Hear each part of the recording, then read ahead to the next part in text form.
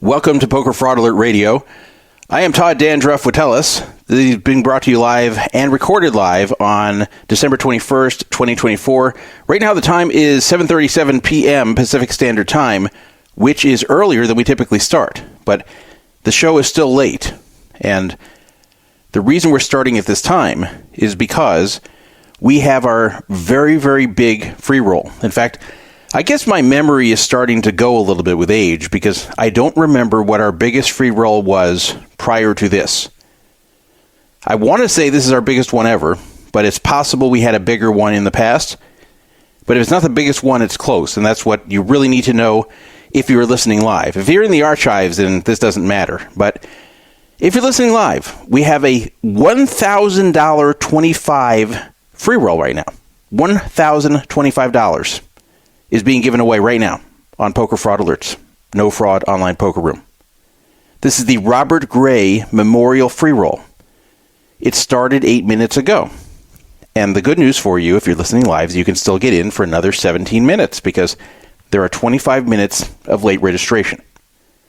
So get in there. Now, there's certain criteria you have to meet. You have to go back to the previous shows to understand that, or you can go to the forum and read the thread about that.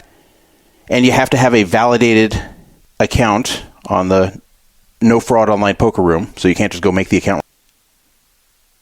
If you want to call the show, phone number, as always, is 775-FRAUD-55, 775-372-8355 is how that breaks out. You can also text the show 24 hours a day, 7 days a week, and I will usually respond to you. There's also the Mount Charleston line. The Mount Charleston line is an old 70s rotary phone on top of Mount Charleston in a cabin there. It's forwarded to me wherever I go. I posted a picture of that phone in that cabin on the Poker Fraud Alert Twitter account. 702-430-1808 is that number. 702-430-1808 is the Mount Charleston line.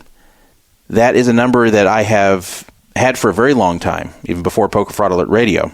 And I continued using it. And now all it's used for is to forward to the show and be not even forward, it's a second line into the show that you can call if the main one is having any kind of issues. Can't text it, though. It's an old 70s rotary phone. Can't text it. Here's a number you can call to listen to the show, but not to interact with the show. That's the call to listen line. That's 518-931-1189. You can use that phone number to listen to the show from any phone in the world. It does not require a smartphone. It does not require an app. It does not require a data plan. It does not require a good connection. It does not require the internet or a computer. No. It's just an old-fashioned phone call from any phone that can dial. If you can call the U.S., you can use it. If you can call the U.S. for free, then it's free. Unless you have T-Mobile, then they charge you 1 cent a minute because they call it a high-volume phone number. So I guess that's a compliment to me in some ways, but I'd prefer they don't charge because I don't get the money. If I got the money, maybe I would be happy, but I don't get anything from that. But at the same time, you don't have to worry about being on there a long time because when we are not live on the air, it plays our streaming reruns 24/7. So if you want to just let that run all day and all night, I don't care. It doesn't cost me anything because I don't pay by the minute. So enjoy. And we've got a lot of incoming lines into it, so you're not going to make it busy. So 518-931-1189. Call to listen line. It never buffers and never freezes. Unlike other streaming media, it will never buffer and it will never freeze. It may go down occasionally, but it won't buffer or freeze. Encourage you to use that if you have a bad connection, you're driving around, whatever. The sound quality is not as good as the regular show, so if you can listen in a different way, you'll get better sound quality.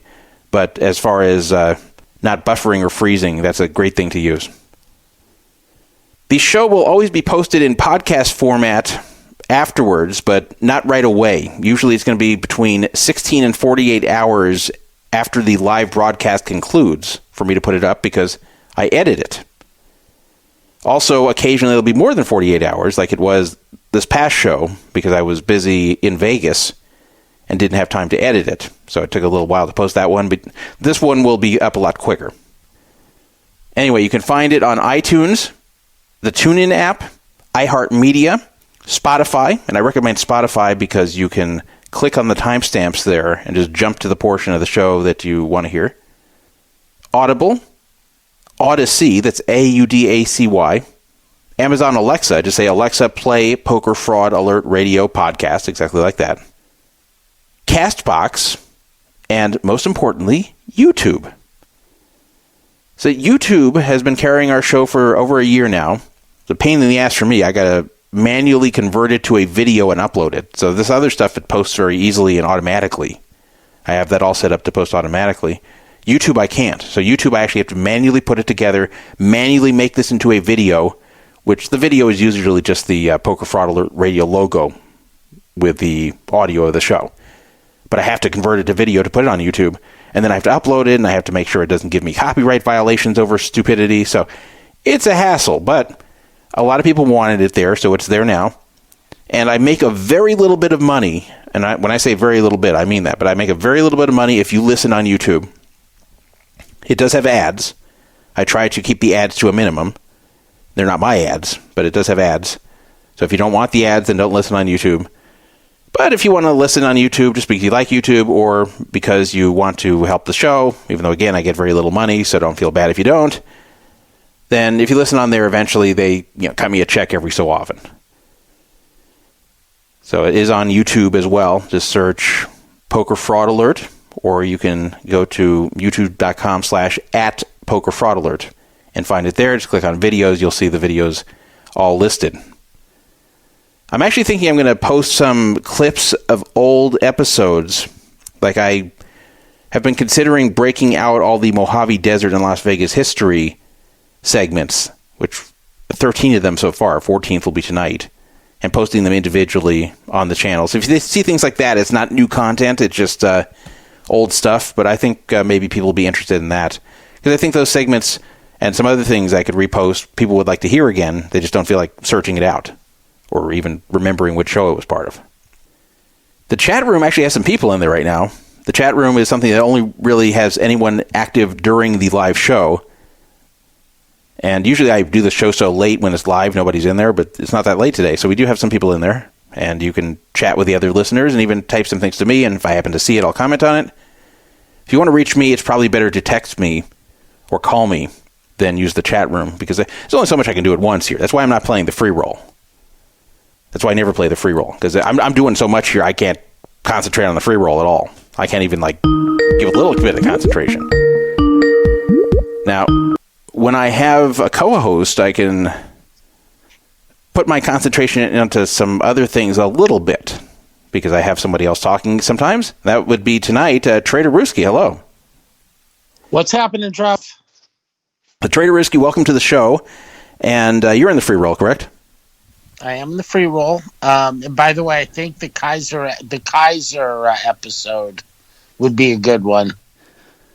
Oh, yeah. I'll have to think of some things to post. If you guys want to suggest some things to cut out from previous shows and post on their own on YouTube, you can let me know. It's not that hard to do. It's not super fast, but I can get them knocked out pretty quickly because I'm not going to edit anything. I'm just going to clip them out and drop them and then convert them to video. So, yeah, anybody wants to suggest that, you can text me and let me know, and I'll post some clips up there. Anyway, Calwatt I talked to, he said he would like to make tonight, but I believe he's actually playing poker, so he can't. He actually found a good poker game out by him, so I will be happy to have him here if he is available, but he may not be. Anyway, I'm going to give you the agenda, and then we're going to get going. The free roll registration is closed. You are officially shut out if you are not in yet. I tried, though. I tried to help get some people's passwords fixed and all that. So here's the agenda. Well, then we'll get going. Hopefully I can get through all this because I caught a cold in Vegas. I felt it just as I was pulling into town, into L.A., and it hasn't gone away. And I knew when I woke up today that this is going to be tough to do this show. In fact, as I said earlier, I would have canceled this show and delayed it if it were not for this free roll. But hopefully I can get through all the topics. Justin Bonomo is back in controversy. He was forced to remove a keffiyeh he was wearing at the World Series of Poker Paradise Super Main Event when he got to the TV tables. And a lot of people on Twitter got mad about this. Not so much mad at him about wearing the keffiyeh, though some did too, but they got mad at the World Series. There's a lot of World Series bashing this week on Twitter. And some people think that I enjoy bashing the World Series. Some people think that I live to bash the World Series, and I always say, no, I don't. I give the World Series credit when they do things that are correct, and I will criticize them when they do things that are incorrect. Well, this is one of the times that I agree with them, and I defended them. In fact, I was one of the first people to defend them. So we will talk about that whole situation. And I didn't just defend them because it involved Bonomo. I would have defended them if it had to do with anybody in this situation. Now, something I won't defend is their handling of the $50 million guarantee in that same event, the Super Main Event, which is a $25K buy-in. They had a very aggressive guarantee of $50 million, which required 2,000 entries. Now, you could rebuy, so it wasn't 2,000 people, but still, in the Bahamas, to get 2,000 entries for a 25K event is pretty aggressive. It looked like they were going to massively miss it, but then they didn't, and I didn't like the way they got there. So I'm going to tell you one story where I agreed with the World Series and I felt they were getting a lot of unfair hate. I'm going to tell you another story where I disagreed with them and felt they were not getting enough criticism. So you see, very balanced. Then we're going to tell you about the unfortunate passing of a friend of Poker Fraud Alert Radio. And I've known about this for a few months. I've decided to put it out now. Amanda Stinchecum, who had appeared on Poker Fraud Alert Radio in lengthy segments in 2015, 2016, and 2020, has passed away. And she was just short of her 32nd birthday. So very tragic to have someone die that young. And she was a very nice girl. I met her in person once when she was visiting Vegas. She didn't live in Vegas, but I met her in 2017 when she was visiting Vegas. I even posted a picture of us together on Twitter where she's holding a knife to my neck. I'm not kidding. You can go take a look. She's holding a knife to my neck. But anyway, she was a very nice girl. Unfortunately, she had some problems, some hereditary health problems and some other problems, and they all kind of came together to cause her death. She died of a heart attack in July. So I'll tell you a bit more about her and about that and where you can find the episodes where she appeared. I announced it on Twitter today, and people are memorializing her on there, and a lot of people knew her. So that is a sad piece of news, and most of you didn't know it. It's happened 5 months ago, but most of you didn't know about it, so I just wanted to put that out there on this show to close the year out, because this is probably the final show of the year. Then we're going to do a segment that I just mentioned, Mojave Desert and Las Vegas history. And the choice this week is obvious because it's also involving something current, and that is Whiskey Pete's is closing. That's at the state line of Primm in southern Nevada as you drive into Vegas from California. And I'll tell you about the Whiskey Pete's closure as well as the entire history of Whiskey Pete's and the Primm area. And I never actually done that segment before. I'm surprised I haven't covered Primm yet. This is our 14th Mojave Desert and Las Vegas history that we're going to be doing. Somehow I didn't get to Primm, so we're going to do Primm. The funny thing is I did Good Springs, which is less prominent than Primm. We're going to do Primm and Whiskey Pete's this time and talk about the closure as well that just happened this past week. Remember the WPT Freeroll, the ClubWPT Gold Freeroll that I won a seat to and several Poker Fraud Alert members won a seat to? As far as I know, none of us cashed. If you did cash in it and you won it through Poker Fraud Alert, please let me know. But I think none of us cashed. I think we all ran bad, and that includes me, who was out within 90 minutes. And I actually busted against someone who is fairly notable online, but not in poker. Though he was a decent poker player, I'll give him that. But this is someone who's well known for something else online. And I busted to him, a young guy. So I'll tell you who that was and my impression of the whole event. Former Resorts World President Scott Sibella is someone we've covered on this show over the years. We were one of the few outlets covering all the shady stuff going on with him for quite some time. And then when the whole Shohei Ohtani gambling scandal occurred, that led to more mainstream coverage of him because some of the figures involved in that whole mess had connections to Sibella. And Sibella has since come into mainstream consciousness, and he is no longer the president of Resorts World or anything in gaming. But the update here is that he lost his gaming license, and I will tell you more about that when we get to that segment.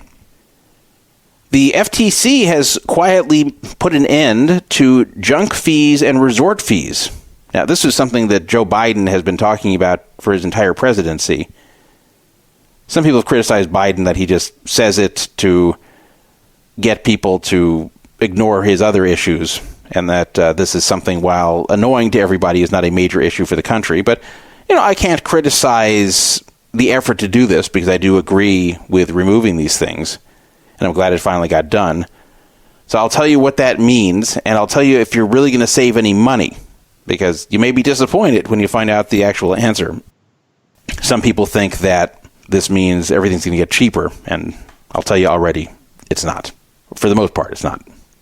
The World Series of Poker announced the 2025 dates for the summer event. I deduced the main event dates, and then I felt less proud of myself because I saw that they actually posted the starting date of the main event anyway. In fact, to my knowledge, that's the only event that they've actually given the specific date for. It's July 2nd. So anyway, I'll tell you what I can assume about the rest of it. And I might be wrong. It's guessing some things based upon the past. But I'll tell you about that. The Hawk Tuah girl, who we covered once on this show already, has been in a lot of controversy lately because of a crypto meme coin that was called Hawk that turned out to be a scam and that she promoted. And then she vanished for 2 weeks because everyone was pissed off. So I will tell you about the Hawk coin and how much culpability I think she has. And then I'll read you her statement, which she just put out. I went to an outlet at Harrah's Las Vegas during my last Vegas trip called PizzaCake. I had never been there before, and I tried both the pizza and the cake. It is something that is owned and run by celebrity chef Buddy Velastro, and I'll tell you what I thought of it. This is a quickie thing where you get pizza and cake. This is not like a sit-down restaurant, but I think some of you will be interested with what I have to say about it, especially about the cake. I attempted to play blackjack, which I don't do much anymore, but I attempted to play blackjack, and it did not last very long. I played about 9 hands before being backed out of the game, as I was told I can't play anymore. Backed off from the game is the actual term. The surprising thing to me was that this was a property where I had no negative history, and I had not done anything in the game that would have made it look like I could count cards. So why did they kick me? It's a good question. We're going to discuss it. Finally, remember we've had our segments about the private poker games at Aria and other places that are illegal by Nevada law because every poker game has to take place visible to the public and open to the public. There's no such thing as a private game in Nevada. Remember I told you that? And that's true by law. However, card rooms like the Aria have figured out ways to do it, and this has been complained about for years.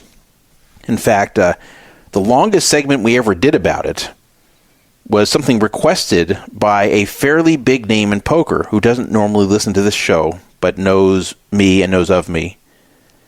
And he asked, can I do this? And just not mention him. So I said, okay, I'm not going to say who it is. He asked me not to say who he was, so I'm not ever going to. But he asked me to do this, and I did, and then he messaged me that he really enjoyed the segment.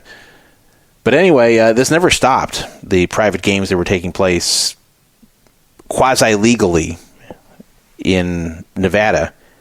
Well, soon it's going to be legally, because Nevada is probably going to legalize private poker games in casinos. So they won't have to pull shenanigans to keep you out anymore. If they don't want you, they'll just be able to.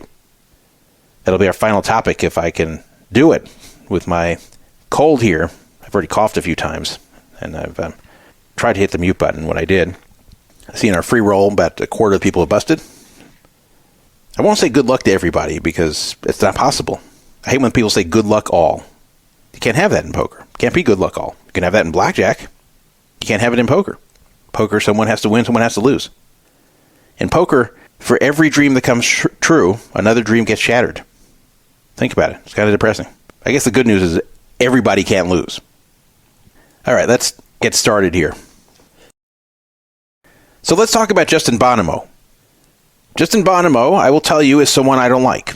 He also doesn't like me. Also, a lot of people in poker don't like him. also he doesn't like a lot of people in poker. So this is somebody who has a lot of controversy following him over a lot of different things. Most of it is related to his progressive politics activism. As someone put it this week on Twitter, and this is someone who doesn't even really dislike him, that he does his activism in a very obnoxious way. And that's true. That is how he comes off when he posts on Twitter about politics. It's just a very condescending, holier-than-thou, very off-putting way that he discusses things. Like, everybody's got their opinions on politics.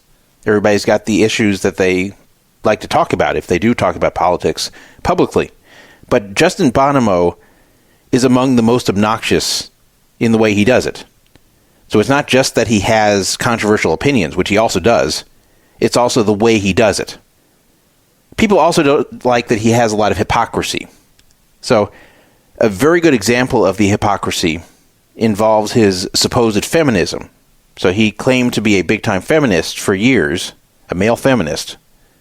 And yet, right after the October 7th attacks, not only was he very pro-Hamas, not only was he very anti-Israel, not only didn't he criticize Hamas at all, in fact, said that Hamas had no other choice, that basically he was saying the Palestinian people were oppressed so much, the only way they can get the world's attention is to do something like this. So he's saying, well, I can't think of something better they could have done to get the world's attention, which is a terrible thing to write. Can you imagine? He's actually defending them going into Israel and murdering 1,200 civilians. But where the hypocrisy most came in was when he was discussing the rapes that occurred when Hamas came in and raped Israeli women. And people were asking, well, what do you think of that? I thought you were a big feminist. And he said, as far as he can see, there's only one verified rape that occurred in Israel during the Hamas attacks. So first of all, what a callous way to put it, only one verified rape. Like, okay, that makes it okay. There's only one of them. Okay, so Hamas is okay. They only raped one woman. But it's not just that. It was way more than one. So this guy has been saying for years, believe all women. If a woman says that she was assaulted, you have to believe her. You can't doubt her, blah, blah, blah. And then he has the nerve to type, there's only one verified rape in Israel during the Hamas attacks. He's a huge hypocrite. Like, people really angry. So he just writes dumb shit like this all the time. It's one thing to not be on Israel's side in this whole matter. To me, it doesn't make a lot of logical sense why he wouldn't be. But, yeah, I'm biased in that sense. But it's another thing to put it the way he does. He's like a full-on cheerleader of the terrorists, if you go take a look at his Twitter, which is just Justin Bonomo with no spaces or underscores. And this has really put off a lot of people. There were those that didn't dislike him before that really dislike him now, especially Jews. Just the callous way he does it. If you read his Twitter and didn't know better, you would think that the terrorists are freedom fighters. In fact, he's called them freedom fighters. You would think that these are angels over there that Israel's been oppressing and finally had to fight back. You would think those people don't just naturally hate Jews due to a religious fanaticism that they're holding. You would think these are just people who finally had to fight back after Israel was trying to kill them all. He really believes that Israel is engaging in a genocide right now. And he never criticizes anything from these terrorist groups that they do. Doesn't criticize the October 7th attacks. In fact, endorsed them. He does not criticize Hezbollah. He does not criticize any of the things they do, even the rapes. I don't think I've ever seen a criticism from him once about that side. It's always Israel. Always Israel he criticizes. And even before this, he was very just ridiculously left-wing on everything to the point of where he was like a caricature. If you think of a caricature of a really ridiculous left-wing limousine liberal type, because the guy has a ton of money, that would be Justin Bonomo. He even had the pink hair for a while. He did away with the pink hair. I don't know why. Now he's just got the mixture of like gray and brown hair. He's actually gone prematurely gray. He has a good deal of gray hair and he's 39. It'll be interesting when he turns 40 and the Poker Hall of Fame nominations come up, because poker-wise, he definitely deserves it. He's number 2, I believe, in hand-in mob cashes of all time. Just in the poker criteria, he definitely should get in. Then the question comes up, should he get in given his character? And also, there was a cheating scandal involving him back in 2006. Now, yeah, it was 18 years ago, but he did multi-account on PokerStars. And that annoyed me a few years ago, too, because Bonomo tried to massage the story into being something it wasn't a few years ago. Maybe even less than a few years ago. Sometime in the 2020s. I forgot when. But not too long ago, he tried to reframe the story as if it were just something that he did that everybody else was doing. And I said, no, Justin. I was around back then. I was around at online poker since almost the very beginning. I had been around for many years by 2006. And what you did, which was multi-account tournaments, was never considered okay.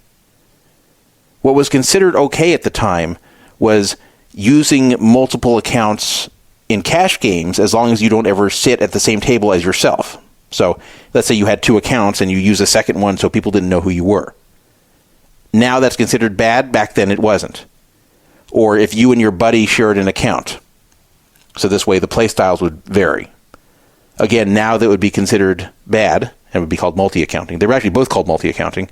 And back then in 2006 it was not. So those things were fine in 2006. And if anyone was accused of doing that in 2006 and looked down upon today, I'd be the first one to say, no, that's fine in the 2006 standards. And you can't criticize people for the changing standards that occurred later. But what was never okay was multi-accounting in a tournament, because you have no control where you sit in a tournament. So you can end up at the tournament with yourself. And Justin even admitted that did happen. Once he was caught and he was criticized for it, he did admit that there were some times that he ended up at the same table as himself. And what he claimed, and we talked about this before on the show, he claimed that when this would occur, he would just open up extra tables to play so he'd be distracted to take away the edge of playing against himself. I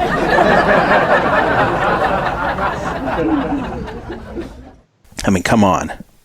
There is no way to play that fairly, no matter how good your intentions. And by the way, of course, his intentions weren't good. But when you get to the same table as yourself at a tournament, and you have to play 2 hands at the table, there is no way to do that fairly. There's absolutely no way to do that fairly. So he did this to cheat. He got away with it for a while. He got caught. Now, to his credit, in the past 18 years, he has not been caught cheating or accused of cheating in any way. So I think he's probably gotten past that, and he's probably reformed that way, but he still did it. But what pissed me off when he defended it more recently was, instead of saying, yeah, I was young and stupid then, because he was in his early 20s then, obviously. So instead of just saying, hey, I was young and stupid, and yeah, I made a big mistake, and yeah, that was cheating, and look at the last 18 years I haven't done it. That's what he should have said. Instead, he was trying to excuse it. Like, oh, no, everybody did it at the time. You guys just don't understand. And I'm like, no. Let me clarify. And anyone around back then, anyone who played tournaments back in 2006 will verify that this was never considered okay. That's why it was a scandal. That's why people made a big deal when he was caught. Otherwise, if everybody did it, who cared? You won't find in 2006 anyone talking about people sharing an account like it's a bad thing. But you'll find a lot of talk back then about Bonomo's tournament multi-accounting. So that's just an example of the way he is, Just very hypocritical, doesn't argue in good faith, doesn't act in good faith. And I know he believes what he's writing, but a lot of what he does on Twitter is just a posture like he's a great guy. It's not just expressing his politics. It's posturing that he's a great guy. And you guys see, I express my political opinions on Twitter sometimes. Of course, that's on the other side. I'm on the right. But I can tell you, whenever I post political opinions, I'm not doing this from the standpoint of, hey, everybody, look what a great guy I am. Never. I just state what I think is right. But I'm not trying to get your attention of, like, look at me, look at how empathetic I am, look at what a good person I am, give me credit for this opinion. I never do that.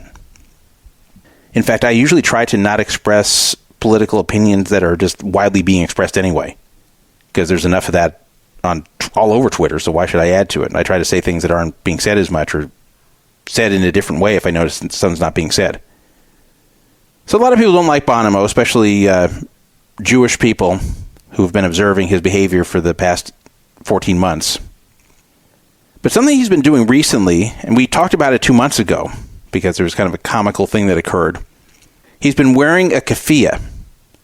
A keffiyeh is a form of traditional male dress for men from the Middle East. It is not necessarily a religious garment, so it's not like a yarmulke that a Jew would wear. This is something that Middle Eastern men will often wear. Now, usually the ones who wear it are also religious Muslims, but it doesn't have to be that. So it's not directly a religious garment, but a lot of times religious Muslims wear it, especially if they're from or in the Middle East. Justin started wearing this at least 2 months ago, and perhaps more. But it's important to note, and this is very important in the context of this controversy I'm going to tell you about. He is not Middle Eastern. He has no Middle Eastern blood. And he is not Muslim. And to my knowledge, he has no desire to convert to become Muslim. So he's not someone who's about to convert to Islam or anything like that. He has no interest in doing that from what I can see. And also, as I said, he has no Middle Eastern blood. So he's wearing the keffiyeh not as a form of cultural dress, which is fine. If you want to wear something that is related to your own culture, then nobody has the right to be offended by that, no matter what the reason. But when he wears it, it has nothing to do with that, because he has no connection to any of it, not religious and not from his background. He wears it as a form of political protest, and he admits this. It's not like I'm trying to expose a lie or something. He admits that this is the reason he's wearing it. He claims that he's wearing the keffiyeh as a show of solidarity with the Palestinian people. I talked about on the show about 2 months ago that Bonomo wore it to a DNC event that he paid to attend, where Bernie Sanders was going to be there, and I think that's what was being promoted to get people to pay and get in there. And then you could stand on a line to take a picture with Bernie Sanders. Now, Bonomo, being the idiot that he is, actually thought that his 5-second picture with Bernie Sanders was going to entitle him to have a political discussion with him while at the photo op.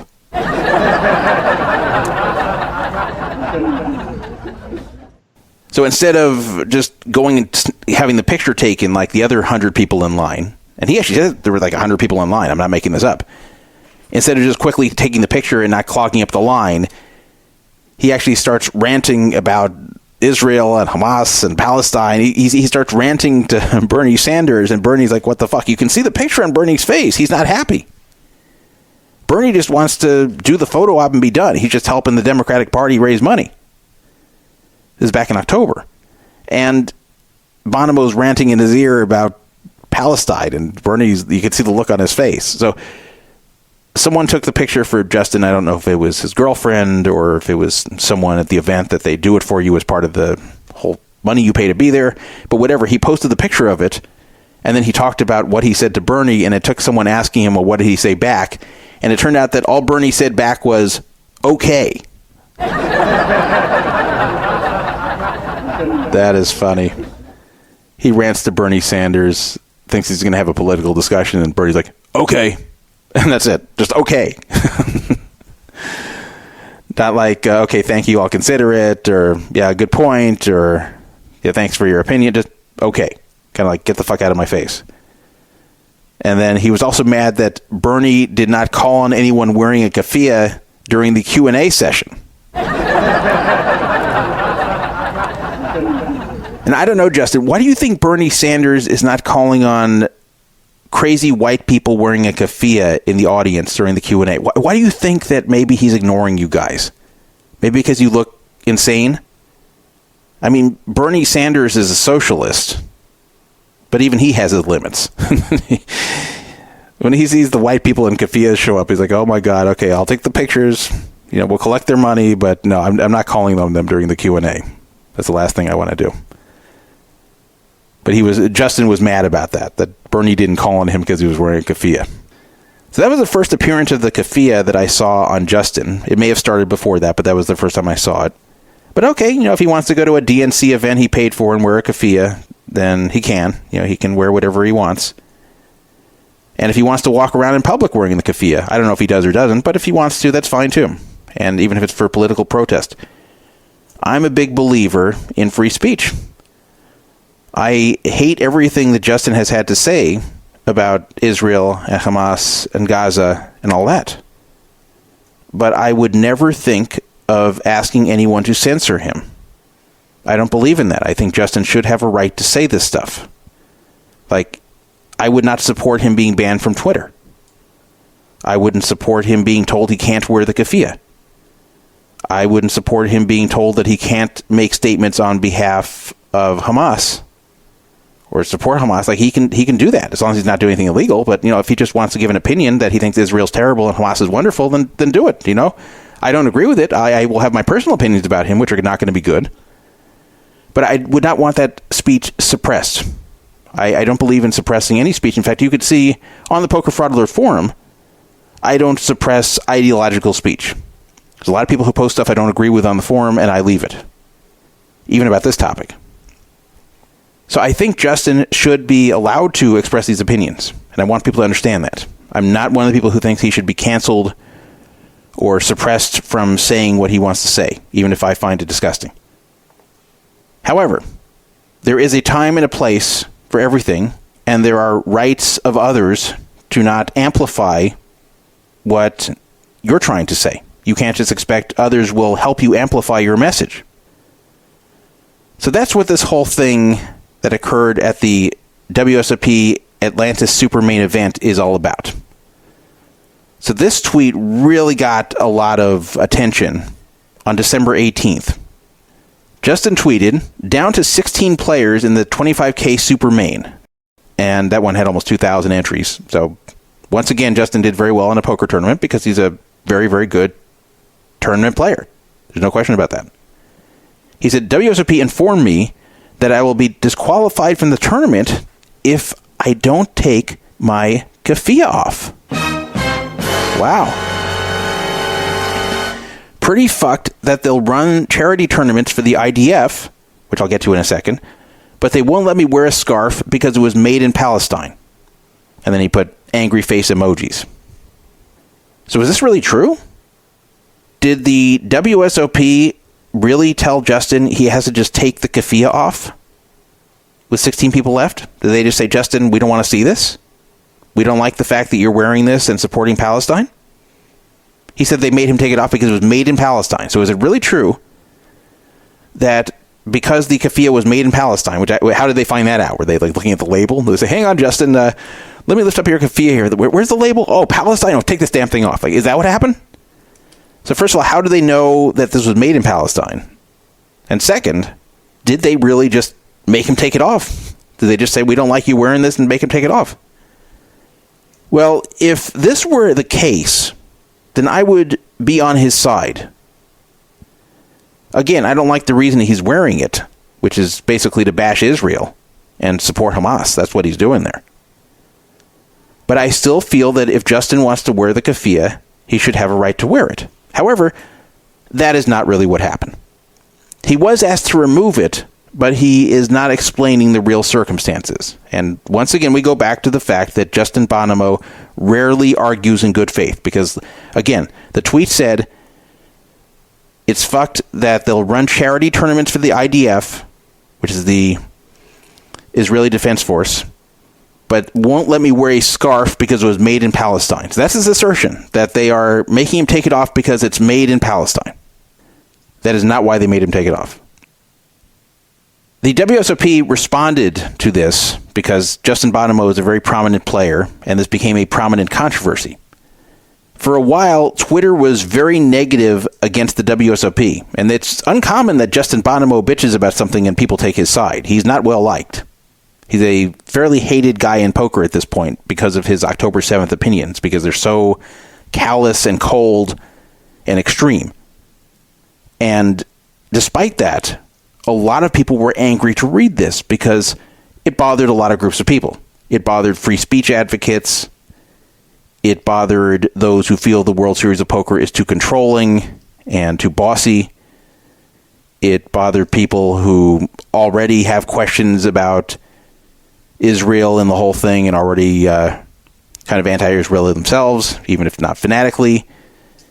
It bothered people who didn't like the fact that it appeared WSOP was just taking a side in the very controversial Israel-Palestine matter. So almost universally, people were bashing the World Series of Poker and saying, wow, if this is true, this is terrible. And shame on you, World Series, blah, blah, blah. Like, much worse than that, too. Like, a lot of really nasty comments were being made by a lot of prominent people in poker. And by the way, the World Series is now owned by GG Poker. It's not owned anymore by Caesars. This is the first World Series event under the new GG Poker ownership. So that's a hell of a way to start. So people were very angry, including a lot of people I wouldn't have expected to be angry. But a lot of people were very angry at the World Series. Yeah, Justin had his haters and bashers, but it was mostly people bashing the World Series. And as always, I always want to get the full story. I don't want to just join the Twitter anger mob. That's never been me. I remember back when a guy got mugged in the Rio parking lot. And people jumped all over the World Series of Poker for holding the event there and not putting proper security out there in what is a fairly dark parking lot. And people jumped all over the World Series' ass. And then upon looking into it, I found out that the guy who got jumped in the parking lot intentionally went to the darkest corner of the lot to meet with shady dudes to make a drug deal. And they ended up robbing him, beating him up, and speeding off. So, not good. Those people should have been arrested and charged. I don't know if they ever were, but those were criminals, of course. They did a very bad thing, but this guy was not just some innocent player walking through the parking lot to his car who got mugged. This guy went there to meet up with drug dealers in the dark corner of the parking lot, and it went bad. So that changes the story. Then you can't criticize the World Series anymore. If security was there, he would have avoided them. This wasn't due to lack of security. He went to the corner to avoid security. So I was one of the few to defend them there. And there's been other times I've defended the World Series where the mob is bashing them. And other times when they're criticized, I say, yeah, the criticism is warranted. And sometimes no one's criticizing them, and I'll bring up a criticism that I have noticed with them that I don't like. So I always try to be fair. And I wanted to be fair here. And again, I did not try to look for a way to bash Justin because I don't like him and I don't like his opinions. If the story really was that they just didn't like him wearing that and made him take it off, I actually would have been on his side. I would have said, I hate the fact that he wears this. I hate the fact that he has these opinions and he has a big following like this. And it's very cold and obnoxious and callous, especially for those who have lost loved ones over there in those horrible attacks. He should still have a right to wear that. But, of course, there's more to the story. The statement from the WSOP is as follows. The request for removal of Mr. Bonomo's keffiyeh once he reached the TV production table was simply a matter of broadcast clearance. Our future distribution platforms for the Super Main Event do not allow garments deemed controversial or political in nature. So that changes a lot, doesn't it? They weren't telling him to remove the keffiyeh because they didn't like it or didn't like that he was expressing his anti-Israel feelings through wearing that. They didn't have a problem with that. That's why he got to wear it all the way down to 16 players left in a 2,000-field event. They made him take it off because he was going to a TV table. And that is very, very different. Now, let's go back to what I said a little bit earlier, that you have a right to free speech, but you should not have a right, and when I'm saying right, I'm not talking about your legal rights. I'm talking now about your moral rights. So you should have a moral right to be able to express your opinion and not have it suppressed and not have people tell you you can't state your opinion in general. But you do not have a right to expect others to amplify your opinion. You can't expect others' help or resources to make your opinion be heard more prominently. So if Justin wants to go on his own Twitter and write things, then sure. He's writing on his own Twitter account and people who follow him will see it. That's not getting anyone's help to amplify it. Or if he wants to walk down the street wearing a keffiyeh, that's fine. But when you want to go on somebody else's TV broadcast and wear that in order to protest Israel, they have a right to say, wait a minute, we don't want this on our TV broadcast. We just don't want any kind of political speech on our TV broadcast, even political speech that's being done in a subtle fashion through clothing. And the clothing doesn't have to say fuck Israel, or it doesn't have to say Israel's committing genocide. It doesn't have to be clothing that says anything. It can be clothing that symbolizes something. And Justin Bonomo is a known player. He's a very well-known player. He's a white guy. It's very clear he's not Middle Eastern. We all know he's not Middle Eastern. Anyone who knows Justin Bonomo knows that he's very progressive. And anyone who knows Justin Bonomo and has been following his Twitter is aware that he's very anti-Israel. So when he is wearing that, and when poker fans turn it on and watch it, they know exactly what he is saying by wearing that keffiyeh. He's not wearing it for cultural reasons. He's not choosing it as a fashion choice. He is wearing it for one and only one reason, and that is political protest against Israel. Everybody watching would know that. So it doesn't have to say anything bad about Israel on the article of clothing. He's wearing it for a reason everybody will understand. And if he wants to do it within the poker room, while they have the legal right to make him take it off, I would disagree with that decision to make him take it off if he just wants to wear it in the poker room. But if he wants to wear it on a TV broadcast, that's a different story, because it's not his broadcast. It's not his choice. He's basically expecting that the World Series of Poker allow him to use their TV broadcast to put out his political protest. And they don't have to do that. They can say, we don't agree with what you're trying to put out there, and we don't want to use our platform to amplify it. They can say, we just don't want anything like this on any side. We don't want anything controversial on our broadcast. And in this case, the World Series of Poker is saying, it's not even us. They're saying that whoever is going to be broadcasting this, I don't know if they actually have sold it yet, or if they're trying to sell it, but they're basically saying that whoever is going to air this is not going to like seeing him protesting Israel through this keffiyeh on this broadcast. It's going to make it harder to sell. That their partners who are going to buy the Super Main Event footage for future broadcast are going to see this and go, nope, this violates our rules. We don't want this type of stuff on our channel. So we're not going to broadcast it. Now we're not going to buy it. So do you really think the World Series of Poker should lose money because Justin Bonomo wants the right to use their TV broadcast to wear that keffiyeh to protest Israel? Because that's what he's doing. He's wearing it to protest Israel. He's not denying that. In fact, he's admitted it. And he wants this on the TV table so more people see it. So are you saying the World Series of Poker should have to just forego the sale of this Super Main Event to the TV networks that might want to carry it? Because the networks will see this and say, oh, no, we don't want this because of this keffiyeh here? Of course they have the right, both legally and morally, to say no. They have a right to say, we don't want any kind of political protest on our poker broadcasts because it's going to make our poker broadcasts much harder to sell to our broadcast partners. That is completely reasonable. If Justin Bonomo wants to have his keffiyeh on TV, he can buy his own airtime. Seriously, you can buy airtime on TV, and he has a lot of money. So why doesn't he buy a show where he goes on and he can say whatever he wants about Palestine and Israel, provided that they're willing to let him do it? But he should buy his own show if he wants to wear a keffiyeh on TV.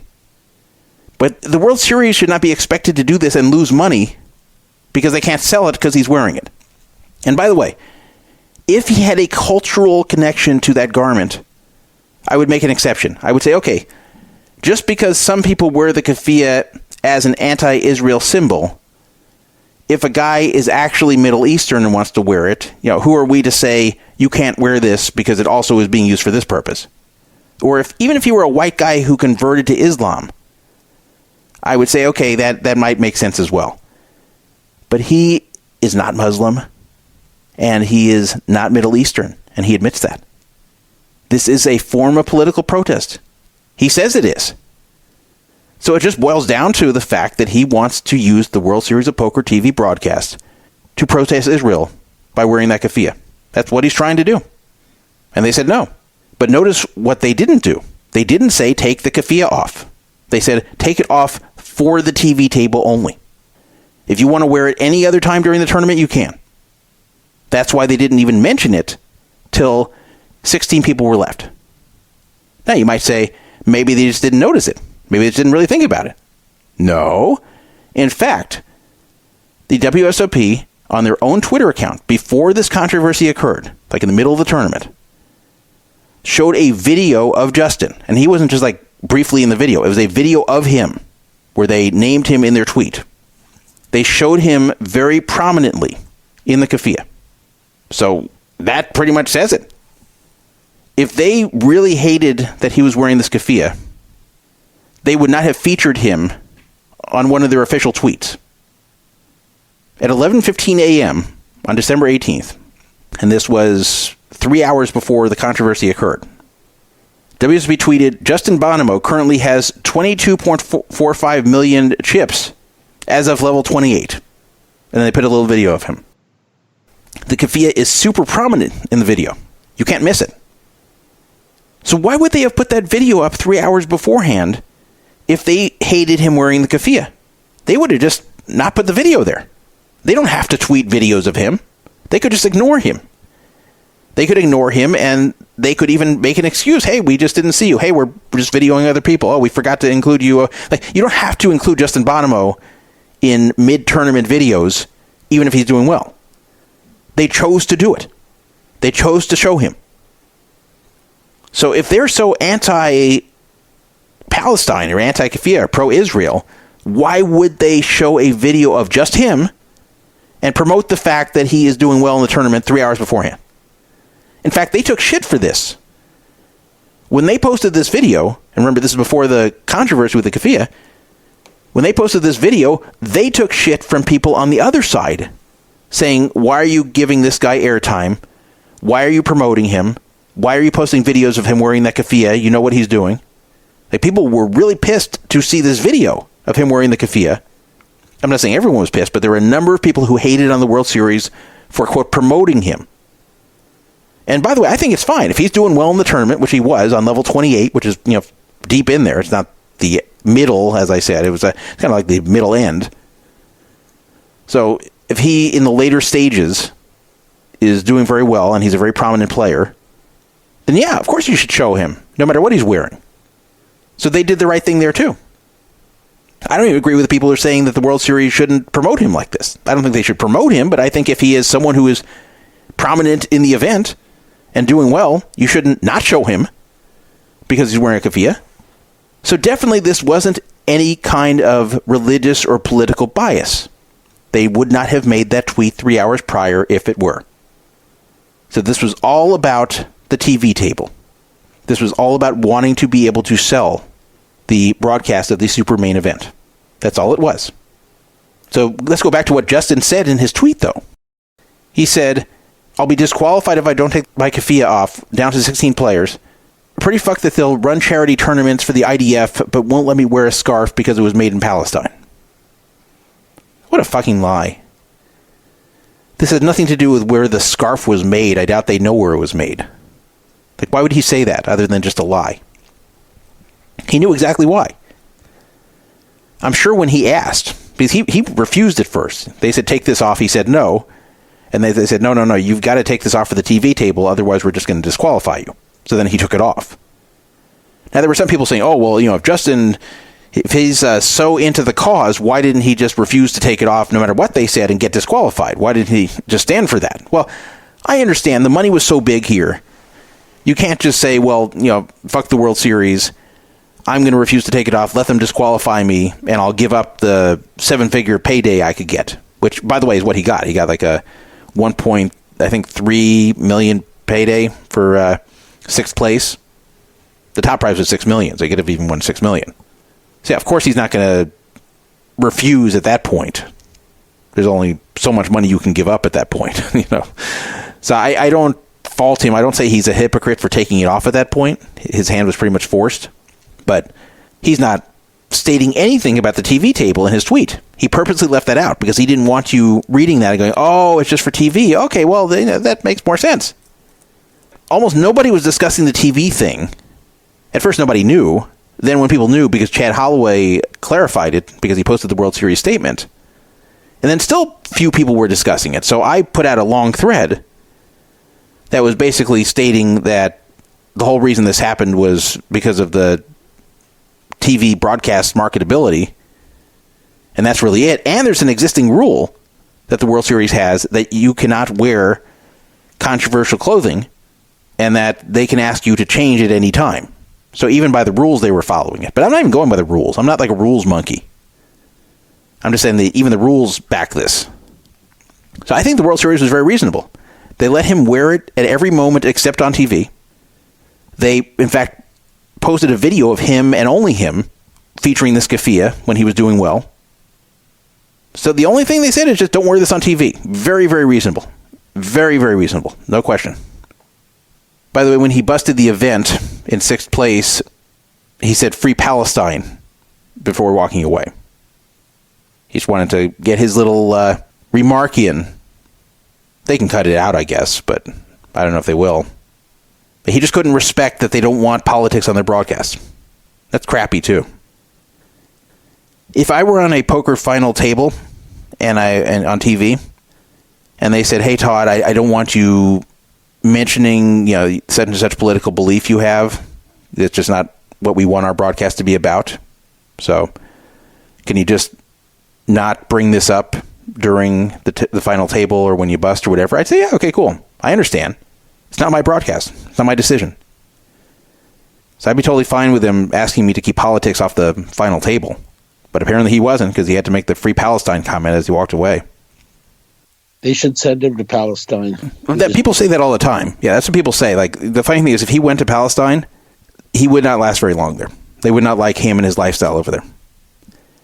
I mean, he's talked before about sucking dicks on Twitter. He's not gay. He has a girlfriend, but he's talked before about sucking dicks, and he's not even joking. He even made this ridiculous post a few years ago that he thinks every single man, including straight men, should try to suck a dick and see if they like it.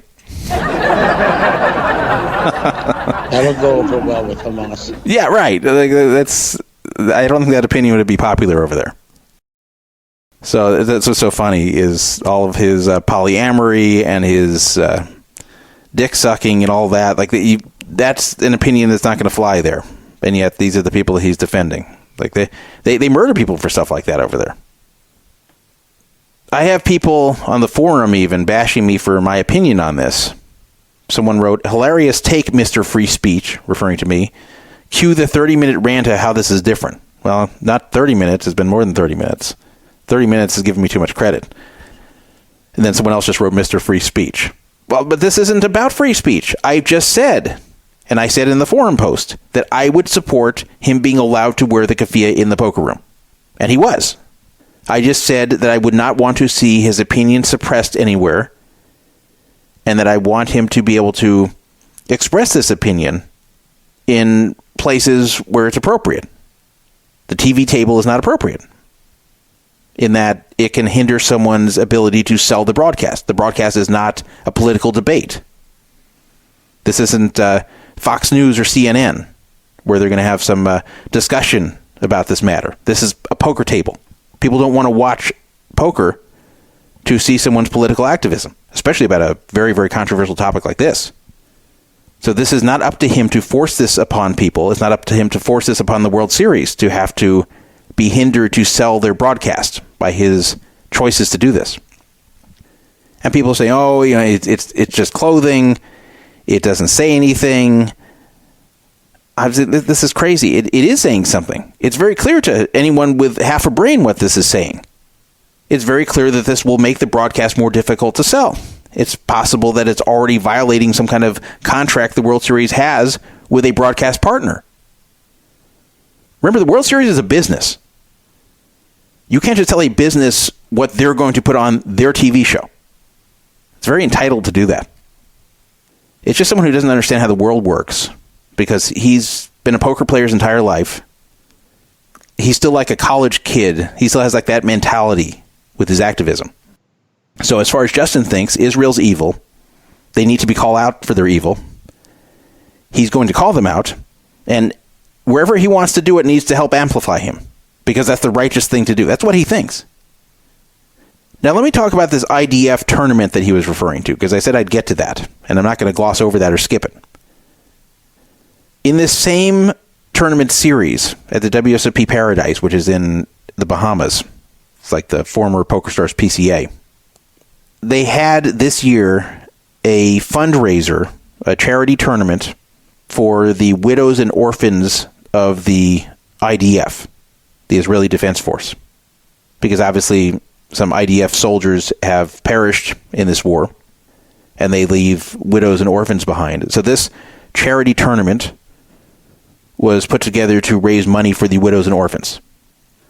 Now, first of all, not $1 of this is going to the IDF. So it's not like this money is being raised to bomb Palestine. It is going to women and children who don't have their husband or dad to support them anymore. That's the first thing. It's just for the widows and orphans. It's not going to be commandeered by the IDF. It's not like it's going to be sent to Israel and the IDF is going to go, nope, thank you. We're going to take that and we're going to build more bombs to drop on Palestine. It's not going to happen. It's going to really go to the widows and orphans there. Second, Justin, prior to this whole thing, was very unhappy when he found out about this IDF Widows and Orphans tournament, and he complained that there wasn't the same thing. Well, first of all, Justin's welcome at any time to organize a charity tournament for the Palestinian people, if that's what he wants to do. Again, this is the World Series choice to do it. But the other problem, and I think a big problem as to why this wouldn't be done by the World Series, is what do you think would happen to the money if money were raised for widows and orphans in Palestine and it was sent over there? What do you think would happen to that money? You think it would really get to the widows and orphans? Or do you think it would be stolen by Hamas or other terrorists to build more weapons to use against Israel and the Israeli citizens? Because that's what's been happening with the aid that's been sent to Palestine. There's been a lot of it stolen by Hamas. And it's a big problem over there. A lot of people need the aid, but then you try to provide it and then Hamas takes it. So you're helping Hamas by giving aid to the citizens who were harmed by the war. It's very sad. So that's a big problem with such a tournament. That would be the big problem with holding a Palestinian widows and orphans charity tournament, is you don't know where the money would go. Whereas with Israel, the IDF is not going to just come seize it. It's a democratic country. If the money is sent there for that purpose, then Israel's not going to seize it and reroute it to the military. It's not going to happen. But still, is this taking a side? Well, no, this was organized by some individuals who felt that they wanted to help the widows and orphans in this war on the IDF side. So they organized it, and it was done. And I don't think this is really taking sides here, because this isn't raising money for the IDF. This is raising money for the widows and orphans of the IDF. It's a very, very big distinction. And if I knew that a tournament could be held to raise money for the Palestinian widows and orphans, and if I knew not $1 of that would end up in the hands of the terrorists, then I would support that too. But the reality is, it would end up in the hands of the terrorists, at least some of it. And that's a big problem over there. And that's why people with a very simplistic view on the Israel-Palestine situation, they are just naive. They're naive at best, actually. Some of them are willfully ignorant, where they are just simplistically casting those in Gaza as the oppressed and not looking at all the complicating factors, including just the tremendous hatred of Jews by a lot of people there, and especially by Hamas. I mean, Hamas, if they could wipe every Jew off the map of planet Earth, they would. It's not like they just have an issue with Israel or the Israeli government. Hamas, their stated goal is to kill Jews. So it's not like this is a group of noble people trying to fight for their right to live there. It's a religious fanatic group that's backed by Iran that has its own reasons for backing it. And their religious motivation includes killing all Jews. Not just the Jews there. Now, it's a lot harder for them to kill Jews elsewhere. But if they could, they would. If they could press a button and kill every Jew on earth, they would. So Justin doesn't consider things like that. To Justin, it's like, okay, well, let's see. The brown and poorer people are good, and the white and richer people are bad. Okay, I took my side. Not only that, but there's brown Jews as well. If you go to Israel, there's a lot of darker-skinned Jews. It's not all white people. But Justin doesn't care about that either. You have to look at these things more critically. I felt the same way about the Colin Kaepernick thing. I think I'm saying the name wrong. I think it's Kaepernick, but whatever. I felt the same way about that, even though it's a totally different subject. I felt that he should have a right to protest whatever he wants on his own time, but that he should not have a right during NFL broadcasts or NFL games to protest there, because he's being paid a ton of money to represent that team and to play football on TV. And this is not his TV broadcast. This is not his stadium. They are paying him just to be an athlete. They're paying him to play football. Well, not anymore, but they were. And that he should not use that venue. He should not commandeer that venue to do his own political protesting. That if he wants to do political protests, then he can do separate political protests from the game itself. And if you don't like that, then just don't play in the NFL. The workplace has never been somewhere that you have a right to political protest. That's a new thing. That's a new idea that some people have, and it's stupid. And I have that opinion no matter what the ideology. So you can be pro-free speech and also pro the right of businesses not to amplify free speech that they don't agree with. Why should Colin Kaepernick be able to force the NFL to broadcast his message? Why should Justin Bonomo be able to force the World Series of Poker to broadcast his message? That's actually a violation of free speech because it's preventing others from not putting out messages they disagree with. Like, I don't have to put out messages I disagree with. I can allow the message on my forum, and I do. But imagine if you told me I have to say certain things I disagree with on my show, or even that I have to put people on this show who are going to say things that I hate and disagree with. Of course, I shouldn't be required to do that. Free speech is not just being able to say what you want, it's also being able to not say or not give amplification to things you don't want to say. That's also part of free speech. It's not fair to force others to amplify your speech. And that's what Justin wants to do. Now, some people posted pictures of a guy named Lauren Klein and thought it was a big gotcha. Who is Lauren Klein? Well, Lauren Klein won some bracelets in the end of the 2010s. He had a good run. And he was very right-wing. And in every picture that he took when he won a bracelet in 2018 and 2019, he was wearing a red Make America Great Again hat. So people said, that's funny. The World Series of Poker didn't make him take off that hat, but yet they made Justin Bonomo take off his keffiyeh. Well, we see what that means. And again, if you want to be a naive dumbass, then yeah, you can think of it that way, but that's not what was really happening, because none of these were TV tables. Lauren Klein won these bracelets not on TV. So he was wearing the Make America Great Again hat the entire tournament. The tournament was never televised. And then he wore it in the winner's photo. And you know what? If Justin Bonomo wants to go to the World Series, wear his keffiyeh, win the event, and wear the keffiyeh in the winner's photo, I feel he should have a right to do it. I have no issue with that. No issue in that I disagree with why he's wearing the keffiyeh and the message he's trying to put out, but I would not say he should have to take it off. Yes, he should be allowed to wear a keffiyeh in the winner's photo if he wants. He should be able to wear the keffiyeh during the event. Just like Lauren Klein wore his MAGA hat. But I'll tell you something. If Lauren Klein was on a TV table and they said, hey, Lauren, you got to take off your MAGA hat for TV because our broadcasters are not going to like this. Our broadcasters are not going to want you forcing a pro-Trump message into the broadcast. They just want to broadcast poker. They don't want any politics here. So can you take that off? If he were to complain about that, I would say, no, you're wrong. They should have a right to ask you to take that off during the TV table, just like Justin's keffiyeh. So I told people on Twitter who thought they were getting me with these pictures, I'm saying, no, you're not, because I think anyone with a MAGA hat that is asked to take that off for a broadcast should take it off and should not complain. I don't care what your side is. I don't care what your ideology is. If they ask you to take off something that is political for a TV broadcast for poker, you should. Some people ask, well, what about a yarmulke? If someone wore a yarmulke wanted to wear that during the final table, should they have to take that off? Like Ari Engel listens to this show. He wears a yarmulke. should Ari have to take off his yarmulke? And the answer is no, because that is a religious garment. And I have not seen anyone wearing a yarmulke who is not Jewish and isn't wearing it for religious reasons.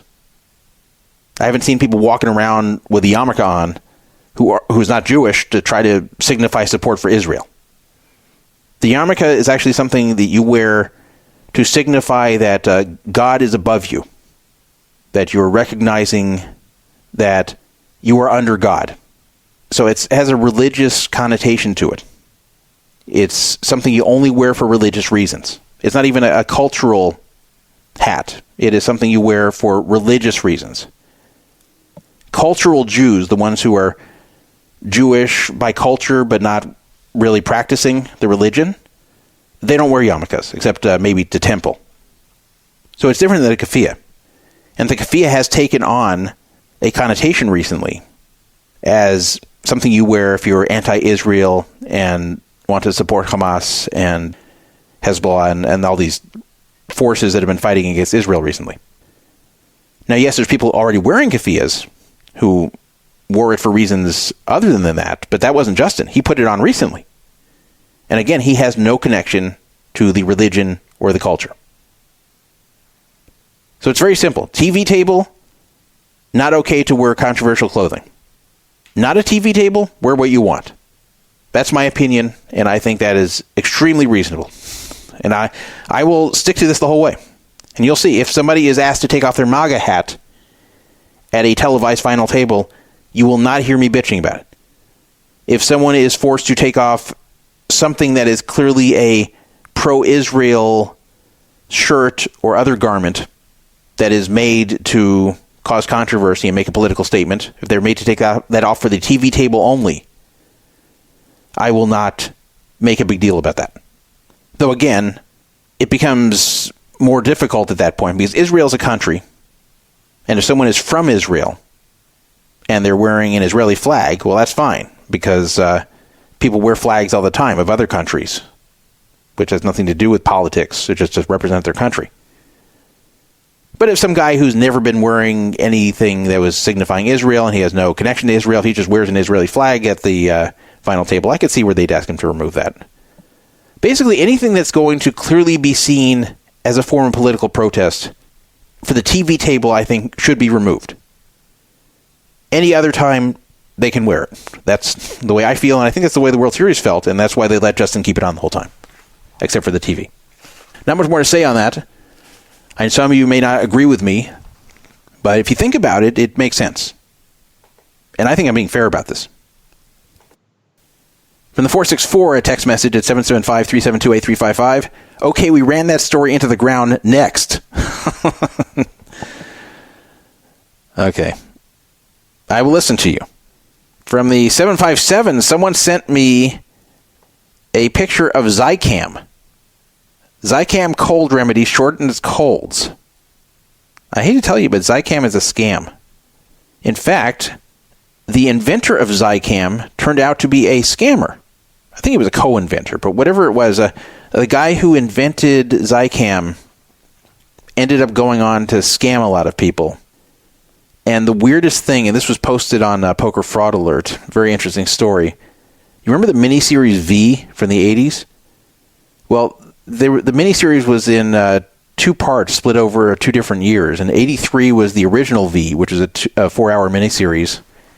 And then there was V, the Final Battle in 84, which was a 6-hour miniseries that continued the V saga. It was about aliens coming to Earth and basically slowly taking over after first appearing to be friendly. The creator of V, whose name was Kenneth Johnson, was not involved in the final battle because they started trying to take his creative control away, and the networks were starting to get difficult with him, and he's kind of a difficult guy too. So anyway, he was cut out of the project, and they made it without him. And he was always very bitter about this, and he always wanted to take V in a different direction than they did in the final battle. And for decades, and he's still alive, for decades since, for 40 years now, he's been bitter about it, and he's had these fantasies that he'll get to remake V, the Final Battle, the way he wanted, which of course at this point is unrealistic because he's a very old man. So the guy who made Zicam actually scammed him, well, sort of scammed him.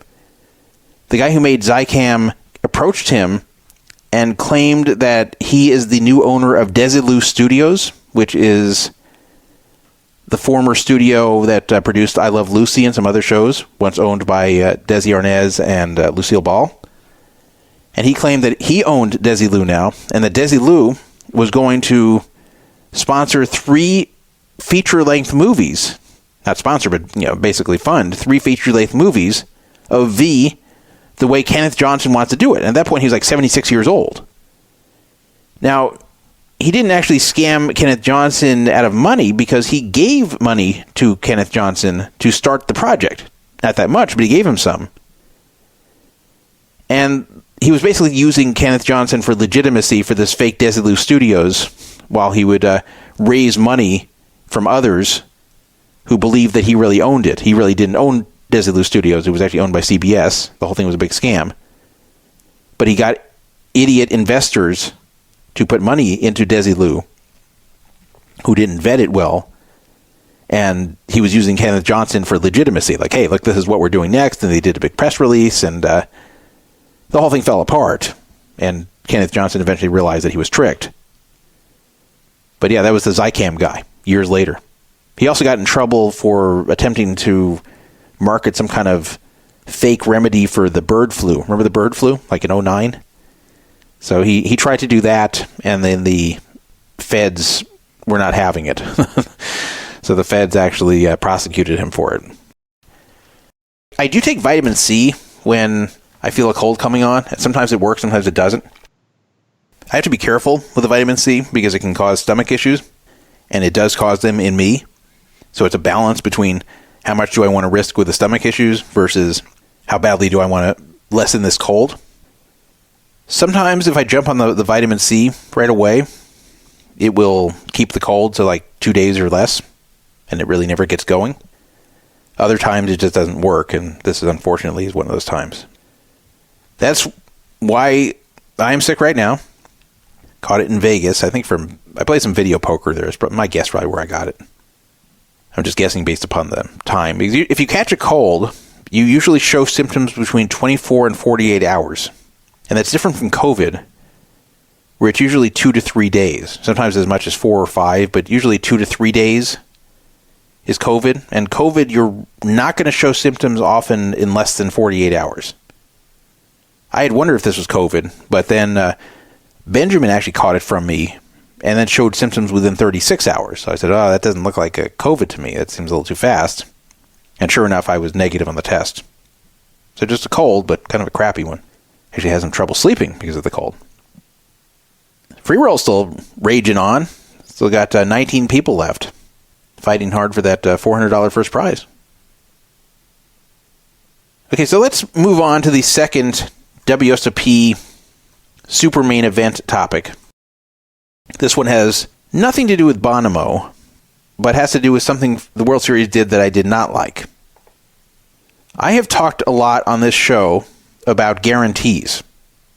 I don't like when a guarantee is posted for a tournament and then the venue tries to find some way to get out of paying the overlay for the guarantee.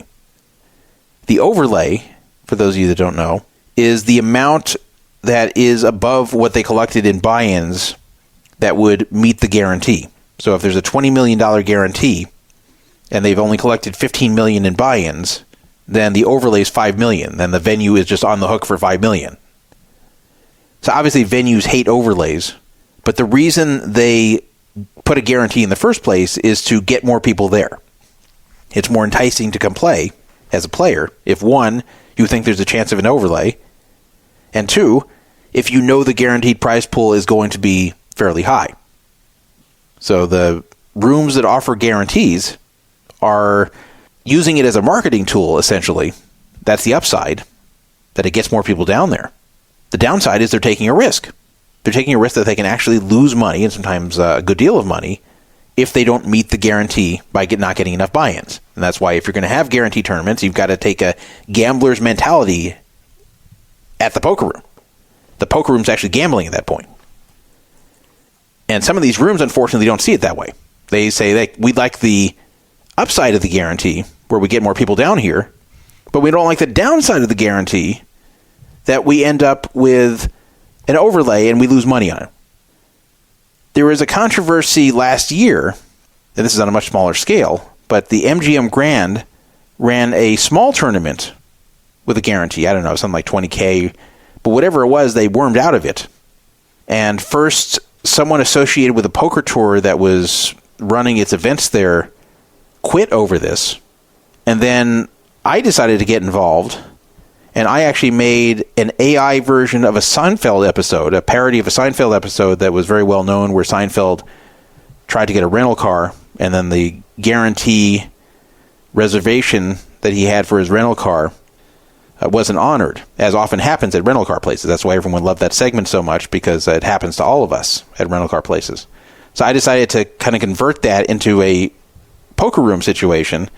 I played it before on the show, but since it's appropriate to this, I'll play this to you guys again, and then I'll tell you how this applies to the WSOP Paradise Super Main Event.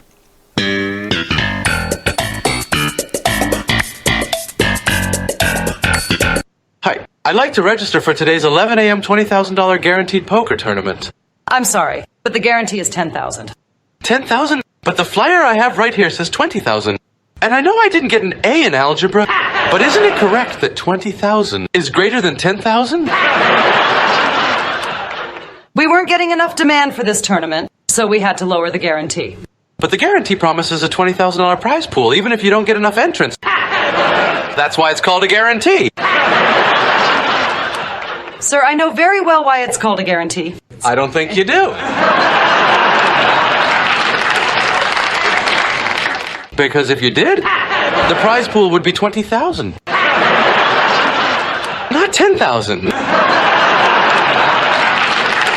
It seems the MGM Poker Room is very good at marketing the guarantee, but you're not very good at paying the guarantee. And paying the guarantee is the whole point of having the guarantee. Sir, I'm not going to debate this with you. The guarantee is $10,000. Now, do you want to register or, Actually, wait one moment.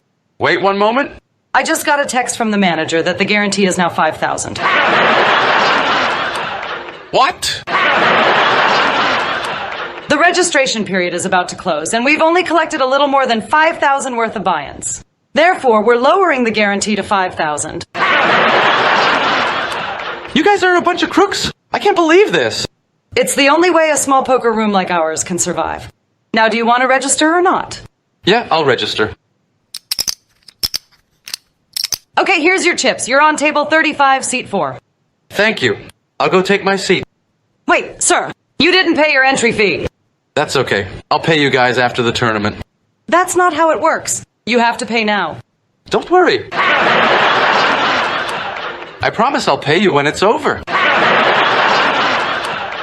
I guarantee it.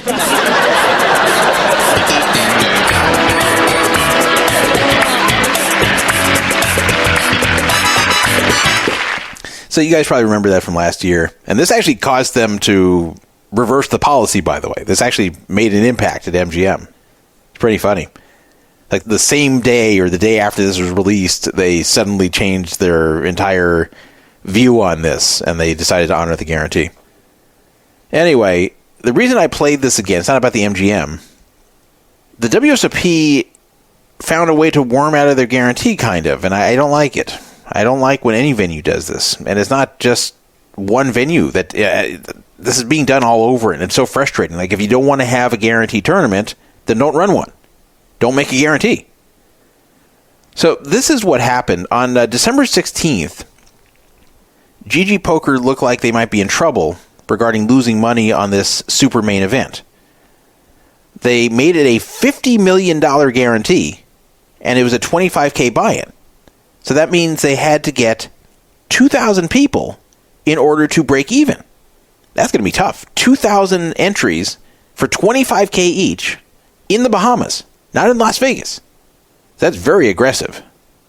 By the way, I've never played a $25K buy-in tournament in my life. So it's not trivial to pay a $25K to play a tournament. They had to get 2,000 entries. Now, yes, it was re-entry. So it's not like the regular main event at the World Series where you can enter once and only once. But still, how many buy-ins they can really get in Atlantis. Well, it seemed like they were not coming close. They had 4 starting days, 1A through 1D, and it appeared that only 1,124 entries came to pass. This would have left GG Poker on the hook for almost $22 million in overlays. So it looked almost certain they're going to have an overlay. But they didn't. Now, how is that possible? They were getting to the end of the final flight. They had 1,124 entries out of the 2,000 they would need to break even. How could they have possibly made that up in that minutes left? You'll probably never guess if you don't already know the story. And in fact, this story has not really been put out very much other than a little bit on Twitter. So first off, there were 600 online players in this event that they didn't publicize well were also going to be part of the field. People didn't even know that online people could play day one.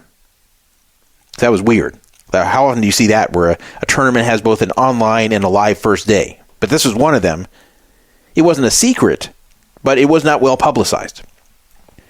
So a lot of people were shocked by this when all of a sudden it was dropped on them that there were 600 more entrants.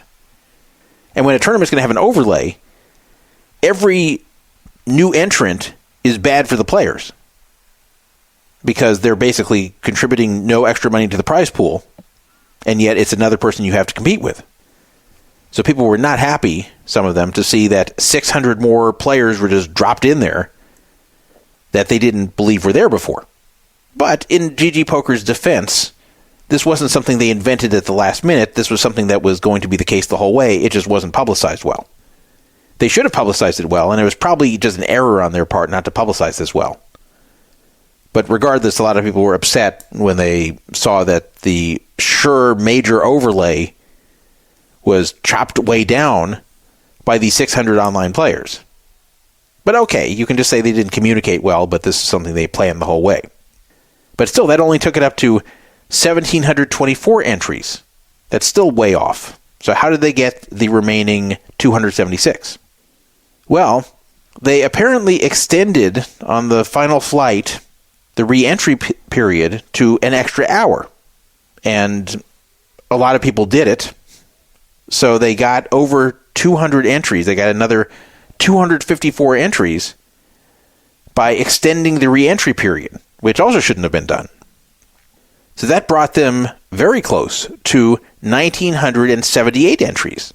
But you might say, wait a minute, but there's still an overlay because they needed 2,000. It's a small overlay, but it's still an overlay. Well, no, because they decided to change the guarantee to where the 3% that is taken out for the staff, like the staff, the dealers, whatever, that is no longer part of the guarantee.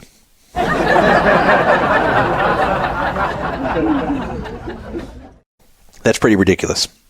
That should be part of the guarantee because that's part of your buy-in. Anything that's part of the buy-in should be part of the guarantee. And if they don't want it to be part, they should state this up front. So it changed it to be a $48.5 million guarantee by taking that out. Now, the way they looked at it was that this is not money that goes to players. This is money that is taken out for the staff. And every tournament does this. Well, not everyone, but a lot of the tournaments do this where they'll take out money for the staff. It's like an auto tip. The World Series of Poker during the summer does this. But I've never seen before where that is changed to not be part of the guarantee. And they just shouldn't hold guarantees, especially aggressive ones like these, if they're going to have to try to find ways to worm out of the overlay. Even says on Hendon Mob, if you look up this event, guaranteed prize pool $50 million, total prize pool $48.5 million. I mean, just that right there looks stupid. Guaranteed prize pool $50 million, total prize pool $48.5 million. Well, as Seinfeld would say, what happened to the guarantee? You're very good at marketing the guarantee, but you're not very good at paying the guarantee. And paying the guarantee is the whole point of having a guarantee. It really is. So dumb. So if you're going to have a tournament like this, then you need to be very upfront about everything. You need to be upfront with what the guarantee really is, and that the total prize pool has to be at minimum what the guarantee is. And if it isn't, then don't claim the guarantee is higher than that. Just say we have a $48.5 million guarantee. That's it. With no auto tip. Just say that. Now maybe, I'm thinking about it right now, maybe what they're doing is they are auto tipping, but they're only paying out $48.5 million. But that's still crappy. So maybe you're not expected to tip to make up for the lack of auto tip. Maybe I'm reading this wrong. By reading it wrong, I mean like working this out wrong in my head. So maybe they are just paying out $48.5 million worth of prizes and the other 1.5 goes to the staff. That's a little bit better. But it's still not a guarantee. The prize pool should be the guarantee. The prize pool should be what they actually pay. I mean, bottom line, what Hendon Mob says, guaranteed prize pool, $50 million. That should be what they pay out. Total prize pool, $48.5 million. And they're going to argue back, well, look, we didn't have to have an auto tip. And then we really would have paid out $50 million. And then people probably would have tipped back out the $1.5 million. Okay, true. But that's not the way you do it. That's not the way you normally have your guarantees. Also, when there's an auto tip, you don't have a choice. So if you pay out $50 million and then people choose to tip away $1.5 million, that's a very different story than automatically taking $1.5 million for an auto tip. Bottom line, if you say something's a guaranteed prize pool, that is the amount of cash you should be paying out. Period. That's it. No further questions. And the online qualifiers, that should have just been stated very clearly up front because this was very non-standard. And the adding the extra time for re-entries was really crappy. They should never have done that. That's actually the worst part, by far. Because that's a way to worm out of the guarantee, is just to keep extending the registration period until you get to the guarantee amount or close to it. And if you're going to do that, then also be very clear about it. Be very clear that we reserve the right to extend it or add flights or whatever, that we may not stick to our original schedule if we fall short. Let people know this very clearly up front. Because a guarantee tournament is just supposed to run normally. It's not supposed to have extensions for registration. It's not supposed to have other things you don't expect that pump up the number of players in there. Remember the Westgate when they gave those discounted entries in the final hour? That was really shady. Nothing like that. It has to be a standard tournament. Nobody gets in with discounted entries. You don't extend the registration period to keep waiting until somebody registers to where you get enough people to where the guarantee's met. You don't cut the guarantee down by saying, well, the auto tip is part of this and we're not counting that. You shouldn't do any of this crap. It should be very simple. It's like a normal tournament, except the prize pool is automatically a certain minimum that you say it is. That is the ethical way to run a guarantee. So that's a bad start for GG Poker doing this. Like, I'm sure they weren't thrilled about losing money on this, but you got to eat it. If you're going to run a $50 million guarantee, you got to eat it. And the truth is, the WSOP should not be even running this event in December like they are. This was done, and of course this was done by Caesars Brass initially, so I can't blame GG for this part. But this date was selected in order to compete with the WPT win. Because the WPT win ran in 2022. It was very successful. People loved it. And the WSOP got nervous that maybe it's going to grow and become almost like a second World Series.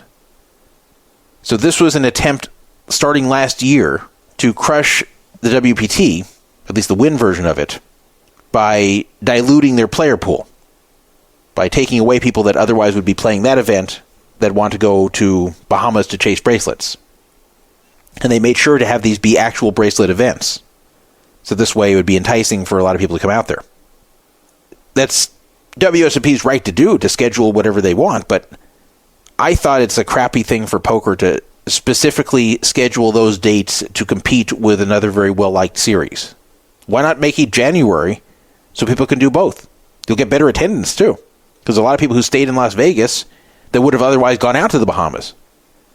And I've talked about this before. Now, again, this wasn't GG's initial decision because they weren't involved at that point. But they own it now. They could have changed it. So I hope GG rethinks this and has this tournament at any other time besides December. Moving on, I want to talk about Amanda Stinchecum and her unfortunate passing. Amanda appeared on this show in 3 different episodes. One in 2015, one in 2016, one in 2020.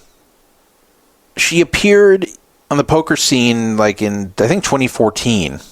And she made a thread on 2+2 about herself.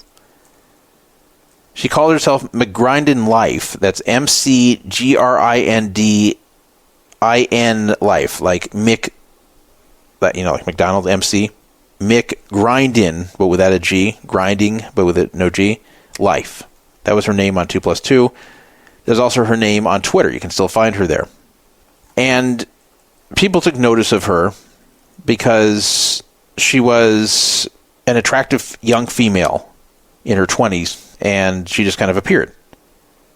So this post was on 2+2 in May of 2015. And I guess her name at the time was Blazing Aces on there. I forgot about that. McGrindin Life, that was her Twitter name. So she was on Twitter as McGrindin Life. She was on 2+2 as Blazing Aces. She posted in the Poker News and Discussion subforum over there, "I've come to the conclusion that life is a joke. I am Amanda, 22, living in Las Vegas. I've been an enthusiastic poker player since before I could win, starting in August 2013, and am now looking forward to my second WSOP experience, knowing that this year will be better than past in life in poker." And then she went on to write a long post introducing herself.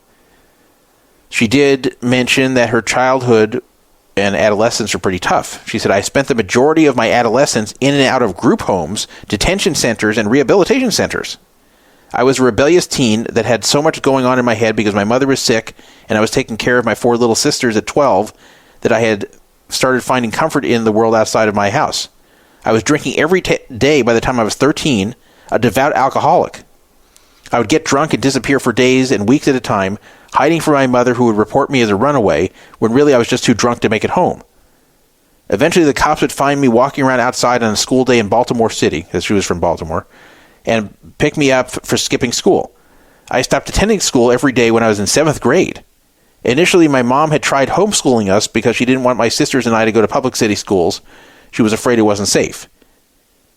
So she went on to talk about her difficult life, that she was only 22 but had been through a lot. Note, by the way, that her mom was sick when she was like 11, and then she had 4 little sisters that she ended up trying to take care of because the mom was in such bad physical condition that she kind of felt it was on her as the oldest kid. And that had to be tough. But notice the mother being sick, because that's going to play into what happened later on. At least I think it did. So she found her way into poker in 2013, and she was born in July of 92. So August 2013, when she said she started playing poker, was just after she turned 21. And she made that post in 2015, in May of 2015, when she was 22, almost 23. And it ended up being a very long thread on 2+2, which of course was a more active forum in those days. And the thread ended up going 62 pages. A lot of people got to know her over the years, and they found her to be interesting because she wasn't just a young female in poker. She was a young female who was very open with her various struggles, both in the past and the present. So she was basically going through periods where she'd be sober, periods where she wouldn't be sober, and eventually she had 2 kids, and at least I know the first guy that she had the kid with was very abusive, and so she left him when she was like 7 months pregnant. And I'm not giving away her secrets here. She said this stuff on previous Poker Fraud Alert radio shows. She was on 3 times on this show. So she was always very open about everything in her life. Very much an open book. I met her in person in 2017. She wasn't from Las Vegas. I only met her because she came out for the World Series, and there was a get-together of various people from Poker Fraud Alert. You can see a picture of me and her together at an Asian restaurant, and she's sitting next to me and holding a knife to my neck, which I didn't realize when the picture was being taken. I only saw afterwards that I guess at the last minute she picked up the knife and pointed it at my neck, which is funny. But anyway, everybody liked her from the standpoint of that she was nice, she was easygoing, she was never mean to anybody. She was very just down to earth and easy to talk to. And she seemed like a good soul, like a sweet person, who also just had a lot of demons and a lot of issues and a very tough childhood. And let's go back to the thing about her mom being sick. Hereditary health issues, which we didn't know at the time, but we found out later. So what's not a good combination is where you have major hereditary health issues that she probably inherited from her mom. That's probably why her mom was sick at a young age, because she was 11, 12 years old when her mom was very sick. And obviously her mom couldn't have been that old at that point. It's not like she's 50 and taking care of her sick mother. So she probably inherited some of these conditions her mom had.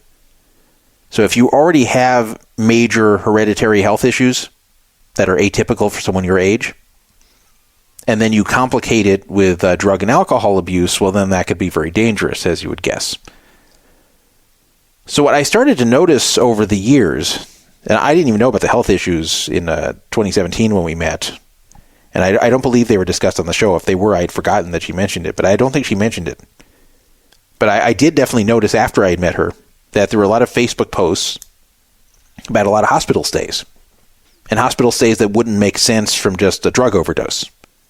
So yeah, it turned out that she had hereditary health problems, and then the lifestyle she was leading was complicating it.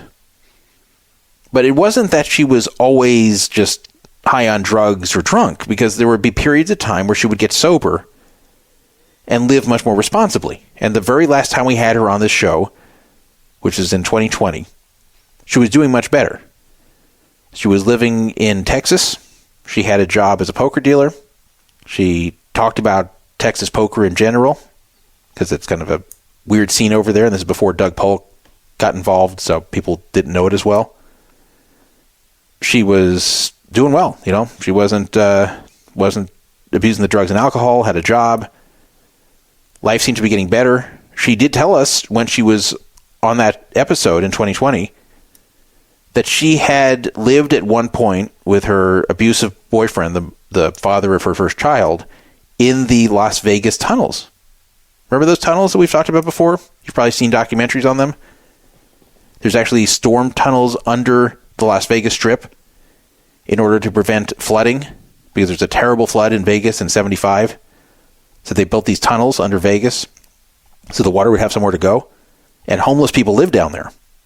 And the city always has to get people out of there when storms are coming, because then otherwise they would drown. But she was among the tunnel people at one point. And again, I'm not giving away her secret. She said this herself on the show. In fact, if you want to see the tunnel entry that she would go into, where she was living, because there's a number of tunnels, but the one she lived in was the one right by the link in Harrah's. If you go out there or Self Park Lot, you can see it. So this is someone who was not ashamed of her struggles or ashamed of her circumstances. She was always just very open about it. She was open about it on Facebook, too. But as I watched what was going on with her, unfortunately, I was concerned as to what was going to happen ultimately. Because between the health issues and the substance abuse, I was hoping that she would find a way to get all this under control like she had in 2020, but it kind of seemed like a back and forth. As I'm sure you've seen before with other people you've known who've had addiction issues, but she had the additional complication of the other health problems. But still, I was not expecting to hear so soon that she had passed away. But indeed, I found out a few months ago that she had passed away in July of 2024. This occurred on July 10th. She had a heart attack. And then she was taken off life support the following day because there was basically no brain activity, and it was considered a lost cause. So it was a major heart attack on the 10th of July that didn't quite kill her, but for all practical purposes did. That's a sad ending to this whole story. There would be times she would post on Facebook where it would seem like everything's going much better. And she would post long stories about how far she's come and how she's learned so much. And it would be something that would leave you feeling optimism about her situation. But then you'd see later that things didn't stay that good. I just noticed that on 2+2 it was mentioned back in July that she passed away, but for whatever reason it did not get much notice. My tweet today about her passing away, and I decided to announce it today and make it part of today's show. My tweet got a hell of a lot more notice than on 2+2, which is funny because there was a major thread on 2+2 back in 2015, but at 2+2 is kind of a ghost town now, so kind of makes sense. Her final social media post was on June 3rd of 2024, about a month and a half before she passed away. She wrote, "The last couple weeks have been rough to say the least." This is on Instagram. "I failed at staying sober on day 57 and blacked out. I don't remember much, but what I do remember is being taken advantage of by someone I thought was a friend," which is really too bad. That probably some dude she was staying with, she passed out from, I don't know, drinking or whatever, and the guy probably took advantage of her sexually. She doesn't say that, but that's unfortunately probably what happened. So that is a problem, that there's girls who get offered help by dudes they just think are friends or seem like nice guys. Like, hey, I'll take you in. Hey, you can count on me. And then the whole time, the guy has ulterior motives and will jump at the chance to do anything sexual, even in a situation like that where the girl just blacks out and something happens. And I always warn young women that any guy who's offering just help for no good reason, that it's highly likely he's expecting something on the other end. You always have to be aware of that. There's very few situations where a dude just says, you know what, I want to just help this young female because I'm a nice guy. There's always some kind of ulterior motive. Sometimes it's not a bad motive. Sometimes the guy just likes the girl and hopes they can have a relationship or get married one day or whatever. Some of them want like a serious relationship with a girl and help for that reason. Other ones just want sex. But whatever it is, it's usually not just done out of friendship. Whereas, like, if one of my male friends took me in, if I was homeless or whatever, and one of my male friends took me in, I'd be 100% sure that he's just trying to help me. But when you're a female and a guy takes you in, you always have to wonder. And unfortunately, that happened to her here. She said that this led me to continue drinking. I've been numbing myself since it happened, and I'm not okay. I'm doing my best to keep it together, but sincerely, I just want to go back to being sober and back to feeling better. Like my whole world just crashed in on me, and I'm trying so hard to keep fighting through this and a bunch of other bullshit. I need a break from life for real. And by the way, that wasn't like a suicide note or anything. It was just saying I need a break like from everything happening. So it does kind of appear that whatever this guy did was probably the catalyst to her falling off the wagon and then eventually passing away a month and a half later.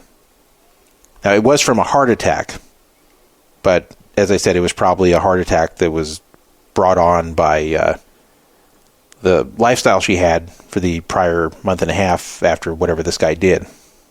So it's very sad to see things like this.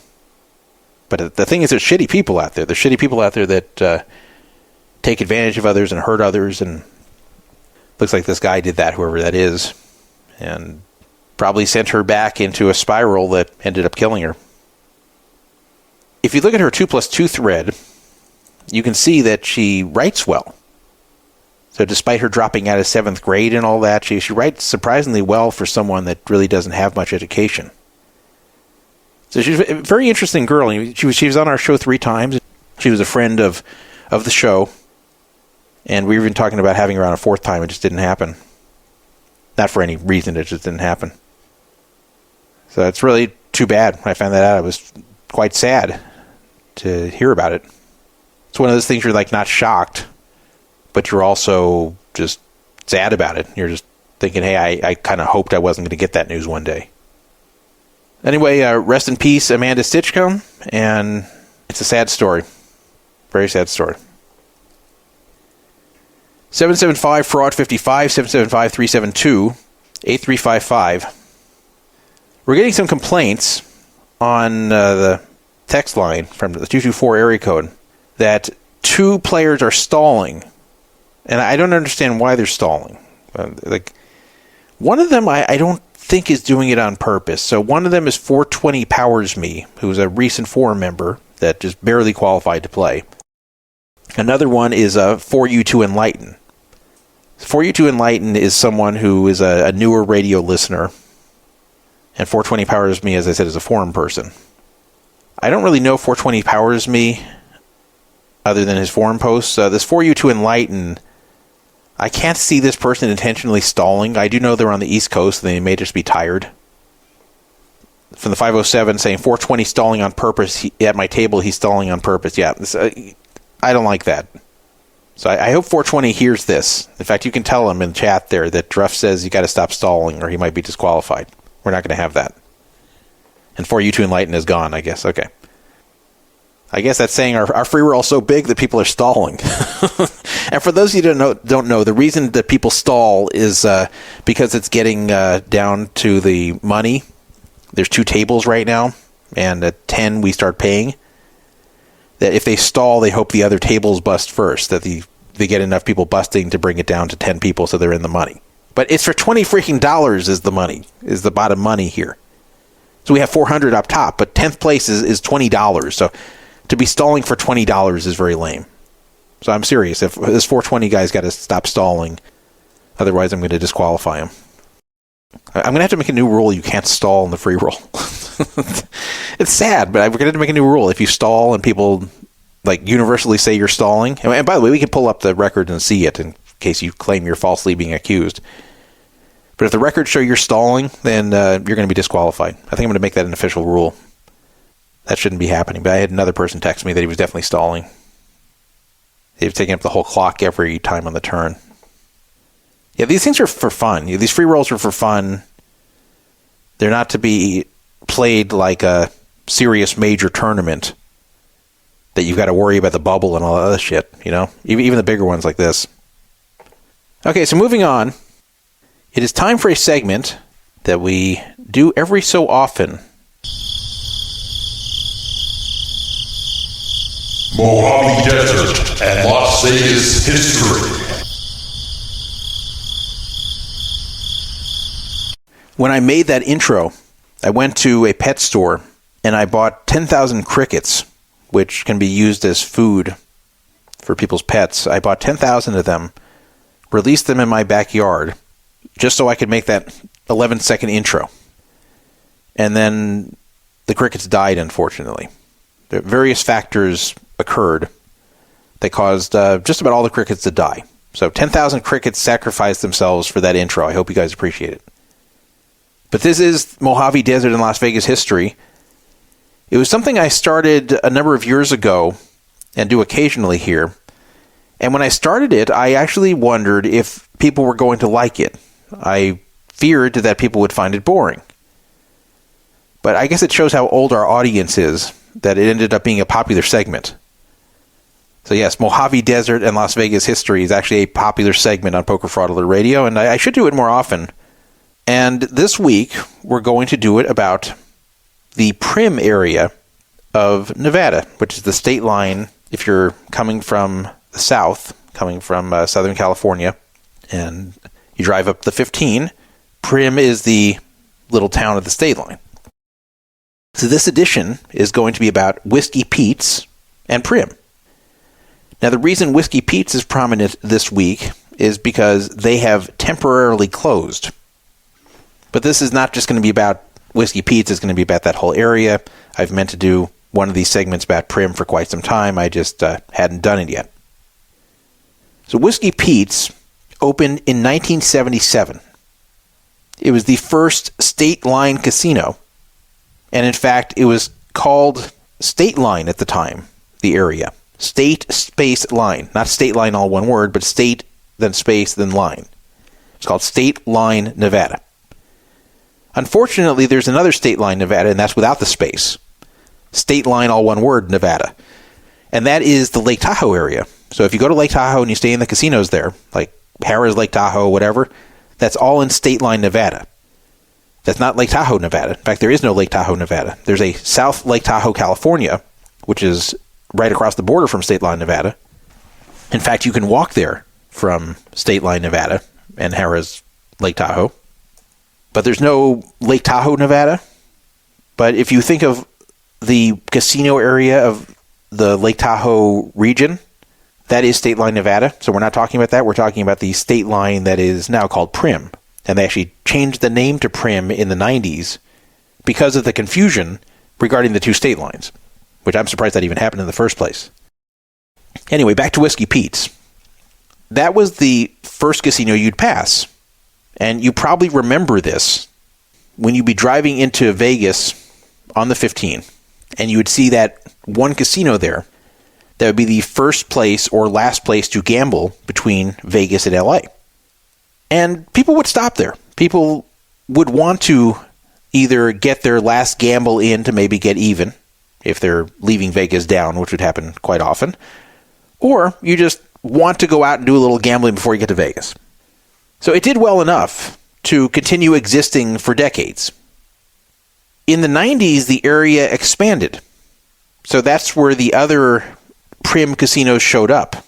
It was in the mid-90s.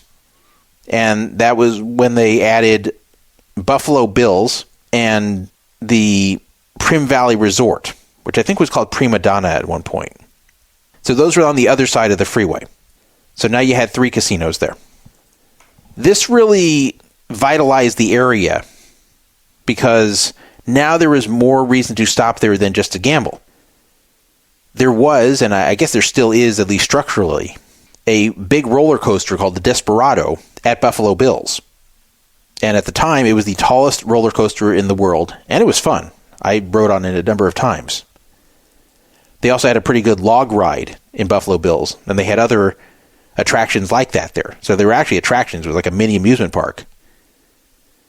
They also had an outlet mall there that was at one point fairly successful.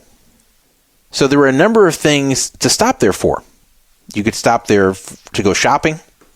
You could stop there to ride the roller coaster. You could stop there for the other rides and attractions. Now, none of this was at Whiskey Pete's, but Whiskey Pete's was right across the street, so it benefited from that too. Eventually, they all ended up under the same ownership. So things seemed to be okay in Primm, and in fact, they were busing people in, mostly elderly people, but you could take a free bus from various parts of Southern California to Primm. And the idea was they'd bring in gamblers, pay their transportation, and then hope they gamble and lose their money there, or spend money there in some other way. And then they could take the bus home. The funny thing is the bus didn't go all the way to Vegas. It would just go to Primm, which is 40 miles south of Vegas, and then people could ride the bus home. So it was a free way to get to and from Primm. And in fact, I remember suggesting to somebody back when they were running that bus who had a friend in Vegas but no car. And I said, you know what? Why don't you take one of those buses and get to Primm and then just let your friend pick you up in Primm? And then your friend could bring you back to take the bus back whenever it's time to go back. That bus has been discontinued. I don't know when they discontinued it. But yeah, the area was doing well enough. It was never like jammed. It was never like super, super successful, but it did well enough. And people stayed in the hotels, believe it or not. Like these were 3 decent-sized hotels. And people actually did stay in the hotels. So people actually made this a destination. For some, it was just a stopping place. But for a lot, it was a destination. And in fact, that kind of makes sense because what's really the point to stop 40 miles before Vegas or 40 miles after you've just left Vegas? Like, what's really the point? It's not like it's a midpoint stop where you stretch your legs. It's only 40 miles. So this is something that people would go there for. I never found them to be that appealing. I mean, I liked the roller coaster and the log ride and stuff like that, but other than that, I didn't see that much appeal in going to them. I did stay one night at Buffalo Bills once. I never stayed at Whiskey Pete's. And, it was okay. But it's not Vegas, and it's very isolated there. There's nothing else going on there except those 3 casinos. Starting in the 2000s, the interest in that area sharply declined. So, first of all, the rides at Buffalo Bills fell into disrepair. and they stopped running regularly. First they say, okay, well, we can't run the Desperado coaster because when it's too windy, it becomes dangerous. So it would only run when it wasn't windy. Then it was only running on weekends, and it was just kind of running irregularly, and then it just stopped. It just stopped altogether. Eventually, they shut down all the other rides as well. They basically shut down all the amusement-type stuff that was over there at Buffalo Bills. People also collectively decided that they were really no longer interested in these properties and just kind of wanted to confine all their gambling to Vegas. I think some of this came from the last chance and first chance element of the gambling. Because if you think about it, before, you'd drive in and Whiskey Pete's would be the first place that you could gamble. So you'd stop and do it. Driving out, you'd say, yeah, it kind of sucks I'm leaving Vegas a loser. Oh, here's one more place I can gamble. And you stop there. But that kind of became a non-factor because those looking to gamble on the way there or on the way back to and from LA could simply stop at San Manuel, which is now called Yamava, and that's just like 15 or 20 minutes away from the I-15 in the San Bernardino area. So it's not like once you pass Whiskey Pete's, you can't gamble. If you really want to keep gambling, or if you want to gamble before you get to Vegas, you can always stop at San Manuel/Yamava. So that was also a factor. You just didn't have this feeling like, oh, I've got to get my first gamble in here, or, oh, if I don't gamble here, I can't gamble again now till I come back to Nevada. It's not like that anymore. Also, just the general prominence of Indian casinos in Southern California, albeit not that close to LA, makes you feel like gambling is never that far away. So that definitely hurt Whiskey Pete's and the other state line properties. Eventually, these properties, all three of them, became ghost towns. They also had no real theme anymore. So they were pretty much almost exclusively visited by senior citizens. If I wanted to feel young, I could just walk into one of these three casinos, Buffalo Bills, Primm Valley Resort, or Whiskey Pete's, and I'd feel damn young, because everybody else there would look ancient. I'm sure they'd call me young man if they addressed me there.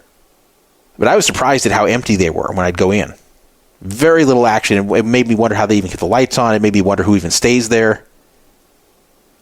There's also so many properties now in Vegas where people can stay. I can't see who would stay there at the hotel. Like, what would be the reason to stay in Primm rather than in Vegas? I guess in a super expensive weekend, maybe you could stay in Primm and drive into Vegas for the day and drive back. It's kind of a pain in the ass, but I guess you could if you want to save money. But aside from that, why would you stay there? Why wouldn't you just drive the extra 40 to get to Vegas? Because remember, these properties don't have anything really interesting going on there anymore. It's kind of dead and depressing. The Primm Outlet Mall became an important detail in the high-profile trial of the poker pro named Ernie Shearer, who murdered his parents for inheritance money. Remember this? This guy was broke, and he wanted to keep playing poker, and his parents had some decent money, and they wouldn't give him any more. And he went to Northern California from Las Vegas and murdered them because he knew he would inherit some of the money. I think it was just him and his sisters. I think he was going to inherit half the money. So he actually murdered his parents for inheritance money, which is insane. And the way the Primm Mall came into this was that they had a Nike outlet there. And what Ernie Shearer did, he thought he was so clever. He thought this is the perfect crime and he'd get away with it, which is stupid. A lot of times criminals think that, and then they're underestimating how smart the investigators are, or overestimating the brilliance of their plan. So he thought if he turns off his cell phone, which is already the first dumb thing, if your cell phone's like always on and you turn it off during the time that you're suspected of committing a crime, that looks really bad for you. Like, why would it happen to be off when this crime occurred that you were suspected of committing? So he turned off his cell phone so they couldn't locate him. Then he drove from Las Vegas all the way to like San Jose or somewhere around there. So it's a pretty far drive. But 40 miles into the drive, he stopped at a Nike outlet in Primm and purchased two things: a baseball bat and shoes that were a very different size than what he wore. I think like 3 sizes bigger. And the brilliant plan was to use the baseball bat to beat his parents to death, and then to make bloody footprints with the shoes, the ones that he bought that were much bigger than his actual shoes, and then throw police off when they'll see bloody footprints of a guy with feet much bigger than his. So he figures they'll investigate him, see that there's bloody footprints from this guy with big feet who wears 3 sizes bigger than him, and say, okay, well, it can't be Ernie because he wears much smaller shoes than this. It must be somebody else. But he stupidly left the tag of the baseball bat, this Nike tag of the baseball bat, he stupidly left that on there and ripped it off before committing the murders and just left it lying in the house. I don't know why. So police found the Nike tag, and they just took a shot and went to the Primm outlets and said, was there a purchase of a bat and shoes that day? And they said, yes, there was a guy who came in. This is much later, so they didn't really remember him, but they did have in their records that there was a guy who came in, paid cash for just a baseball bat and the exact shoes that had that footprint, the exact size, it was definitely the same shoe that made those footprints. So that really, really looked suspicious for him. He turns off his phone. Then they were able to time it, like from the time he turned off his phone, the time it would take to drive to Primm, like 40 miles, that he went into the store, bought only those 2 items, and then those 2 items were very prominent in the murder of his parents when he's inheriting half the money. So it became pretty obvious he did it. So had it not been for that purchase, it would have been a lot harder to convict him. There was a grainy camera. This isn't back in 2008, so the cameras weren't as good a quality. There was a grainy security camera at the complex where the parents lived that he went through a security gate. There's like a grainy image of his car, but it wasn't conclusive enough. There were too many cars like his, and there was no proof that car driving in is the one that was involved with the murder. It just kind of fit the timeline too. So kind of by putting together all the circumstantial evidence, they convicted him. So really, had it not been for this stupid purchase he made at the Nike outlet store in the Primm Mall, then he probably wouldn't have been convicted. Funny thing is, he could have prevented all this by just buying the bat and the Nike shoes somewhere else, or days or weeks in advance. He could have just driven to Primm for that alone, left his phone at home. But sometimes these, quote, smart criminals aren't as smart as they think. Anyway, what happened to that mall? We've talked about that before. The mall was eventually sold for $475,000, which is crazy. And it changed its name to the Primm Outlets, Prizzm. They had been attempting to upgrade that mall. In fact, in 2017, they had actually obtained a $141 million loan to finance an expansion of the mall. But then the mall's mortgage was in default by the end of 2017.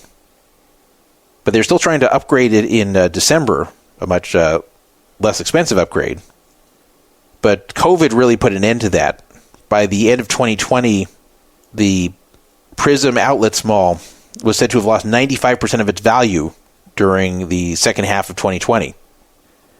So in 2021, it was bought for $1.525 million, which is amazingly low for something that large. It was a large outlet mall. And then eventually sold again for under $500,000. I think $475,000. So it's crazy. Like, I legit could have just bought that mall. And it's 371,000 square feet. 371,000. A place that once had Nike and other major retailers there. And I could have bought that mall for under $500,000. But it would have been a bad investment because nobody wants to rent there. Nobody wants to have stores there because there's no way to make money. I think even if the rent was free, you probably couldn't make money because I think the cost of the employees would probably be more than what you could sell there. Just nobody wants to go. So the whole place has fallen apart. Not just the mall, but the whole area. Supposedly there's one tenant at that mall now, Santa Thrift. I haven't heard of them. Probably some thrift store. Desert Runner, who listens to this show and is also a friend of mine, he stops there occasionally and takes pictures. It looked pretty bad. That's another thing that has had a huge decline from its heyday. It started in 1998, that mall, and is now either completely devoid of stores or has one left, and it was bought for under $500,000. It was originally $75 million to build, by the way, and that was in 1998 money. And it was doing well for a while. When it opened, it had 100 retailers and 10 restaurants. So it shows you how much things decline. In fact, their peak occurred in 2001 after the 9/11 attacks. And the reason that helped was because people stopped wanting to fly anywhere. So going to Las Vegas by car became much more appealing for a little while for those that were afraid to fly. In fact, it was among the top 5 outlet centers in the U.S. in 2001. So you can see if that would happen to the mall there, why Whiskey Pete's is not really viable anymore. However, here's something weird. They are not closing Whiskey Pete's permanently. Whiskey Pete's closed on Tuesday of this past week, on December 17th. But they claim it's only a temporary closure and that they are going to be renovating it and reopening. I don't believe that. That's what they claim. They already had a renovation in 2016. It was not an expensive renovation, but there was a renovation in 2016 where $3.5 million was put in by its owner, Affinity Gaming. I mean, how much more are they going to spend? Like, they renovated the rooms, and the casino was renovated. I guess they did it fairly cheaply to get the whole thing done for $3.5 million. But still, they did a renovation, so why would they need another one 9 years later when, like, nobody's coming there?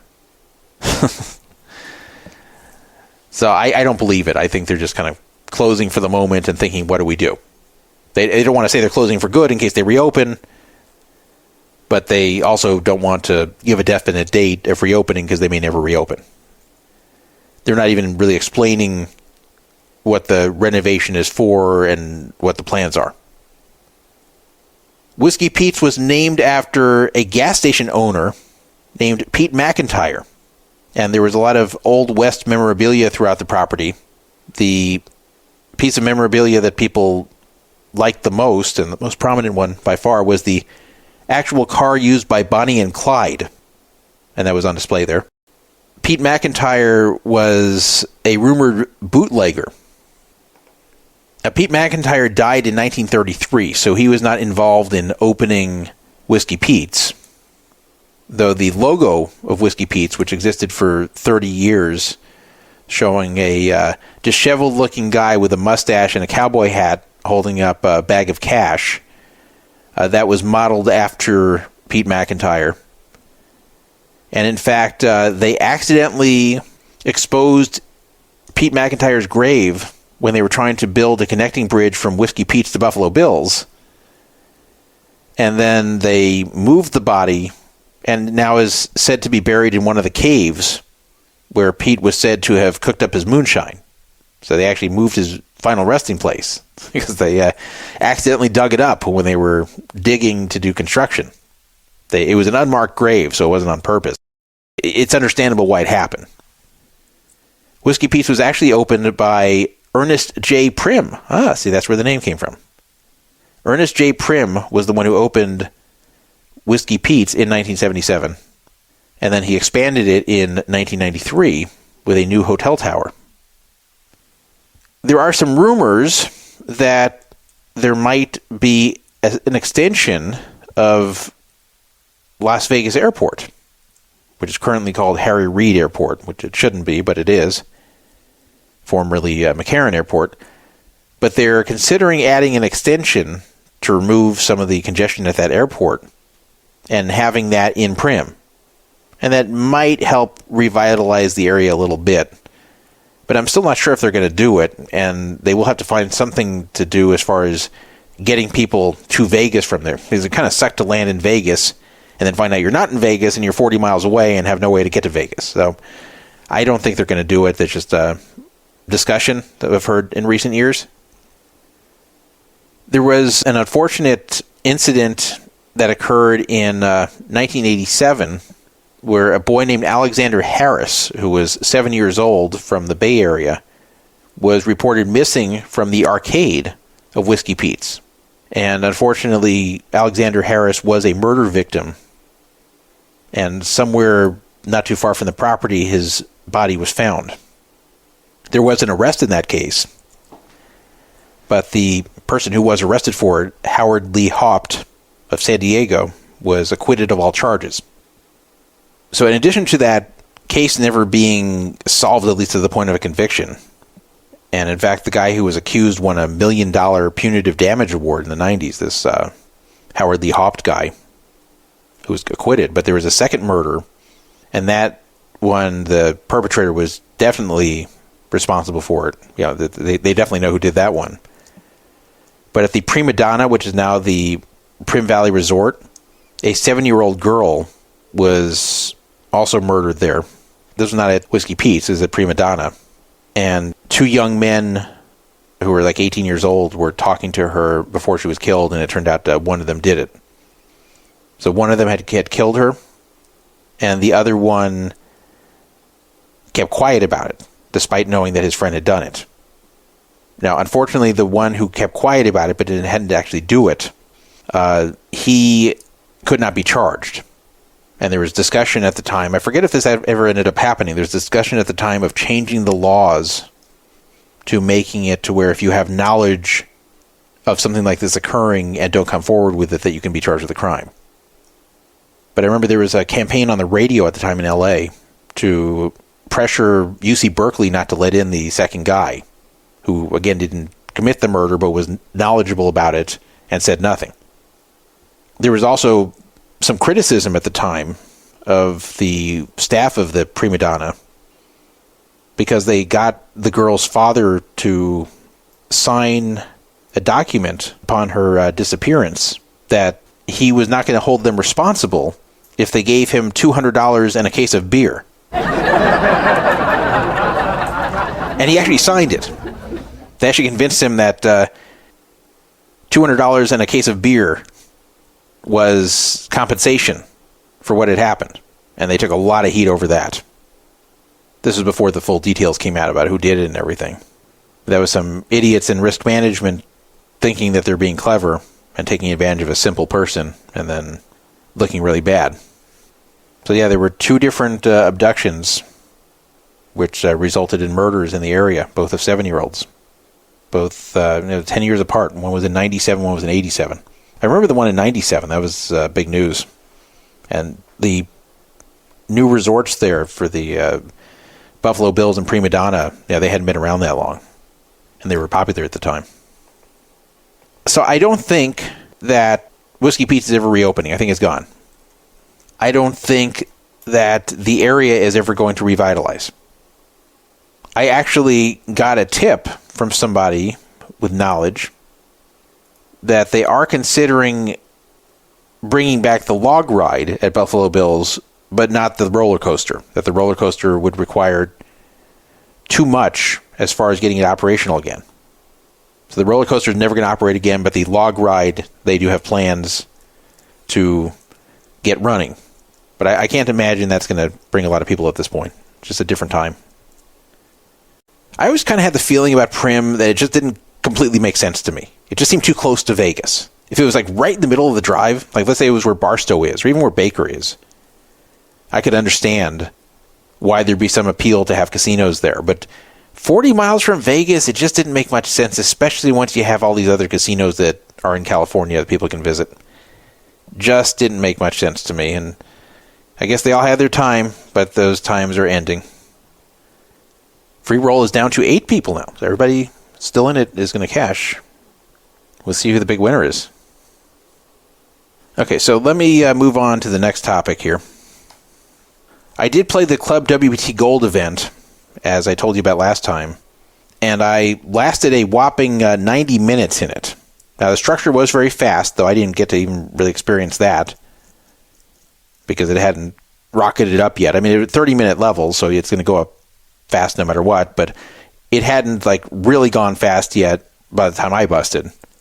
But at the same time, I couldn't sit around waiting to get the chips in and when you hear how I went out, you'll understand.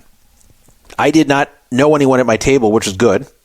The people at my table were mostly middle-aged men, most of them younger than me, but a few not. No females.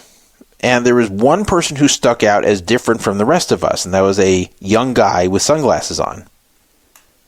And people were talking, and one of them asked the young guy how he won his seat. And he said, "Oh, I didn't win. They gave it to me." I said, "Oh, really? They gave it to you? That was very nice. Why did they give it to you?" He said, "Oh, well, I'm just kind of like a gaming influencer, and, they gave it to me." And they're like, "Oh, that's cool.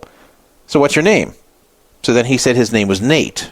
And the guy next to him said right away, "Oh, you're Nate Hill?" And he said, "Yeah." He's like, "Oh, wow." And the guy was so excited to be sitting next to Nate Hill. Now, I will admit, being an ancient guy myself, I had no idea who Nate Hill was. But apparently, Nate Hill is a pro gamer who streams himself playing video games. I asked Benjamin if he'd heard of him before, and he had not. He has 874,000 followers on Instagram. He identifies himself as pro gamer, model, golf, and poker are his interests. You can see various shirtless pictures of him if you want to go take a look on his Instagram. He's like a skinny white guy. He says he's 30. Probably looks slightly younger than that. I thought he was probably 26, 27. So he was at my table. As I said, I hadn't heard of him, but the guy next to him had heard of him just from saying his name was Nate. And he was one of the influencers who was given seats to hand out to people.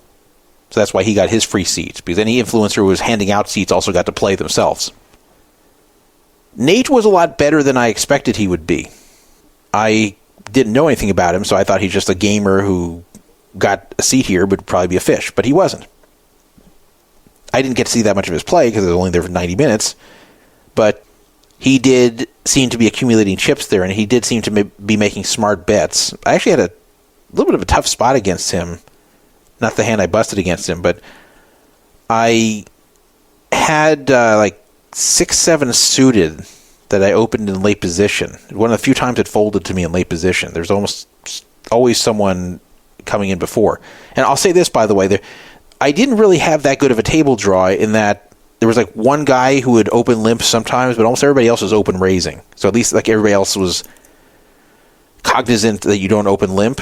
And then everybody kind of had the bet sizes down too. So I don't know about their overall strategy, but everybody kind of just understood the way you open, the size you open, the size you continue with. So they all kind of had that down. So these were all at least okay players, except for one guy, and even he wasn't terrible. So anyway, I had 6-7 suited that I opened in late position, and Nate called, and so did the big blind. Nate was in the small blind, and the flop came Queen 7-2, and they both checked to me.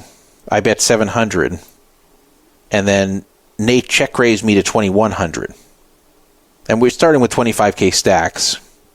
So I almost called and wanted to see the turn, but I was like, I haven't seen him do anything unreasonable yet, so yeah, he could be bluffing on this dry board, Queen 7-2 rainbow. That's a pretty damn good board to do it. But I thought to myself, it was Jack 7-2. Fairly similar, but a little higher of a chance he could have a gut shot draw. Anyway, I considered just calling and seeing what happens to the turn, and folding if he fires out again.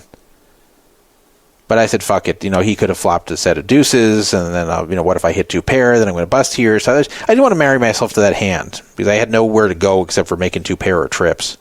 He could even have a better 7 than me. So I just let it go. From what I had seen, he did not show down any hands. He was in a lot of hands, but he seemed to show down decent hands and seemed to have it when he would bet. There was one time where he had told someone on a scary board of a straight board that he almost bluffed the guy on the river, but just chose to check behind, and won the hand anyway. So he had said that if the guy bet, he may have raised him, but once the guy checked to him, he checked. So he has all the concepts down of when to bluff, when not to bluff. So he was probably the best opponent at the table, but I think he was also just running well. In fact, he was definitely running well because I just wasn't winning hands. I won one small pot where I called from the big blind and flopped middle pair, checked behind for the original razor on the button, and then I just bet out the turn he folded. That's the only hand I won. Every other hand I participated in, I lost. I had a lot of pocket pairs that just bricked it. I just wasn't hitting anything. So my stack was kind of ground down from like 25K to 20K. So someone opened an early position. I had kings. I had black kings. And I 3-bet. And then it came to Nate in the small blind who 4-bet. And it came back to me. So my options at this point are flat or go all in. Because I've already been 4-bet. I'm not going to fold the kings for sure. But then I think to myself, well, what's the point of even flatting here? It's a turbo event. This isn't the World Series main event, which still to this day is the only event I've ever folded kings in a tournament. I've done it twice in the WSOP main event where I folded kings pre, but I've never done it at any other tournament. And the main is super slow structure. This is a fast structure. So there's no way I could fold kings there. It's not like we're both deep stacked or something. Like, this is a turbo event. I also don't know that much about this guy's play. So he's 4-bet me. So I'm thinking, okay, I hope he doesn't have aces. Now, funny enough, I just saw like 5 minutes beforehand a hand with aces against kings that I wasn't involved in, where they got it all in pre, and the aces won. So I said, okay, well, guess I got to put it in. So I put it in, and he snap called, and I said, uh-oh. But I was still hoping I'll see queens or ace-king, but I did not. I saw aces. So Nate had the red aces, and board ran out without anything interesting on it, and that was that. How did Nate end up doing? Well, he cashed 3,800 in the event. I think he finished like 80th. And the big thing for him was that he got a $25,000 bounty. So once there's 300 left, then anyone you knock out, you'll get a bounty envelope, and his envelope drew 25,000. So he got very lucky there. There's a picture on his Instagram of him with a big smile holding his $25,000 bounty. So he ended up cashing like 28,000 something in the whole thing, most of which was from the bounty. The very top-heavy cashing structure where the winner got $1 million, but it goes down fast from there. A few weird things happened at the tournament I want to mention. Most notable was the fact that this 2,000-person free roll only ended up having 1,457 players. Now, how does that happen where almost 550 people don't show up out of 2,000 who have a ticket to an event that is worth 2,500? Why would they not show up? Well, that's not really understood why or how this happened. It is true they do not pay your transportation to get there, and they don't pay for your hotels. I did notice the hotels were expensive for those days, and this did take place over a weekend. This started on Friday and ran through Sunday. So it's very possible that people won this and were all excited, and then they went to go look how much it's going to cost to fly to Vegas and stay in Vegas, and they're like, oh, okay, this isn't so much of a free roll anymore, fuck it, and it just didn't show up. Also, they had a weird requirement that you have to register by 11:59 p.m. the night before in person, or otherwise you lose your seat. In fact, I came to Vegas the day before that. Well, sort of the day before that. I came like early morning because I wanted to make sure that didn't happen to me. I didn't want my car to break down or something and then not get there by 11:59 and lose my seat. So I didn't want to take any chances. But that was stupid. Why would you have to go and register in person by 11:59 the night before? It's really weird. Now, I know they probably didn't want to deal with late registration, and they did say all stacks will blind off. And that part's fine. But there's a better way they could have done it than just require you to be there 11:59 p.m. the night before. It also was never that clear what the consequences were until you got there. So the email, from what I could see, did not say that you'll be disqualified if you don't get there by 11:59 p.m. the night before. It did mention you have to go in there and register by that time. It just didn't say if you don't, what will happen. And I tried to ask around and nobody really knew.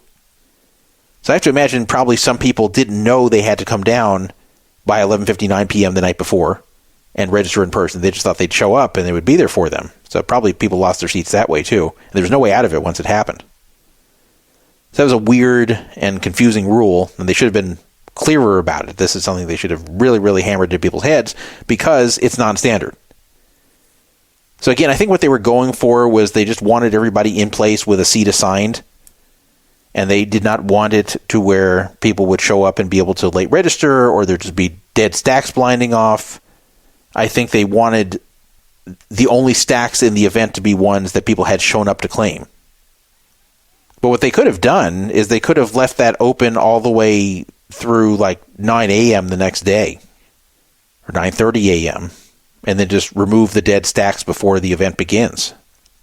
So I thought that was a mistake. Now, I don't want to complain too much. In fact, Alan Kessler, who ended up cashing in this, by the way, took some heat on social media, even from KevMath, who never bashes anybody, for complaining about the structure in the tournament. And people are like, what? Come on, Kessler. You're getting this for free? This is a $5 million prize pool being given for free. You got one of them, and you have the nerve to complain about the structure? Like, they can do whatever the hell they want. This is, be happy you're getting this at all, which I kind of agree with. Like, there's only so much you can complain when they're giving you all this stuff for free. But could they have done some things better? Yeah. And I think those unclaimed seats, they should have either re-given them away to people, or they should have just made the registration period longer, or they should have had some way to opt out of it if you choose not to go. Something like that. It was a little bit weird that this 2,000-person free roll became 1,457 people. I mean, it was good for me, sort of. Ended up not being good because I didn't cash, but it did raise everyone's value because they were still paying the same number of spots. So they ended up paying 503 spots out of 1,457, which makes it a little sad for me. I didn't cash. Though the min cash was only 1,000. So it's not like it was big money, even though it was a $2,500 value ticket, which became worth more than that because of the people who didn't show. But the bottom cash was 1,000, both from the top heaviness and from the bounties. There was a troll bounty because there was some very big bounty prizes, but there was a troll bounty in there, which was, you pull it and it says your bounty is $000,000.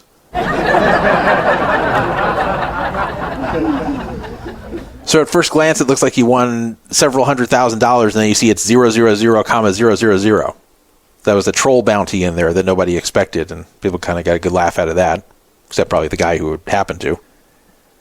Overall, the event was run very well. It was, first of all, just very generously set up. I know it's not to just give things away, it's to promote something, but there was a lot of money that was being given away. The event came with access to a party at a place called Area 15. Not Area 51, but Area 15. I didn't go, but they had a player party there. They also had a foosball, air hockey, and pinball machine in the lounge area that was open only to qualifiers. So that was kind of nice. They gave away a backpack with a WPT hat, a hoodie, and a Yeti drink holder to every single participant. So that's what I won. Was a backpack, a Yeti, a hoodie, and a hat. But that was very nice to give that away to everybody. When you went through this whole thing, you just got the idea it was a high-end, classy event. They spared no expense. They were just trying to put on a very nice promotion. They weren't trying to cheap out. It was very nice to see. They could have done this for much less money and chose not to. So that was good. I got to give them credit there. It was very, very nicely put together. And even though I didn't do well, I have to give big props for this whole thing. A very nice thing for poker. And I kind of thought to myself, how come World Series of Poker never does things like this? When's the last time World Series of Poker just gave away something like this?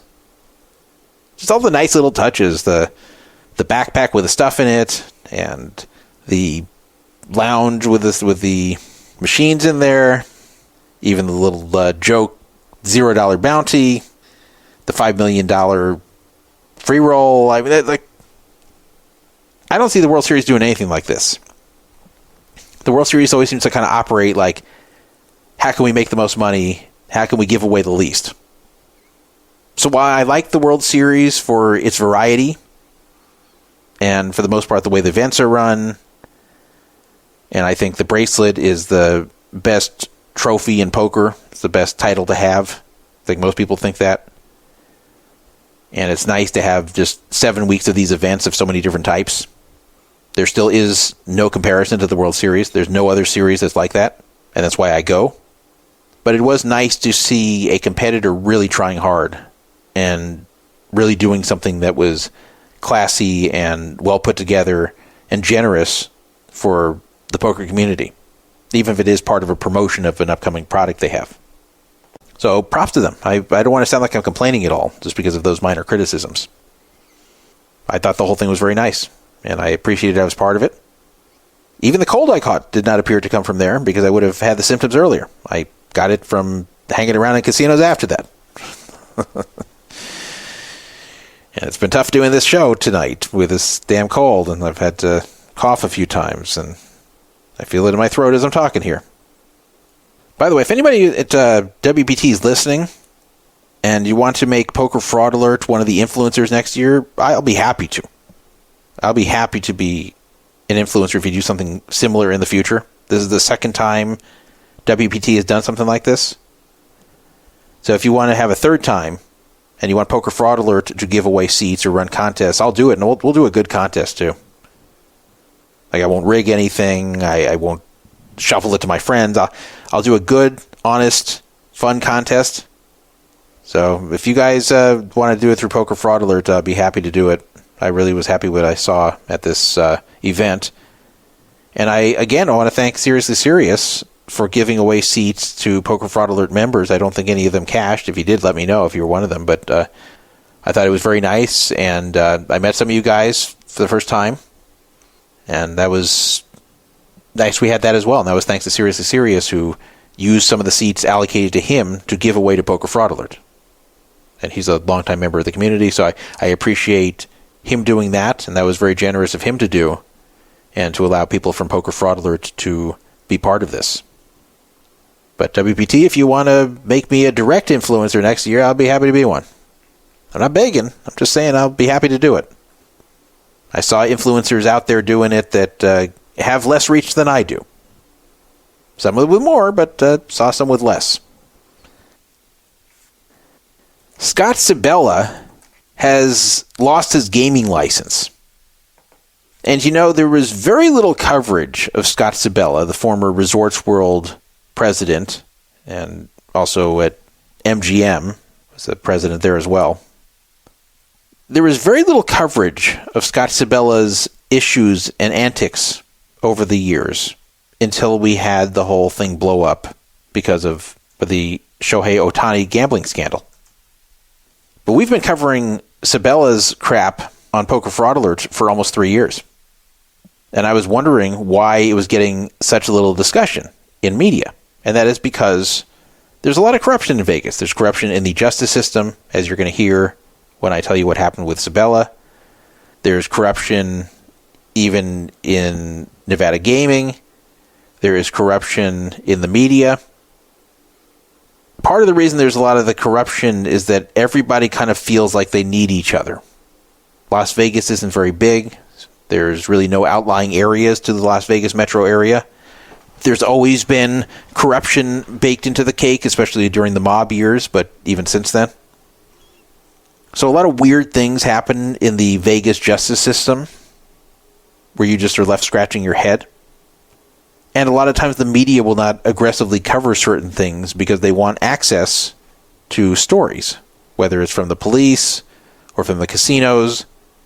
The media is kind of careful as to what they say and don't say because they want to keep a friendly relationship with those that can feed them stories. There are some independent forms of Las Vegas and Nevada media. The Nevada Current and the Nevada Independent are both ones that I would describe that way, and I do enjoy what they do. The Nevada Current was really the only outlet that was covering the stuff going on with Sibella early on. So we've covered it before on this show because I've been covering it since I saw it in the Nevada Current, and I was very interested in this. So I was starting to cover this in early 2022. So there was a guy named Brandon Sattler. We've discussed him before. He had a company called Satcom, which had nothing to do with satellites. It was called Satcom because his name was Sattler. And he claimed his company installed expensive monitors in Las Vegas casinos. Now, I don't know if Satcom actually did any of this work, but I know that he lied a lot about the contracts he had. And then he got 3 people to invest into Satcom, and he was accused of stealing $11 million of those investments between 2016 and 2018, and would just gamble it off, and also bought luxury items for himself. He also allegedly falsified various documents, including bank statements, to look like he had a fortune, and that Satcom was doing well. Anyway, there was an attempt in late 2018 to put him into an involuntary bankruptcy because there was not a criminal case against Sattler, but there was a civil case by these 3 investors who lost their $11 million. So where Sibella came in, Sibella was the, at the time, Resorts World CEO, or I guess president, probably not CEO. He was a Resorts World president. And he had previously been president at MGM Grand. And he was subpoenaed in 2021 for a deposition related to this bankruptcy case. Now, this was considered unusual because Sibella was the president at Resorts World. Now, it was said that Brandon Sattler gambled off a lot of the money at Resorts World that he was alleged to have stolen. But what did this have to do with Sibella? Just because Sibella was the CEO there? The CEO or this president, they rarely have any kind of connection directly to the gamblers there. That's their underlings who do it. So it was very unusual to get someone in Sibella's position subpoenaed for a bankruptcy case related to stolen funds that were gambled at a casino. So that was very weird. And the reason he was subpoenaed, it turned out, was it was alleged that he had some kind of relationship, not a sexual relationship, but some kind of friendly relationship with Brandon Sattler. Also, a lot of weirdness happened with Robin Hood 702. We've talked about this before. Robin Hood 702 is a guy with kind of a checkered history himself. He was someone who tried to launder money through gambling for a drug dealer and then chunked it off while he was laundering it, and then ended up becoming an informant in order to get out of the whole mess. He became an FBI informant. But since then, he's been trying to atone for those sins by just aggressively calling out corruption in Vegas. And sometimes it appears he's correct, and sometimes it appears he's unhinged. It's hard to tell with Robin Hood 702 what he's really saying, if it's the truth or the trash. Anyway, something really weird happened there, where at Resorts World, Robin Hood 702 was arrested for what appeared to be a non-crime, and then was also prosecuted for it on a case that was beyond flimsy. They not only arrested him, they actually prosecuted him, and it was thought that this might have been some kind of favor to Scott Sibella. And of course, the whole arrest in the first place was thought that it had to do with the fact that Robin Hood 702 was chirping so much on social media about Sibella. Vital Vegas on February 28, 2022 wrote, "Of all the incredible things we've heard today, a rumor that the president of a major strip casino," referring to Sibella, "was detained by authorities, possibly arrested as part of a money laundering investigation, was far and away the juiciest." Well, I don't know about being detained, but as of April 2022, he was being investigated by the Nevada Gaming Control Board over this entire matter. Sattler claimed in a deposition that he had been friendly with Sibella for 20 years and that they did drugs and had sex with multiple women together. He also claimed that a guy named David Strage, who was a convicted money launderer and illegal bookmaker, was part owner of Taco's El Cabron restaurant in Resorts World, and that Strage should have been banned as an owner because of his convictions in the past, and he was a secret owner there, and that Sibella knew about it. The Nevada Gaming Control Board was investigating whether Sibella had lied about his previous association with Sattler, and also whether this Straj guy had partial ownership in that restaurant secretly. And if Resorts World was knowingly doing business with a felon, and if they were negligent in checking his background, and if Sibella knew about any of this. Sattler claimed that he had a contract to install video monitors at Tacos El Cabron, and Resorts World said that he never had such a contract. He probably didn't really have the contract, because he was lying to everyone about that. But definitely something weird was happening with Sibella, and he was not facing any criminal charges, despite these pretty serious allegations against him. So in 2023, Sattler finally was facing criminal charges. Remember I said he wasn't charged at first. He was finally facing federal fraud charges, and really weird stuff happened involving Robin's Hood 702 that I won't go over again. But still, Sibella was under the radar with everything. For some reason, the media just wasn't interested in this whole story. At the gaming license hearing in 2022, Sibella had said, I guess there's a person they're investigating on a fraud. Well, he threw my name out there that I know this person. I met the person twice. He's been a customer for 20 years. I don't know him from Adam. Now, Resorts World hadn't been open for 20 years. He was referring back to MGM.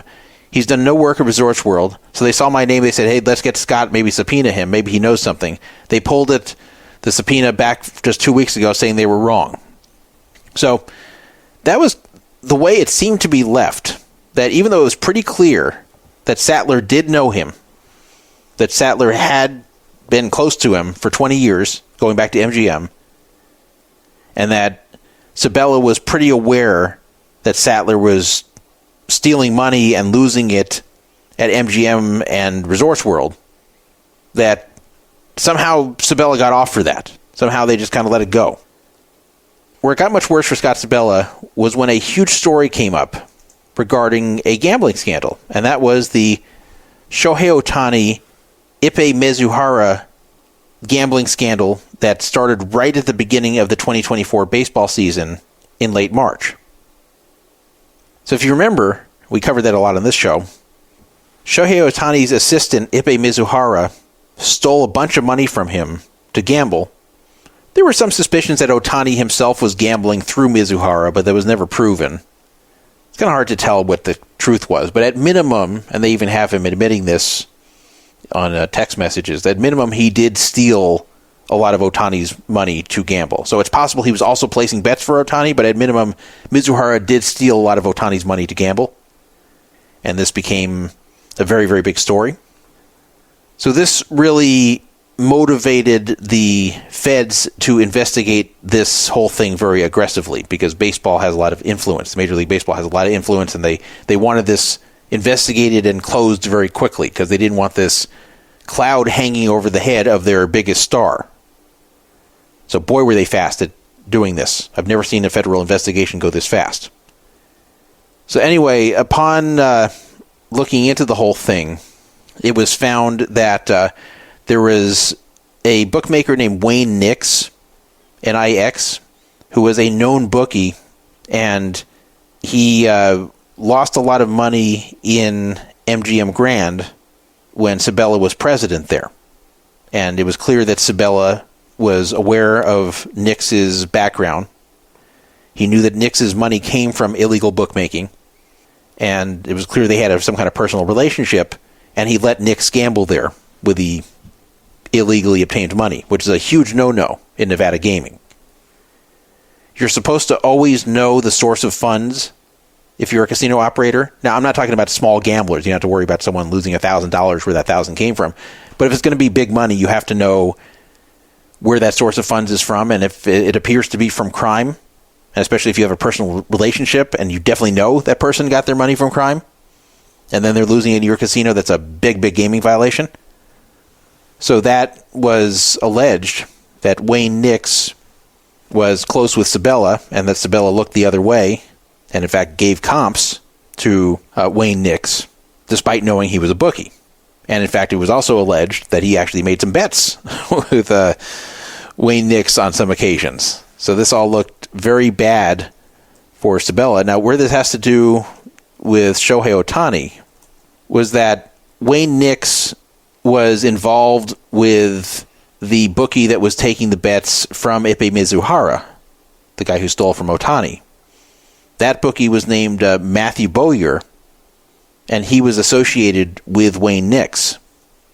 And in fact, Resorts World was used to both launder some of the money that was coming in and also to lay off money when the bets were too big, where they would just bet it at Resorts World and also at MGM, where if they didn't want to take a huge bet and be on the hook if they lose it, they would lay off some of the action there. So Wayne Nix, who was a former baseball player himself, the only minor league, was already convicted after he pled guilty to operating an illegal gambling business and filing a false tax return. And he had clients like Scottie Pippen, Yasiel Puig, and LeBron James' business manager, not LeBron James himself. Resorts World received a federal grand jury subpoena in August of 2024, and it was seeking documents related to the company's anti-money laundering policies and know your customer practices, and also policies and practices related to extensions of credit, comps, or other benefits. In September of 2024, Resorts World fired Sibella for, quote, violating company policies. So the problem for Sibella here is he really came into the public eye because of this Wayne Nix guy who had been investigated and arrested. So that wasn't related to the Otani thing. But people didn't really pay much attention to Wayne Nix and his arrest and his conviction and all that. That wasn't getting a lot of public attention until it was found that he had a connection to Matthew Bowyer, who was the bookie taking the bets for Ipe Mizuhara. And that was a huge story, so that linked Wayne Nix, which then linked Scott Sibella. So then Resorts World could no longer keep sweeping this under the rug and had to fire him. Scott Sibella was fired in September of 2023, but he came to the public eye because of the whole association with Wayne Nix and Wayne Nix's association with Matthew Bowyer back to the whole Otani thing. So the problem was what was going to happen to Scott Sibella, because it wasn't just a matter of firing him, it was a matter of his license and would he face any criminal charges himself. And we just got our answer about this. So on December 19th, the Nevada Gaming Commission revoked the gaming license of Scott Sibella. However, he did not get criminally charged by gaming over anything he did here. He was just able to surrender his license. As far as the federal court case against him, he only had to pay a $10,000 fine and was sentenced to probation for failure to support suspicious transactions. So even though he was never going to get another job in gaming, there was still the matter of the Gaming Control Board, because that has nothing to do with the feds. The Nevada Gaming Control Board still had to investigate him and see if they were going to do anything to him. And he was able to just surrender his license and not pay a fine, which is pretty bad. He was not going to get a job in gaming anyway. Here's a statement that he made. This was to the Nevada Gaming Control Board. I want to thank the Commission for giving me this opportunity to speak. I think it's very important to explain this Commission the facts and circumstances that led to my plea agreement for failing to file a suspicious activity report.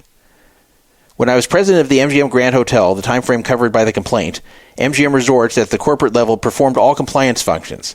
I did receive training regarding suspicious activity reports as well as other anti-money laundering matters. I was not, however, part of the compliance department. I never sat in a compliance meeting or had any input with the compliance committee at MGM whatsoever. In fact, I was never given any forms that I could fill out to make a report to compliance if it had been necessary. I was only told to discuss it with my superiors, which I did many times. Now, that's bullshit. Yeah, he technically probably didn't get this training or whatever, but as president of MGM Grand, that if you're associated with a bookie and letting him bet there, that's a huge problem. That's insane that he's even talking about the suspicious activity reports. This is beyond just reports. This is about the fact that he's allowing a known bookie to bet known illicit funds at MGM. He went on to say, there is a preferred customer of MGM Resorts named Wayne Nix. Mr. Nix had gambled at various MGM properties, but not the MGM Grand at the time. The marketing department for MGM created what was called undercover boss golfing trips that would be attended by multiple preferred gamblers, as well as MGM corporate executives and casino hosts. I don't know why he's calling it undercover boss trips. Like, Undercover Boss was a show, I'm not sure if it's still on, where CEOs or other very high-level people at big corporations would pretend to be regular workers at their own company to kind of get a feel for what's going on, and then it would be on TV. So I don't know what that would have to do with this here, just because MGM executives would be on these golf trips. It's not like they were undercover. I have to assume that they would say who they were. I was designated as the host of these outings. This is how I got to know Mr. Nix. On these trips, we bet on golf and made gentlemen bets on sporting events, just like all the other executives did on these trips. Okay, let me stop right here. I would believe that he may have made some bets on the golf course directly with Wayne Nix that had nothing to do with Nix's bookmaking operation. That part would make sense. But betting on sporting events with Wayne Nix when he is a known bookie, like, that's not gentleman's bets. Like, I'm pretty sure he just placed bets through Wayne Nix because when Nix was a bookie, and he got to know the guy, and Sibella was kind of shady himself, and he just did it. Like, that's such bullshit that he made gentleman bets on sporting events. Again, at the golf course, I could say, hey, we're going to bet on whoever wins, or I'll give you this many strokes. Let's bet $10K on this. Like, I can understand that. But betting on sporting events that just happens to be a known bookie taking the action, but it's not anything like that. It's just a gentleman's bet. I mean, that's nonsense. What he means by gentleman bets is that there's no vig being taken. That is just a direct bet where each side just gets even money, win or lose. So, like, let's say the spread is Lakers -6. It's just there's no vig taken off the top. If you bet $1,000, if you win, you get 1,000. If you lose 1,000. That's what a gentleman's bet would be, but I don't believe it. I think he was just having Wayne Nix book his bets. But that's the only way he can try to explain it without making it look like he was also doing illegal gambling himself through a bookie. When I first met Mr. Nix, he had already been well established at MGM Resorts for 3 years. I had no idea he was a bookmaker. Yeah. Bullshit. I only knew that he gambled on credit given to him by MGM Resorts credit department. Accordingly, I relied on the fact that he would have been vetted for his occupation and credit by both the credit department and compliance. See, that's him hiding behind other people. That's him trying to say, well, how am I supposed to know he was a bookie? I had people in this other department that's supposed to look into him. Blame them. Not my fault. I thought if they vetted him, that it had to be good.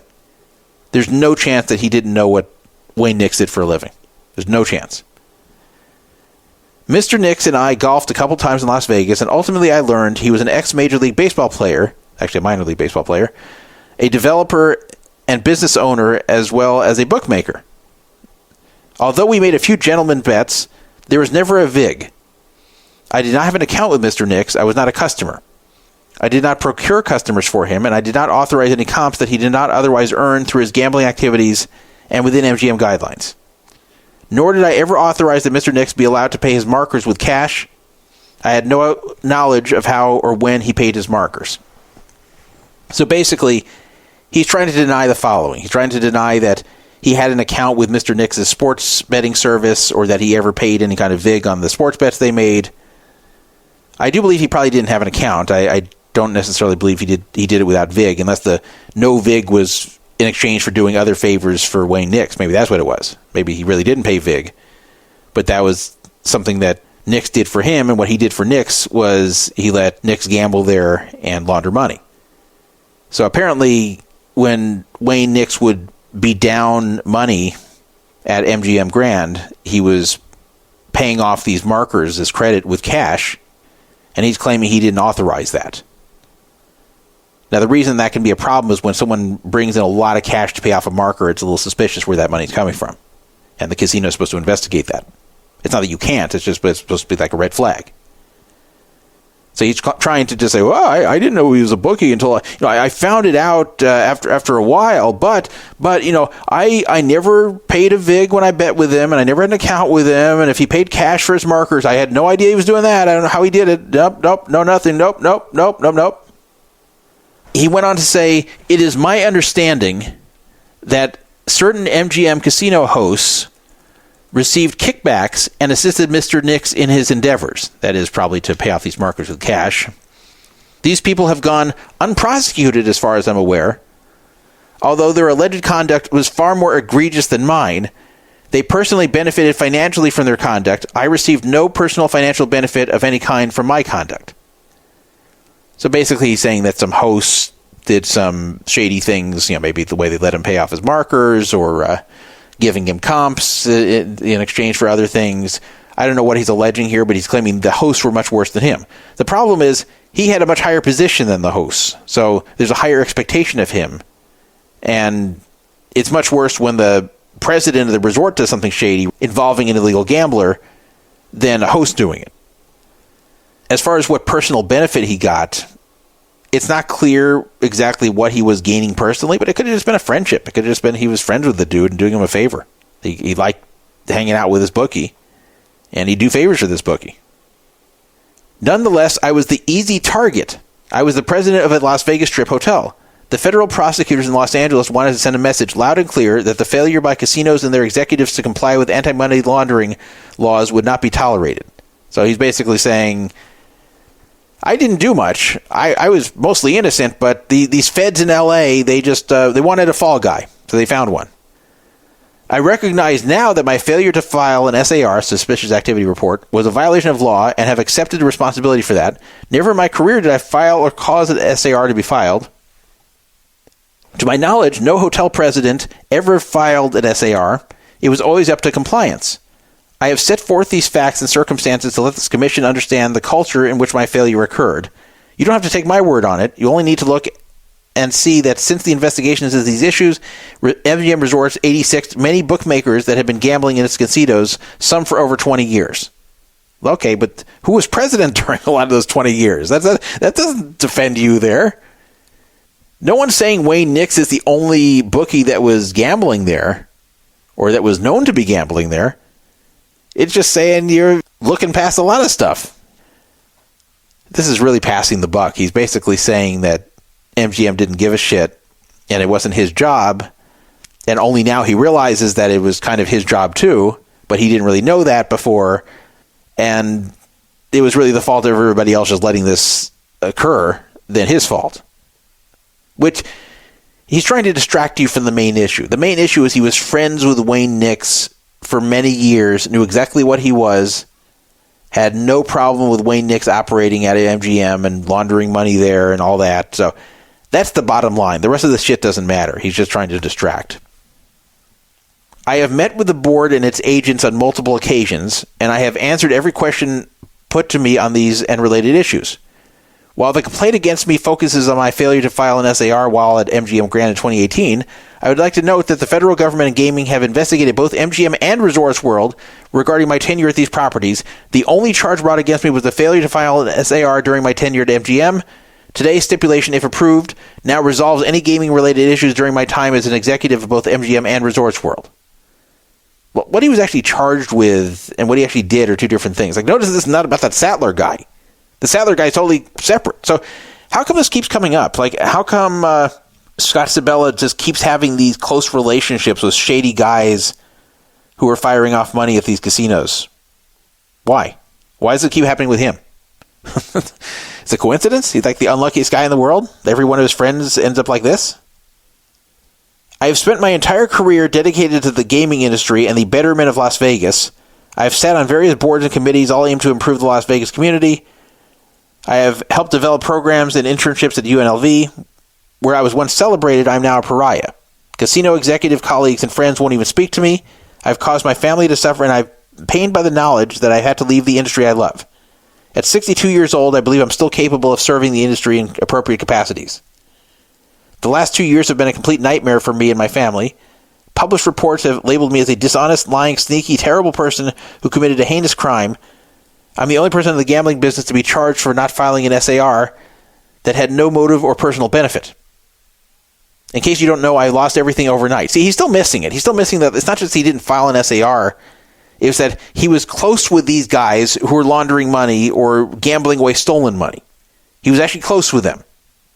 That's the problem. It's not just he failed to file an SAR. I have taken a massive hit for every casino worker in Las Vegas. Right. Yeah, he's fallen on the sword, guys. He's taken a hit for all of them. After today's hearing, I can now begin to get closure. Of course, I will live with this for the rest of my life, but after today, there will be no more courts, hearings, meetings, attorneys, or judges. I can now move on and enter the next chapter of my life. See, he paid basically no fine and got no jail time. That's pretty good, given everything here. Through this process, I have learned what the true meaning of friendship and loyalty is. The people I thought were friends all scattered. Today, as you can see, I have a new look with a lot of gray hair. I've changed my phone number and most importantly, have a new outlook on life. I want to thank you for allowing me to hold a gaming license in senior executive positions for over 30 years. I truly enjoyed working in this great industry. While I would have preferred to surrender my license as a last act of dignity, the board's proposed terms for doing so were simply unacceptable. Therefore, I would humbly ask the Commission to accept the proposed stipulation and the agreed revocation of my licenses and approvals. Thank you. So, he made some kind of proposals that allowed him to surrender his license in a different way to where it basically closes the matter and there's no real punishment. That's what he's saying here. He's saying, like, I wanted to just give up my license and just say I won't work in gaming ever again, and that's that. And he said the board was not giving him appropriate terms. He claimed they're unacceptable. So he's humbly asking them to accept what he's offering and then just revoke his license and be done.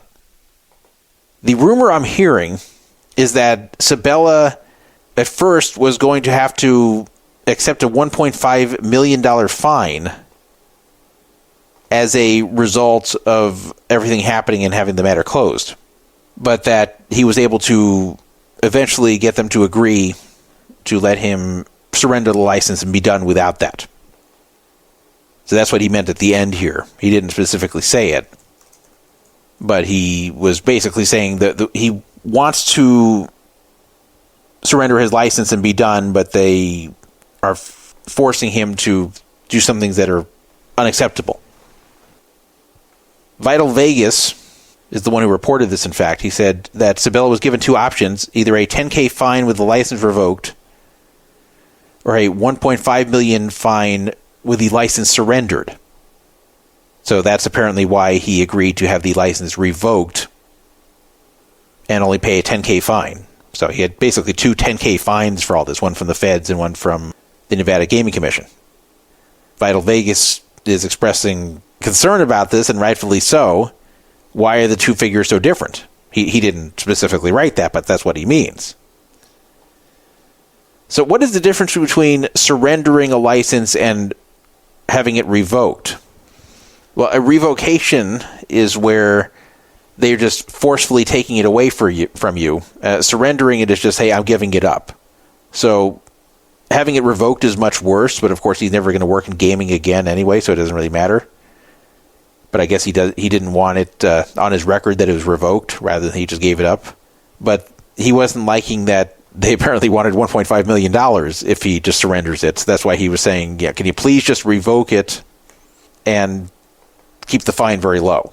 That's basically, he's saying, I'm humbly asking the permission to accept the proposed stipulation and the agreed revocation of my license and approvals. So it looks like he probably did accept a $10,000 fine and the revocation. And that's kind of a slap on the wrist. I mean, it's a big slap on the wrist. He should have gotten way more than that. He keeps trying to rest on the fact that he wasn't doing this for personal gain. You know, Wayne Nix wasn't bribing him for this stuff. That there's no evidence that he was getting anything directly, like at least monetary, out of these relationships with people like Wayne Nix. And that might be true.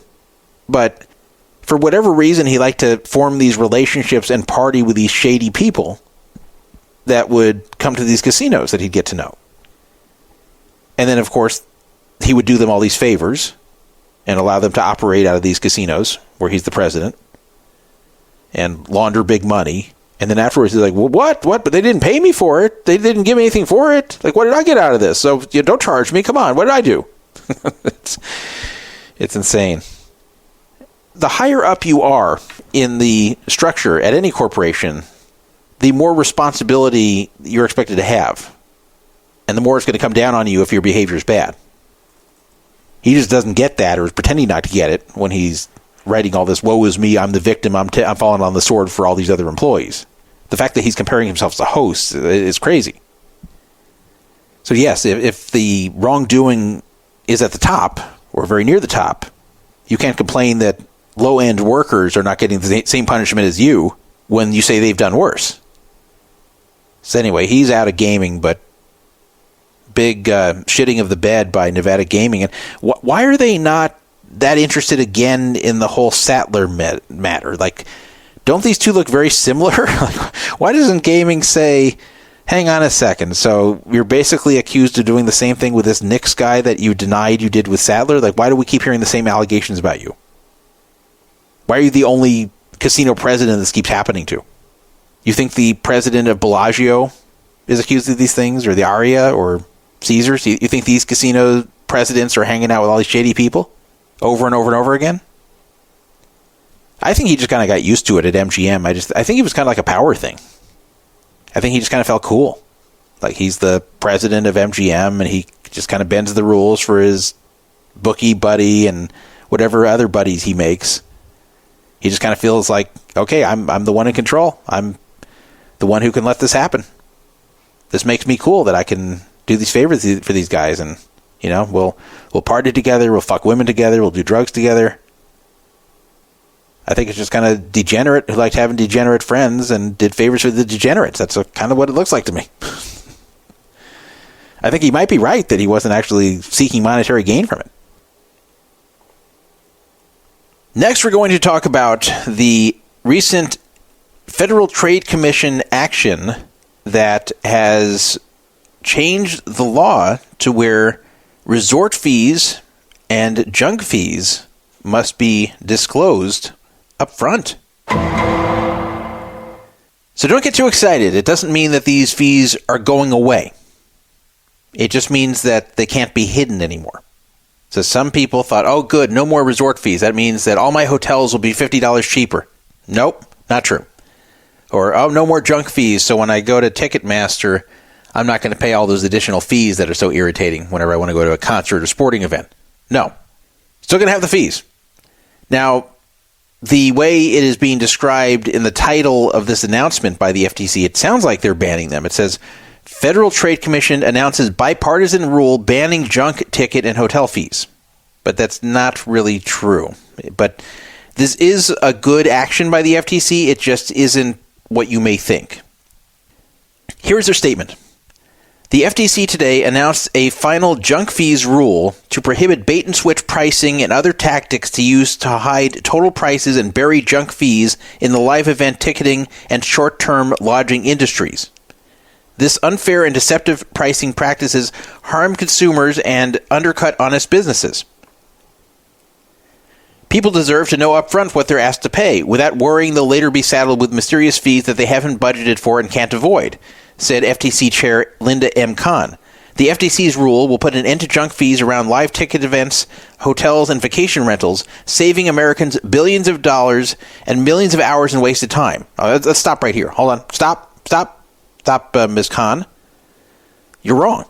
You're wrong. It's not going to save Americans billions. It's not going to save Americans anything. It's going to save them time. I agree with that. And it'll allow them to make more informed choices. It's not going to save money. Prices are not going to go down. I hate when they say things like this. I'll explain as we get through the segment. She went on to write, I urge enforcers to continue cracking down on these unlawful fees and encourage state and federal policymakers to build on the success with legislation that bans unfair and deceptive junk fees across the economy. The junk fees rule will ensure that pricing information is presented in a timely, transparent, and truthful way to consumers of live ticket events and short-term lodging, two industries whose pricing practices the Commission has studied in particular. Consumers searching for hotel or vacation rentals or seats at a show or sporting event will no longer be surprised by a pile of resort, convenience, or service fees inflating the advertised price. By requiring upfront disclosure of total price including fees, the rule will make comparison shopping easier, resulting in savings for consumers and leveling the competitive playing field. Okay, so let me stop again. I agree that these things need to be disclosed upfront and need to be included in the entire price that you see. There's no point in seeing a price of $100 if the actual price to obtain the service is $150. If the other $50 is not optional, then the real price is $150. It doesn't matter if it's posted $100 plus a $50 fee you find out later. If the minimum price you can get away with for that service is $150, then the price needs to be listed as $150, not $100. So I agree. And this has been a problem now for almost 2 decades. This resort fee crap and the junk fee stuff goes back further. So I agree that this needs to stop. This should have stopped a long time ago. The fact that it took them this long to act is insane. The FTC, through many presidential administrations, has been a fail in this way. This should have been stopped a long-ass time ago. But okay, good. We can't go back in time, so at least they're doing something now. They are correct that it's very important to see the entire price to do proper comparison shopping. And I run into this myself, where I'll think that I found a hotel that is the best value, and then I'll go through the booking process, and then I'll get to, there's this fee, that fee, this fee, that fee, and actually the cheapest you can get away with is $80 more than I thought it would be. And then I go, well, crap, if this is going to be $80 more than I thought it would be, then this other hotel I looked at before that was about equivalent, that was like $50 more than this one, is actually the better deal. So then I have to go back, and I'm annoyed that I went through this whole thing in the first place. So yeah, this whole thing is meant to be deceptive, and it needs to stop, and I'm glad they're stopping it. The Commission launched this rulemaking in 2022 by requesting public input on whether a rule could help eliminating unfair and deceptive pricing tactics. Why? Why even get public input? It's obvious. That's such a waste of time. Why would the government drag their feet on this shit? I hate how long these things take. Because it's 2022? Why didn't you just do this in 2022? You don't need to take public input. You can study it yourself. After receiving more than 12,000 comments on how hidden and misleading fees affected personal spending and competition, the FTC announced a proposed rule in October 2023 and invited a second round of comments. Oh my God, how many comments do they need? The Commission received more than 60,000 additional comments, which it considered in developing the final rule announced today. Oh my God. Our tax dollars are being wasted. This is crazy. You don't need 60,000 comments. You don't need to spend government money having federal employees reading 60,000 comments, or 12,000 comments, or 1,200 comments, or 12 comments. You know what? You guys could have come to me in 2022, or preferably 2007, or 2005, when I first saw them, and asked me, what is the problem with these resort fees? And I would say, well, the resort fees are not disclosed up front as part of the required price to stay at the hotel. So therefore, they need to either be eliminated or disclosed right up front extremely clearly, and the all-in price, the minimum price that you'd have to pay in order to get the service, such as a hotel room, would need to be shown to the consumer right away, and that a lower price can never be shown. Done. I would have said that back in 2007. Seriously. Without a lot of thought. Like I could have been woken up out of a deep sleep and told them this. They had to take 72,000 comments and 2.5 years to figure this out? This is so straightforward. They don't need the public's comments. And you know the public's comments are going to be the same thing. Oh, I'm tired of paying resort fees. It really sucks. I thought I'm going to get my hotel for $110. Turned out it was $160. It really sucks. Next comment. Oh, I thought I was going to get to go to that Yankees game for $68, and it turned out that Yankees game cost me $94 after fees. Man, I'm really pissed off. Like, that's all the comments going to be that shit. They're all going to say the same stuff because it's obvious. It's obvious why these are annoying. It's obvious why these are misleading. It's obvious why these waste people's time. Just fix it. Oh my God, government is so stupid.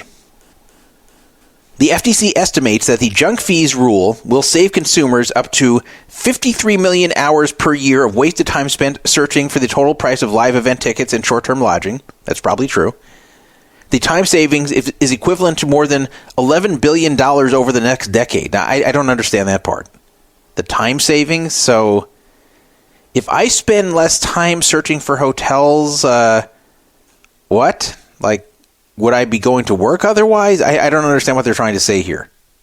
I guess you could say time is money, but this isn't really people are searching and wasting time that they otherwise could be spending earning. This is just time that they would normally have on their own. So if I'm wasting extra time searching to find the real price rather than watching TV or browsing Poker Fraud Alerts forum, that's crappy. But it's not wasting my money. It's wasting my time. They're two different things. You can have like a ton of time wasted and no money wasted. And you can also have like a ton of money wasted and no time wasted. Or you can have both. That's a dumb thing for them to say. Now under the section, the final rule, it says the final rule targets specific and widespread unfair, deceptive pricing practices in the sale of live event tickets and short-term lodging while preserving flexibility for businesses. It does not prohibit any type or amount of fee. That's very important. It does not prohibit any fee. Nor does it prohibit any specific pricing strategies. Rather, it simply requires that businesses that advertise their pricing tell consumers the whole truth up front about prices and fees. So you see, while a good thing, it's not going to save you money. It's going to save you time. To accomplish this, the junk fees rule requires that businesses clearly and conspicuously disclose the true total price inclusive of all mandatory fees, whether they offer, display, or advertise any price of live event tickets or short-term lodging. Businesses cannot misrepresent any fee or charge in any offer, display, or ad for live tickets or short-term lodging. Now, that's kind of a jumbled sentence, but they're basically trying to say you can't show a lower price than what the person's going to have to end up paying. In addition, the rule requires businesses to display the total price more prominently than most other pricing information. This means that the most prominent price in an ad needs to be the all-in total price. Truthful itemization and breakdowns are fine, but should not overshadow what consumers want to know, the real total. So that means they can't show the main price very big, all the fees very small, the total very small, and still make the main price look like it's the actual full price. That the total price for what the consumer is going to have to pay is what has to be shown the biggest. And I agree with that too. Finally, the rule requires businesses that exclude allowable fees up front to clearly and conspicuously disclose the nature, purpose, identity, and amount of those fees before the consumers consent to pay. For instance, businesses that exclude shipping or taxes from the advertised price must clearly and conspicuously disclose those fees before the consumer enters payment information. Okay, I mean, that's good, but I thought they were going somewhere else with this. I thought they were trying to say that optional services that they'll often try to get you to sign up for, that they have to be more clear about what you're signing up for. You know, any kind of insurance plan or other bullshit, they should be a lot clearer about it and a lot clearer about how much it costs. I thought that's what they're trying to say, but it sounds more like things like shipping and handling. They have to show that amount before you enter payment information. So I guess it would have to be on a different screen beforehand before the payment information comes up. I think they're saying that they can't show you, as they're asking for payment, these additional fees. I think that's what they're trying to say. This is a poorly written release by the FTC. Industries beyond live ticketing and short-term lodging are prohibited from deceiving customers about fees or pricing per long-standing law. That's meaning they're prohibited, but they're not changing anything there. The FTC will use its law enforcement authority to continue to rigorously pursue bait-and-switch pricing tactics such as drip pricing and misleading fees in other industries through case-by-case enforcement. So basically they're saying this is just concentrating on hotels and Airbnb type things and tickets. Beyond that, they're saying we may go after others that are misleading and scammy also, but that's not really the focus here. Now, they mentioned drip pricing. Drip pricing is where a company advertises a product or service's price partially And then they reveal additional fees and charges as the customer goes through the buying process. So you start to get more and more that you realize you have to pay beyond what the initial advertisement is. So they're saying that this is not going to be about that in other industries, but they're going to look at that as well. So that's pretty much it. The rest is just listing who's involved in this, of which DC commission members were voting for this. So, okay, let's go back a little bit. We'll go back a lot of years, and talk about why resort fees began in the first place. Because it may not be what you think. It may not be what you would suspect. Because the average person, if they're asked about why are there resort fees, they'll say, well, it's so the hotel can make extra money. And I guess if you really boil it down to it, that's kind of what it is, but that's not really what it is. Resort fees, believe it or not, began as a way to make extra money for hotels that were on third-party services that were selling them. A big one at the time in the 2000s was Priceline, where you name your own price. Remember that? You bid on a price, you say, okay, I want a hotel for this price, then it just gives you one, and then you're just stuck with it. The problem for these hotels is that after Priceline takes its cut, they get very little for your stay. So not only are you bidding less than the hotel normally sells for, that was the whole point of Priceline, but also Priceline takes its cut. So the hotel gets paid very little. And not every hotel has to participate in Priceline back then. They could choose to participate or not. And the ones that would tend to be struggling hotels that just needed to fill rooms and were happy to do it even if they don't get much money for it. So without getting into the advantages and disadvantages of Priceline, which I used for a while before quitting, I ran into resort fees first in 2005 in Arizona. And the place I was staying at, which was otherwise a fairly nice place that I got through Priceline, wanted a $7 a night resort fee, which you probably laugh at. And I go, $7 a night? Wow, that's a great deal. Well, it's because they hadn't yet learned how to abuse the resort fees as badly as eventually it became.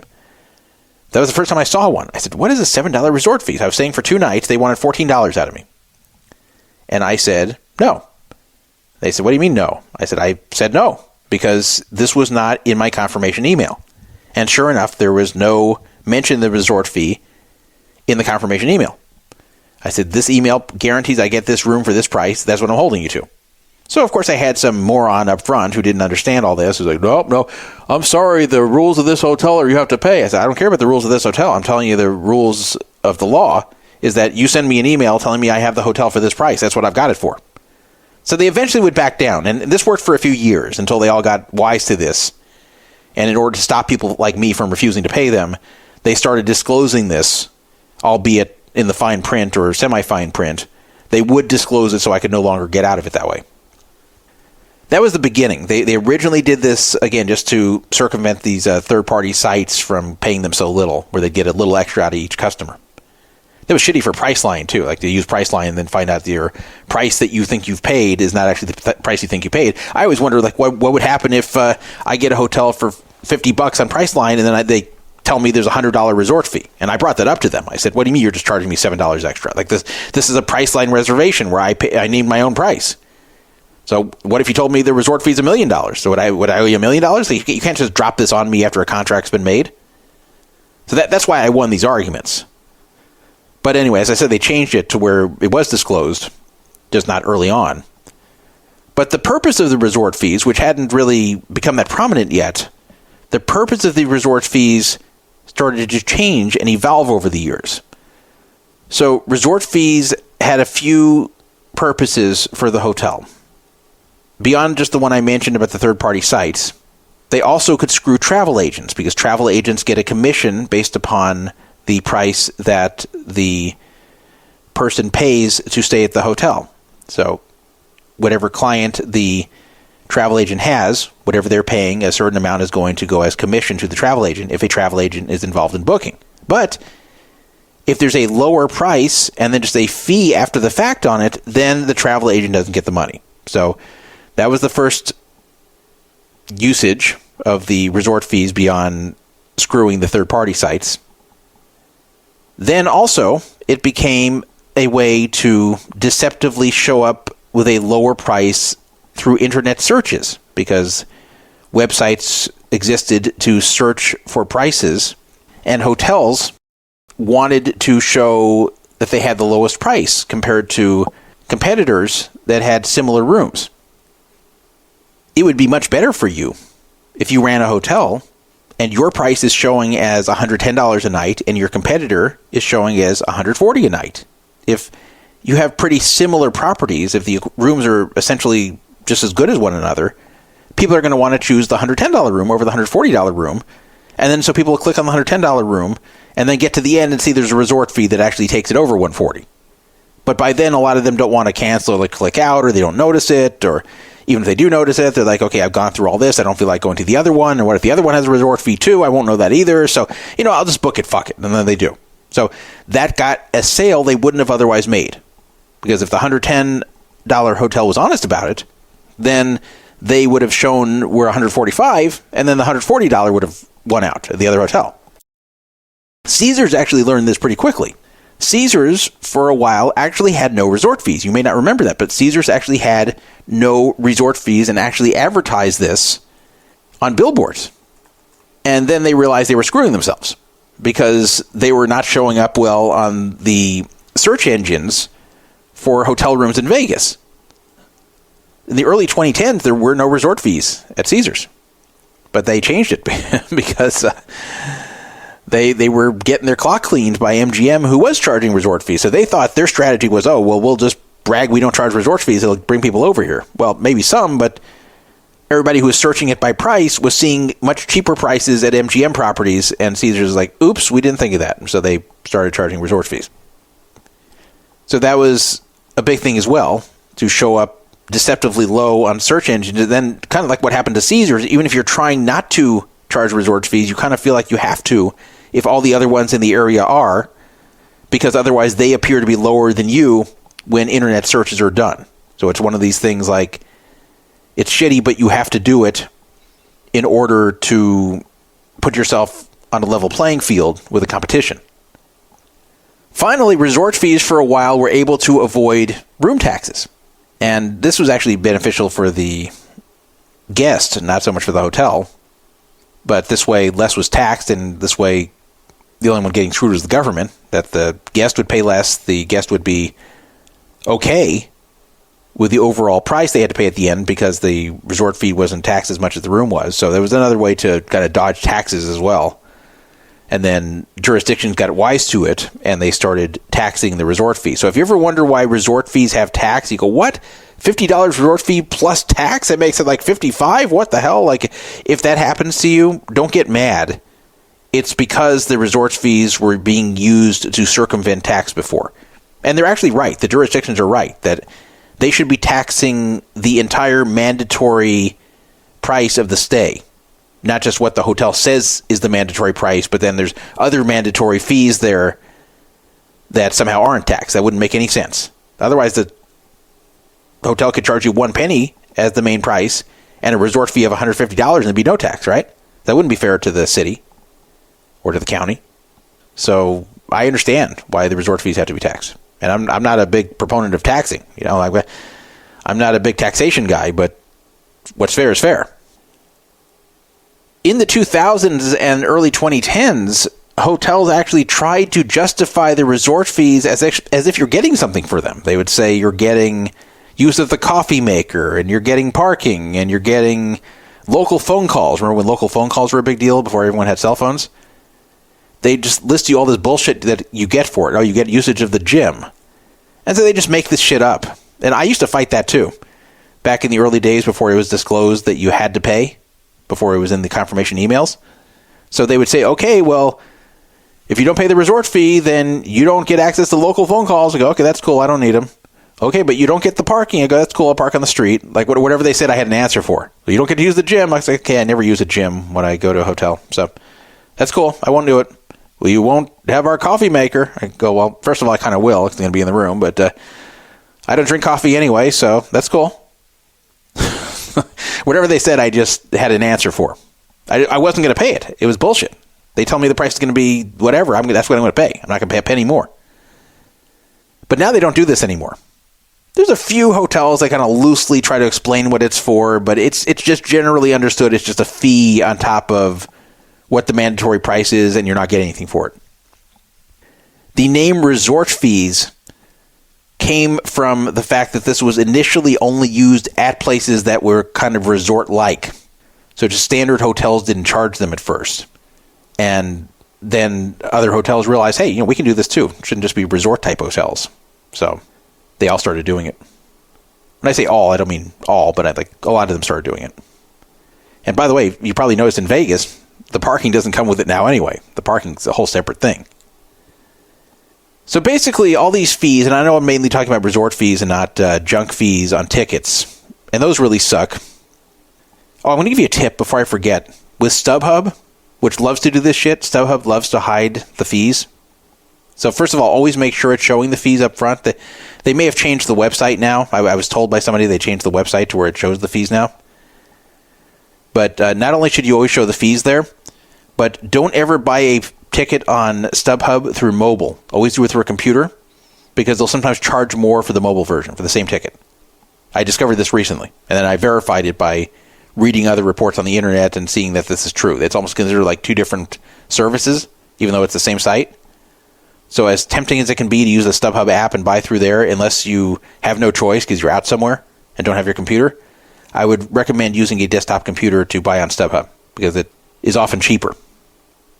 But anyway, yeah, the ticket fees suck, and that's just, again, something they can charge because they can, and to hide the final price. And that really is a real psychological trick, because unlike a hotel room where you can get through the process and they go, oh shit, there's a $40 resort fee, well, you know what, I'm not going to do it then. I'm going to go look at other hotels now, which is annoying, but you don't feel as much urgency to press book now unless the hotel is just about sold out.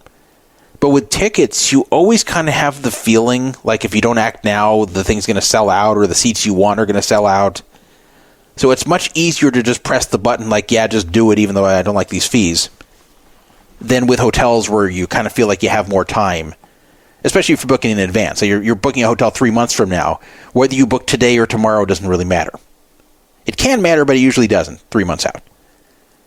But with a sporting event or a concert, usually you're buying it a lot closer to when it takes place, and every second can count. So people feel an urgency to just accept whatever fees are placed upon them.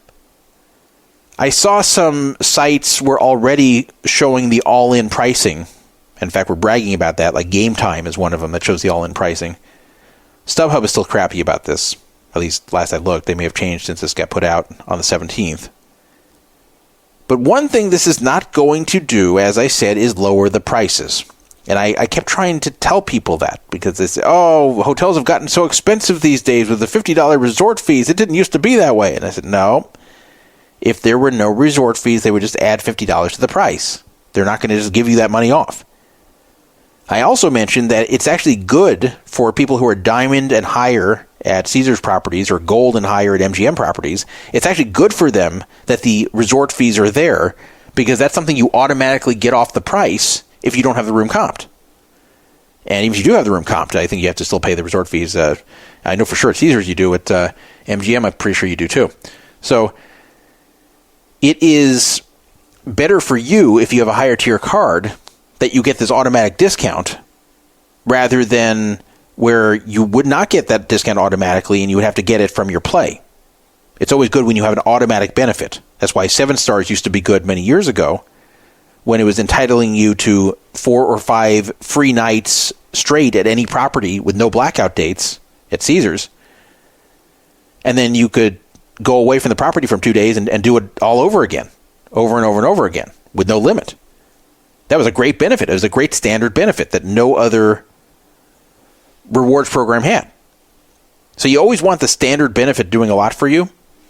So the resort fees benefit that Diamond Plus and Gold Plus do at Caesars and MGM respectively, if you have those tiers, if you've made it to those levels, then that's good for you, because now you get a standard benefit of that discount to the room all the time. So I was actually kind of hoping in a way that resort fees weren't outlawed, because then this would hurt me and actually cost me more to stay at Caesars properties, for example, during the World Series of Poker. But it looks like they're not going away. It looks like they're just going to have to be disclosed. So this is really just changing the way things are disclosed. How do I feel about this? Do I think they should have eliminated all the fees? No, I'm actually okay with what they're doing. I think this is the right approach. I don't think they should say you can't charge fees, because if a business wants to break down pricing in some way, and instead of just saying, "Oh, here's the price," if they just want to split it into a million parts, that's fine as long as it's clear. As long as it's clear and upfront. Who cares how they split it up? If it's clear, upfront, and easy to read, that should be it. It shouldn't matter how they break it down. So it is an overreach to say, okay, you just can't charge these fees. You can't charge resort fees. You can't charge delivery fees for tickets. You can't charge. All they do is they're going to just roll it into the main price. So it's not saving consumers any money. So I'm at least glad the FTC wasn't dumb enough to think it's going to save people money, even though they're writing that. I think they realize it's not. That's why they're not banning them. I just hope that they enforce this aggressively, because putting out a rule like this and enforcing the rule are two different things. A lot of times the FTC does not enforce rules very aggressively. So I hope that if there are violations of this, that they come swift and hard against any company that does that. And there really is no defense of these fees, because it's just trying to trick people. It's trying to mislead. There's never an excuse to mislead the consumer. There's never an excuse to play games so travel agents get less compensation than what they're entitled to. There's no excuse to manipulate room pricing to screw cities and counties out of taxes. Like, hotels can't just decide to do this shit. So I'm glad that there's this new rule. Just you have to understand what it is and what it isn't.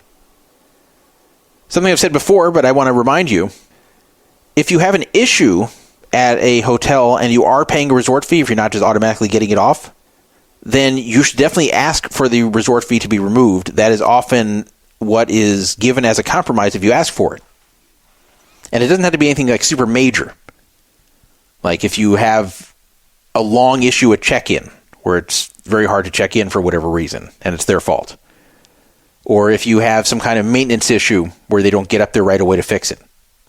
Or you have to put up with a whole night because there's no one there to fix it. Or it's very inconvenient. They have to come at 3 a.m. and do it while everybody's in bed.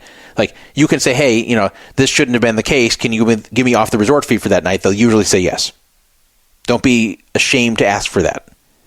It wouldn't always be like a snap yes, but a lot of times it will be. And don't be afraid to ask for it for the whole stay. Like, let's say you have a 3-night stay, but like just awful stuff happens the first night, and then the last 2 nights are okay. If the first night was really that shitty to where it was a huge inconvenience to you, then it's okay to say, hey, can you take it off for all 3 nights because of how much happened here? A lot of times they'll say yes. The one time I had to pay resort fees at a Caesars property was a few years ago when my diamond had expired and I happened to have to go to Vegas. And I had not renewed it yet. So I was back down to the bottom tier of gold. And I stayed at Paris, and of all things, the sink just absolutely didn't drain. Like, it was super slow. I shouldn't say it absolutely didn't, but it came very close to not draining. It was like you brush your teeth and a huge pool of water would show up in the sink. You wash your hands, a huge pool of water show up in the sink, and you got to wait until it drains down like super slowly. And who wants that? It's kind of gross. Who wants to look at the phlegm you spit into the sink when you brush your teeth? You want to see that go down the drain and be gone. Or the dirt you washed off your hands. Who wants all that to sit in the sink? And of course, it makes the sink very dirty very fast. It took a while to get them up there to fix this, and they did come up and they did say, yeah, this wasn't just a clog. It's been dirty here for a very long time. So it wasn't just like something that happened that they wouldn't have known about. So I asked, is there any chance that this couldn't have been a long-term thing? And they said, oh, no, this has been a long time. This is dirt building up for a long time, and just every guest who's been here before you just put up with it. So they cleared it out, and it worked fine. But it took a while to get them up there, and it was a pain in the ass. Anyway, when I checked out, and keep in mind, they thought I was a gold member, not a diamond, because I was a gold member very briefly. So they were treating me like a gold member, meaning like shit.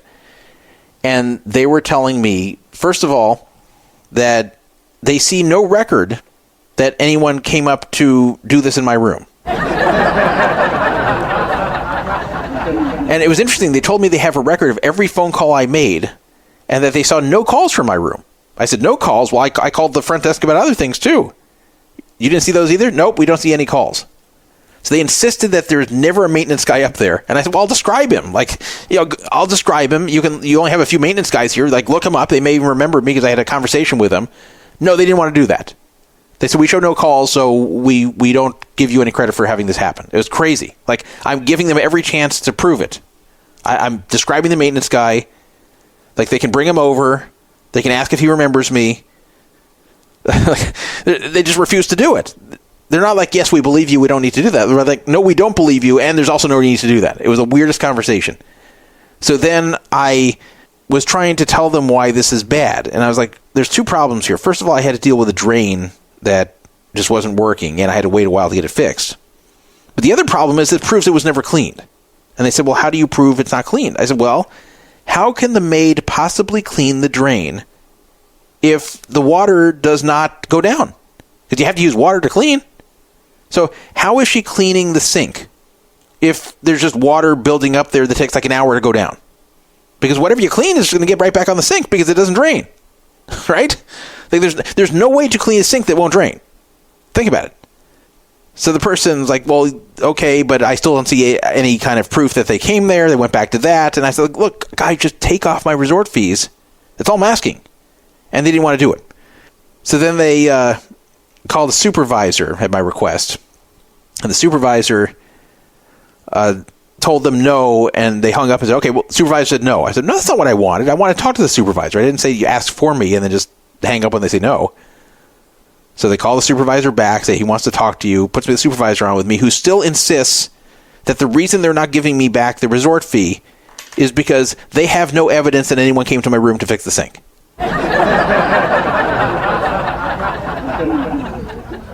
And I said, look, guys, it either happened or didn't. So it's not like subjective here. Either I am lying about the claim that they came up to fix the sink and found like a long-standing clog that nobody had fixed and that the maid never noted. Like, how did the maid ever clean this and not let you guys know this needs to be fixed? That's also a fail on your part. Like, either I'm just making this all up or it did happen and there's something wrong with your phone system that did not register this. It's one of these two. There's nothing in between. So they said, well, yeah, I know, but we don't show any record of it. I said, okay, I've made several calls from here about other things. The other things weren't complaints, which is like questions. But like I've made other calls. If you show I've made 0 calls, the phone system's not working. And they said, well, we're showing it, and that's what we have to go by. And I said, oh, hold on. I have a way to prove it. Why don't we go up together? We'll go to the room right now, and we'll make a call from the room. Then we'll come back down and see if it shows up on the system. If it shows up, then I'll give this up, because I was that sure it's not going to show up.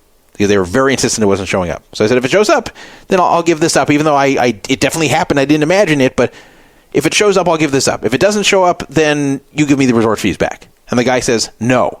I said, what do you mean no? Why? If I can prove that the phone calls are not showing up in your system, then that means my story is likely true, right? So why would you not agree to this?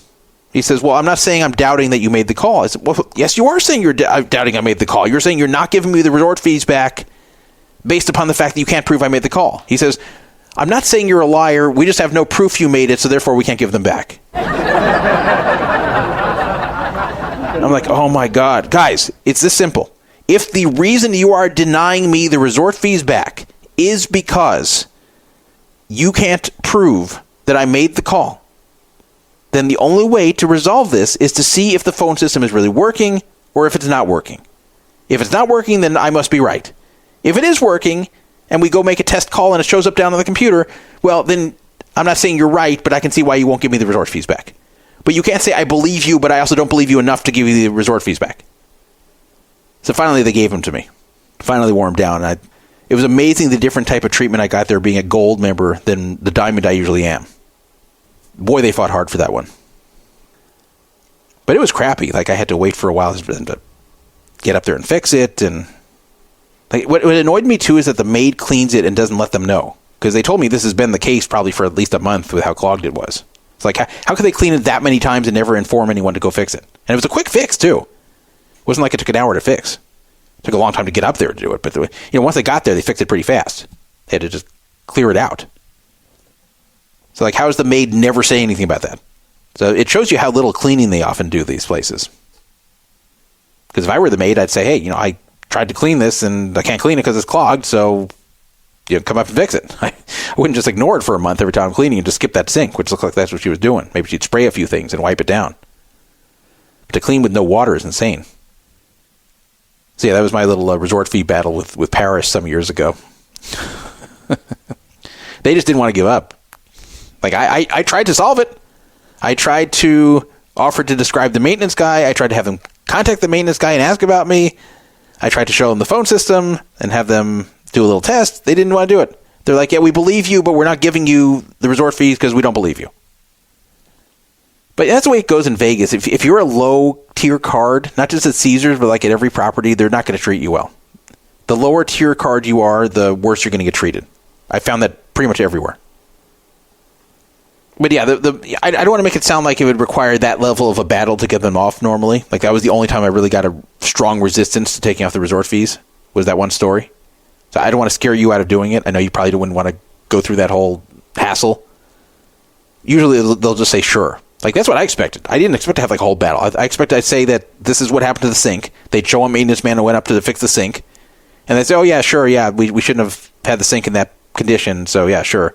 We'll take off the resort fees. Like, that's usually how it goes. It's that they were just, I don't know if because I was a gold or because they just were in a bad mood that day. I don't know what it was, but it was a battle. All right, so the World Series of Poker, since we're talking about Caesars, let's talk more about Caesars. The World Series of Poker is taking place from May 27th to July 16th. These are the official dates. They've just been announced. And if you want to go to the World Series of Poker in 2025, you should keep those dates in mind. They also announced, I missed this at first, so I thought I was so smart figuring this out on my own, but I missed that they also announced that the main event is taking place on July 2nd. And the reason I missed this is because their pinned tweet about this didn't mention July 2nd unless you expand it, because it was longer than 288 characters. So if you expand it, it says that the main event begins on July 2nd, which I figured out. I'll tell you how I figured it out. The last main event, 2024, ended on July 17th. That's when Jonathan Tamayo won with his laptop. So I knew if the whole thing's moving up a day, instead of May 28th through July 17th, if it's May 27th through July 16th, I knew that the World Series of Poker main event must be beginning on July 2nd instead of last year's July 3rd. It's very easy to deduce because the World Series of Poker main event, I assumed, was going to take the same length of time because it has now for a number of years. So I figured if the whole thing is shifted by one day, I just shift the start of the main by one day because the main is the last thing to conclude there. So I was right, and it is July 2nd through 5th are the 4 starting days of the main event, days 1A through 1D. But what about the other events? We have a date range now, but the World Series of Poker has not stated the actual events and when they'll take place. We don't have a schedule of any kind. There's some events we know will take place for sure, ones that are very big and popular events, but there's others we don't know when they'll be or even if they'll be. Funny enough, you can no longer respond to the WSOP's tweet about this, and that was because they started getting trolled in the responses about the whole Justin Bonomo and keffiyeh thing. So they actually disabled replies. At first they were open, and then they disabled replies. So there's 38 replies there, but they've disabled replies further.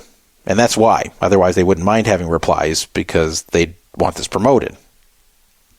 It is kind of sad they got trolled over this because this wasn't their fault. The Justin Bonomo thing, as I explained earlier. Anyway, how can you figure out when your favorite event is going to be if you want to play something other than the main? Well, you can wait until they announce it, which will probably be like February. Might be earlier, but in other years it's been February. And when I say other years, I don't mean every year, but a lot of years it's been February.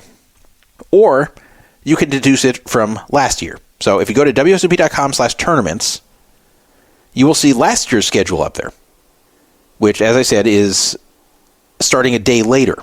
Starts May 28th instead of 25's May 27th. And when I say this year and last year, this year I'm referring to 2025, even though we're not in 25 yet. And last year I mean 2024, because the 2024 World Series is over. So that's the way I'm seeing it. Anyway, the 24 World Series began May 28th. The one coming up is May 27th.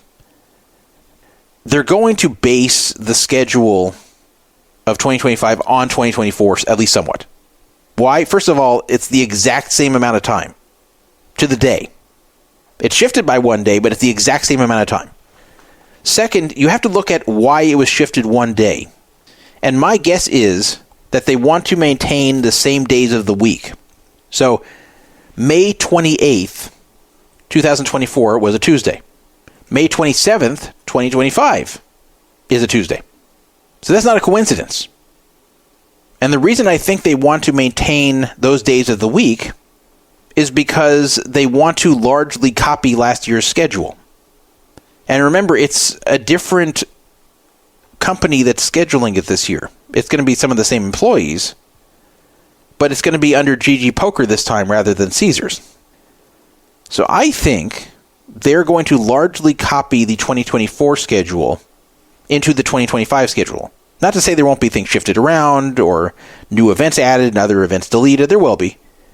But what I'm saying is that a lot of it's probably going to be the same, and my clue of that is how they're trying to even keep the same days of the week. So this way, they can pretty much copy-paste one year to the other, shift everything back one day, and then the weekend events that they wanted to take place on the weekend again are just automatically there. Then it becomes easier for them to shift things around. Because keep in mind, there were 99 events, and that's not including the online events. 99 live events last year. 99 bracelets for live events in 2024. So it's a lot of work to put a schedule like that together. So they're not going to sit here from scratch doing it. They're going to copy it and then shift things around.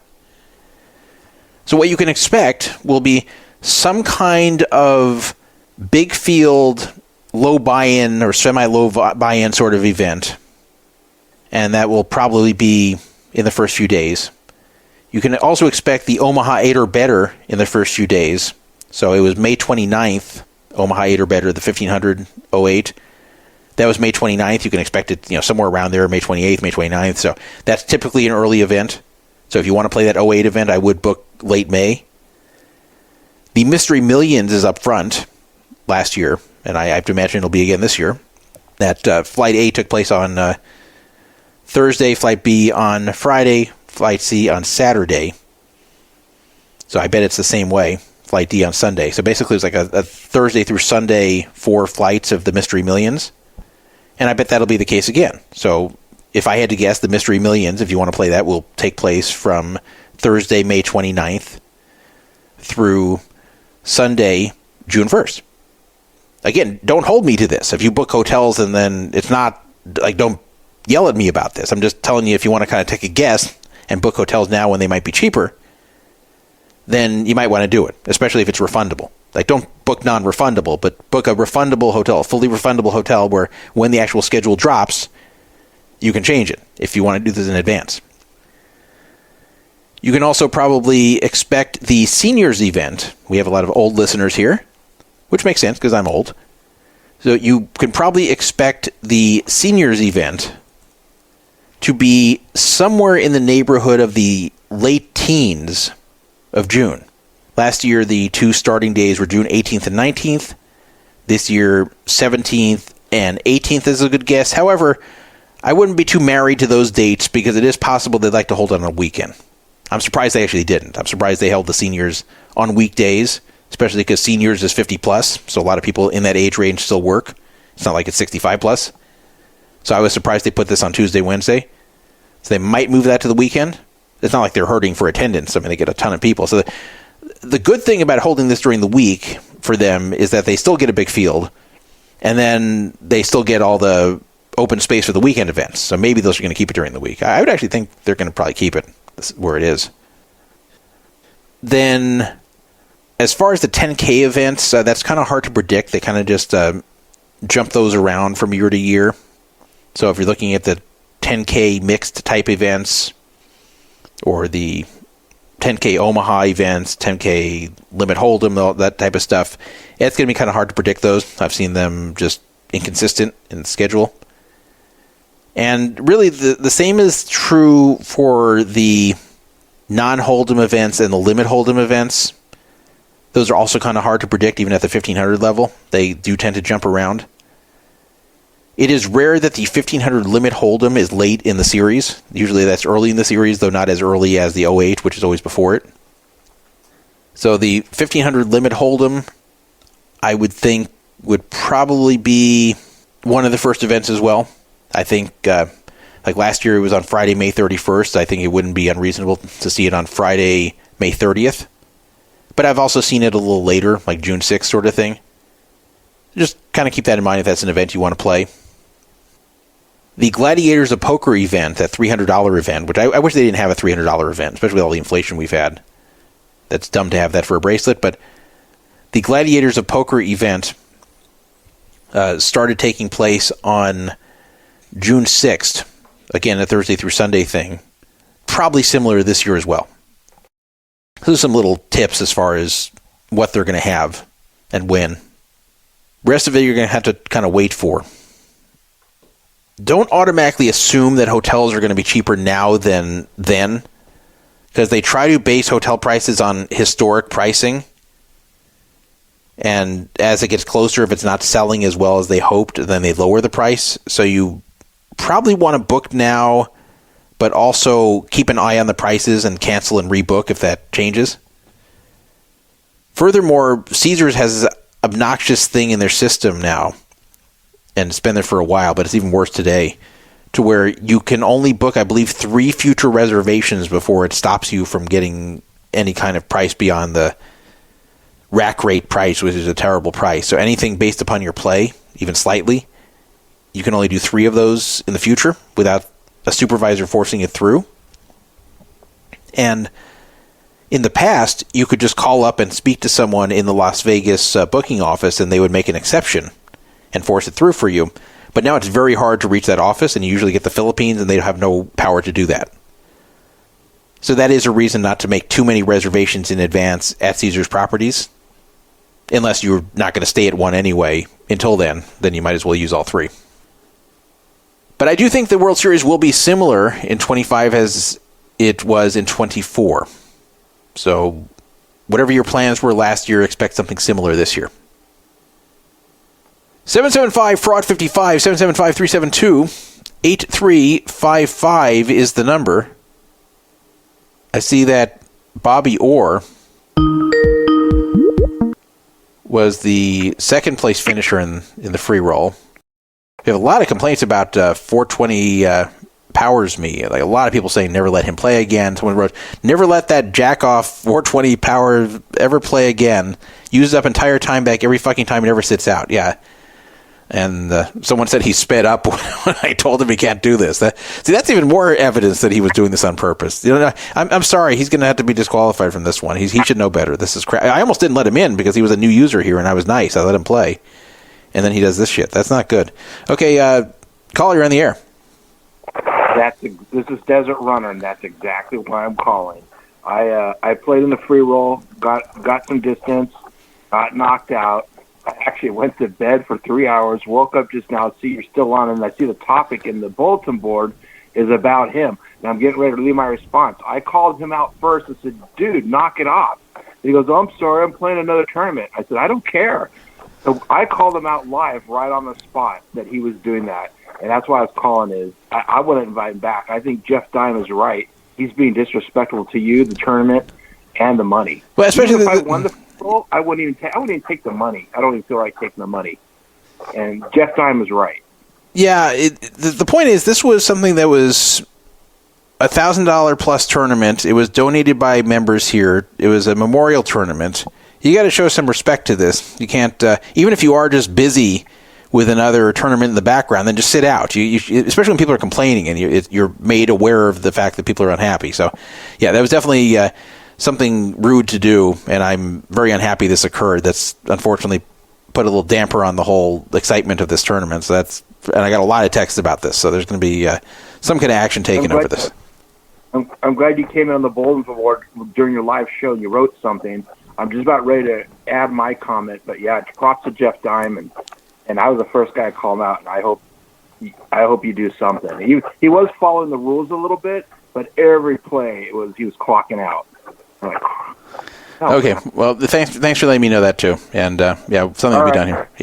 He said he didn't cash, so I guess there's going to be some other penalty regarding future free rolls. Okay, thanks a lot, man. Okay, thanks. Bye. Yeah, he wrote in the chat, I thought I was playing within the rules. I stopped as soon as Druff mentioned that it was not allowed. I absolutely would not have done it if it was in the rules ahead of time. See, that means it was intentional. Like, it shouldn't be about the rules. It should just be about doing the right thing. Though there's actually someone who's defending him, Dive Bar Dave, saying he didn't break any rules. He actually did break a rule because one of the rules was and I don't expect 420 Powers me to know this because he's new, but Belly Buster, who's the administrator of the room, said number one rule is don't be a dick. And that's the rule that was being violated here. Because like taking all that time is being a dick. Especially when people are complaining. Like people are there to have fun. This isn't the World Series where you're trying to find every edge. Even at the World Series, it's shitty. I get so annoyed at the people at the World Series that stall. There's all these Euros that stall. One of them was at the main event on day 2. And he was just constantly taking so long to make every decision. And then he had the nerve to complain when someone called the clock on him when he had even like a longer time making a decision. And it's like, oh, I haven't had that long. And we're like, look, you have no credibility. You take so long with every decision. It's really frustrating to play with people like that. So I take back what I said about the World Series. Even that should not have any stalling. It makes more sense why you take your time to make decisions. But there should never be stalling at all. But some of these Euros at the World Series, they just take so long on every hand. It's just so frustrating to play with them. And like when I'm in the World Series, I'm very fast. Unless I've got a big decision. But like normal stuff, I'm just very fast. And that's what most of the players are like. It just sucks when you play with someone who's slow. It ruins the enjoyment. Yeah, someone else just posted about it. In fact, mentioned Desert Runner complaining about it.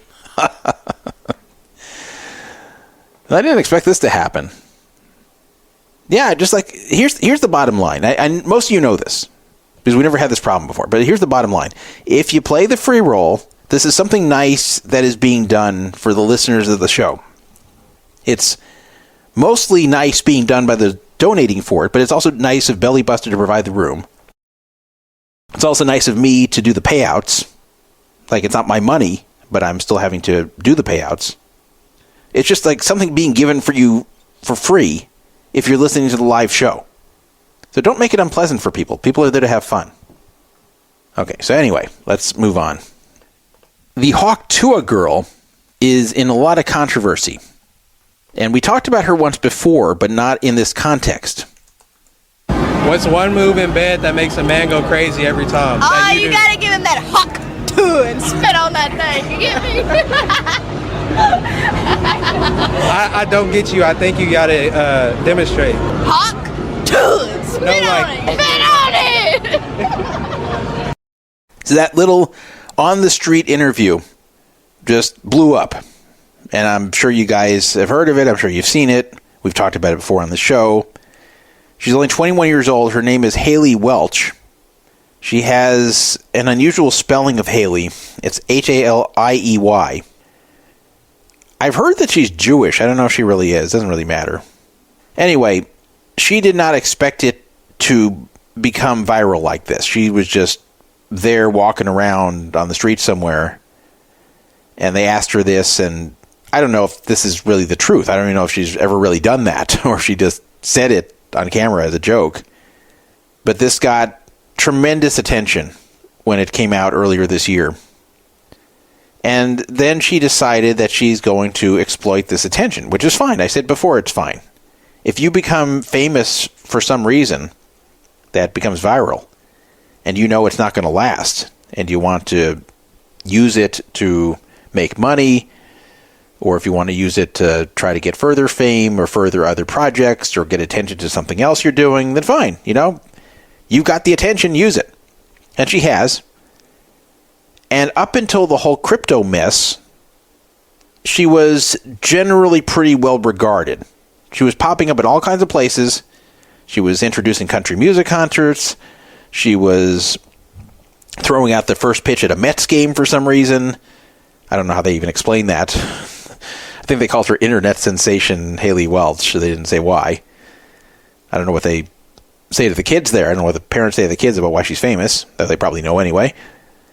And she started her own podcast called the Tuah podcast. She even appeared on the Celebrity Poker Tour. Played in a tournament that was ultimately won by Vegas Matt. She was nice to people in all of her appearances, just kind of down to earth. And actually, despite the fact that she became famous for talking about spitting on dicks, she actually was fairly clean in her demeanor after that. So she wasn't trying to exploit it in a way like, okay, here's my OnlyFans page, or watch my porn, or listen to me talk dirty. She was really kind of taking on the persona of a fun and somewhat wholesome young Southern girl who also wasn't afraid to say things like Hawk Tuah. So the whole thing was done pretty well. And even at these appearances, she wasn't dressing in scantily clad clothing. It wasn't anything like that. So she didn't really sexualize herself after first going viral for sexualizing herself. And I gave her credit for that too, because that's the easiest route to go, but she didn't go that route. So everything was fine. Everything was going well. She was making money from it. She was getting fame and attention that she wanted. This was not someone who was sorry that she got the attention. She was enjoying the attention and was trying to make it last as long as possible, which all is okay. But then came the crypto. And I knew there was going to be a problem when she started talking about Bitcoin and talking about crypto. I'm like, what does this girl know about crypto? She knows nothing about crypto. I'm sure of this. just from her entire demeanor, I could just tell she didn't know anything about crypto. And I was pretty much right.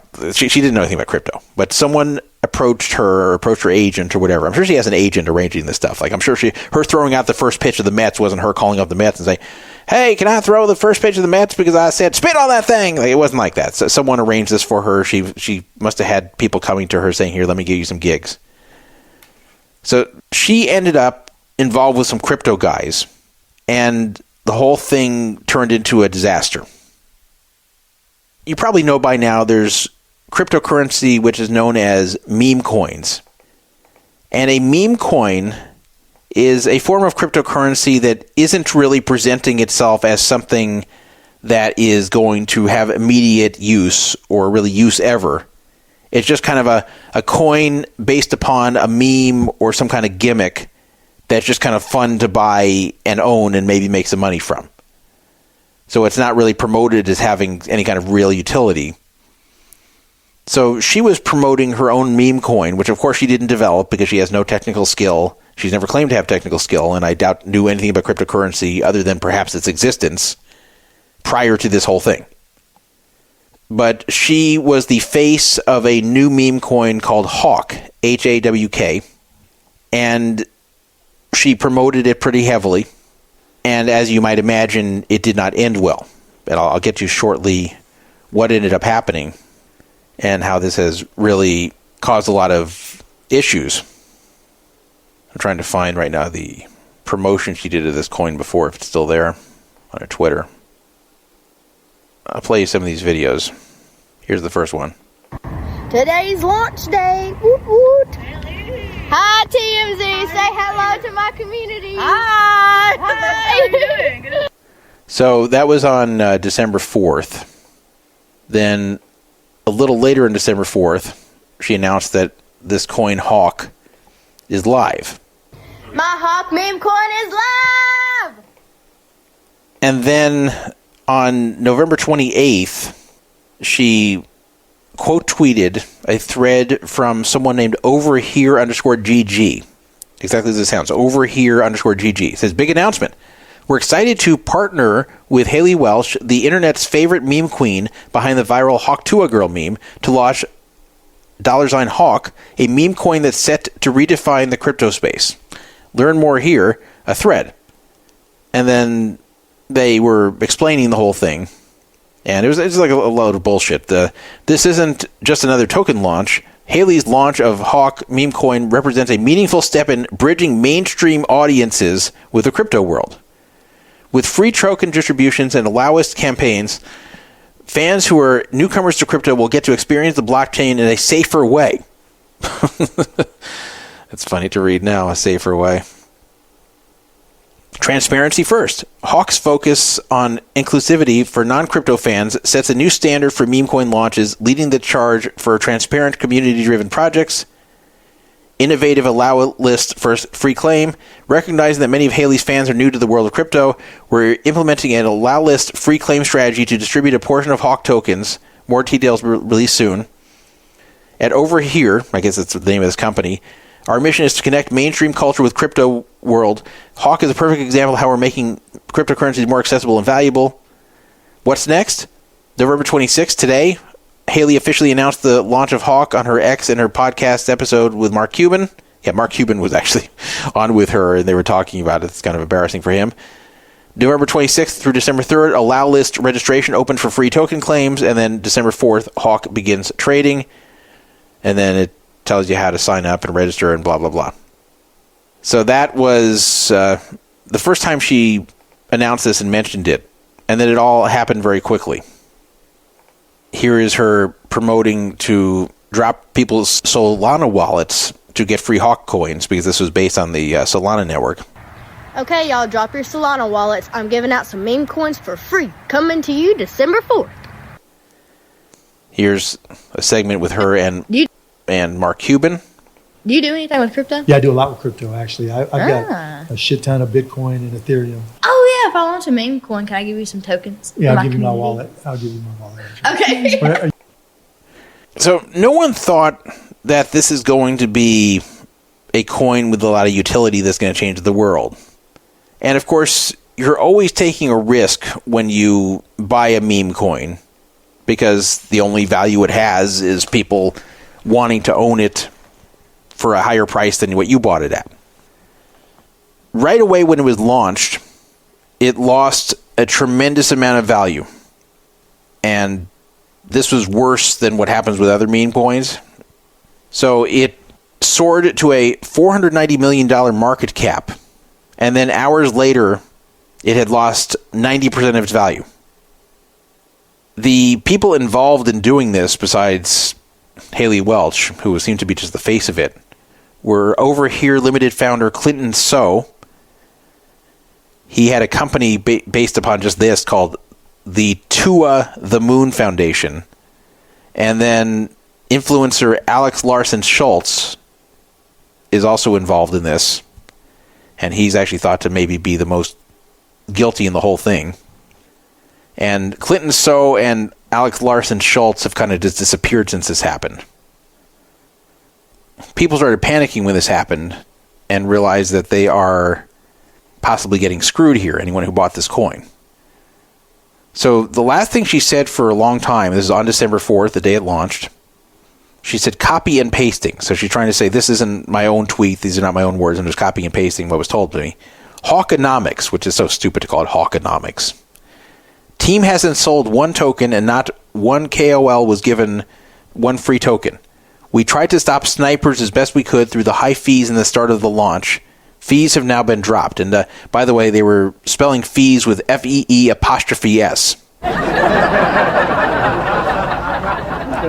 It's always good when the team behind the coin doesn't know how to use an apostrophe. So then it showed the Hawkonomics chart. It said a 21% community fund, 20% free claim for Haley's fans, 30% reserve, 17% strategic allocation fully unlocked on TGE, 10% Haley, so she gets 10% of the coins, locked 12 months, 2% free public allocation fully unlocked on TGE.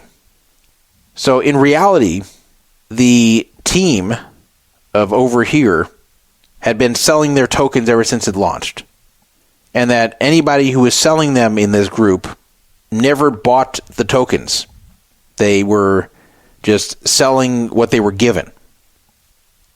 So basically, this is called a rugging. A rugging is anything with a new cryptocurrency where it's pumped up, highly promoted, people buy into it, and then the original creators of it sell it at a big profit and disappear. And that is basically what happened here. So the ones who started with their tokens, the ones that were given the tokens that were connected to the project, they waited for people to buy into it, and then they started selling at a rapid rate everything that they had started with, which pretty much creates an instant rug when that happens. So everyone got very angry, and Haley knew that she was having some trouble here. So she told people that she's not going to comment right now. She's going to go take a nap. And then the nap actually lasted for over 2 weeks. It was the longest nap in history. So the nap lasted for 16 days before she wrote this on December 20th. I take this situation extremely seriously and want to address my fans, the investors who have been infected, and the broader community. I'm fully cooperating with and am committed to assisting the legal team representing the individuals impacted, as well as to help uncover the truth, hold responsible parties responsible, and resolve this matter. If you have experienced losses related to this, please contact Berwick Law using the link below. Does that sound like something she wrote? Does that sound like a statement from the Hawk Tuah girl? The way that's put? Let's listen again what she normally sounds like. Today's launch day. Woot woot. Hi, TMZ. Say hello to my community. Hi. How are you doing? Yeah. Could you picture her writing that? So obviously this is written by her legal team.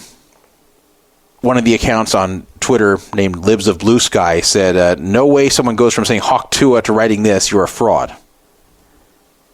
They really should have had her write her own statement and then gone over it, like her legal team could have gone over it and fixed anything they don't like or want her to add, but they shouldn't have written it for her. It just looks even more insincere. So what about this link that she gave for Berwick Law? And what is Berwick Law? Well, she gave the link of berwick.law/new client. And it said, did you lose money in crypto? You may be entitled to compensation. And it's basically a law firm that works on contingency.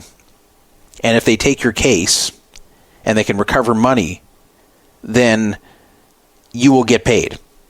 So she's basically saying, sign up with Berwick Law, and if they can find these people who rugged the coin and get their assets, then you might get something back. They don't even appear to be representing her. They just seem to be a law firm that's volunteering to take this on. So I wouldn't put too much stock into that.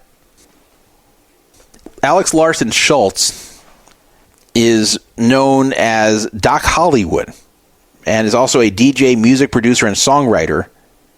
And he was basically producing music and hosting DJ parties. He actually did have a hit called We Run LA that was played on Ryan Seacrest's Top 40 radio show. And they actually had he and his music partner and friend Louis Rubio actually signed with Interscope Records to form a group called the Americanos along with DJ Felly Fell. The Tuah Foundation, which remember is that group behind the coin, sold 17% of their tokens to a group of other people, and it's alleged that they did this to escape securities law. And according to a lawsuit that has since been filed about the whole matter, the lawsuit said that even though the coins were being sold, the sellers continued to promote the remaining 83% of the coin, and that they made no serious attempt to make sure that the coins were being purchased outside the U.S., which apparently was a requirement to avoid securities violations. Now, this Over Here company has not completely vanished. They said, we've been extremely transparent about the limited scope and extent of our involvement in the Hawk Tuah token project. We are confident that we have done nothing wrong. I don't know how can they say they're not involved when they created the whole thing? Alex Larson Schultz has not addressed anything publicly.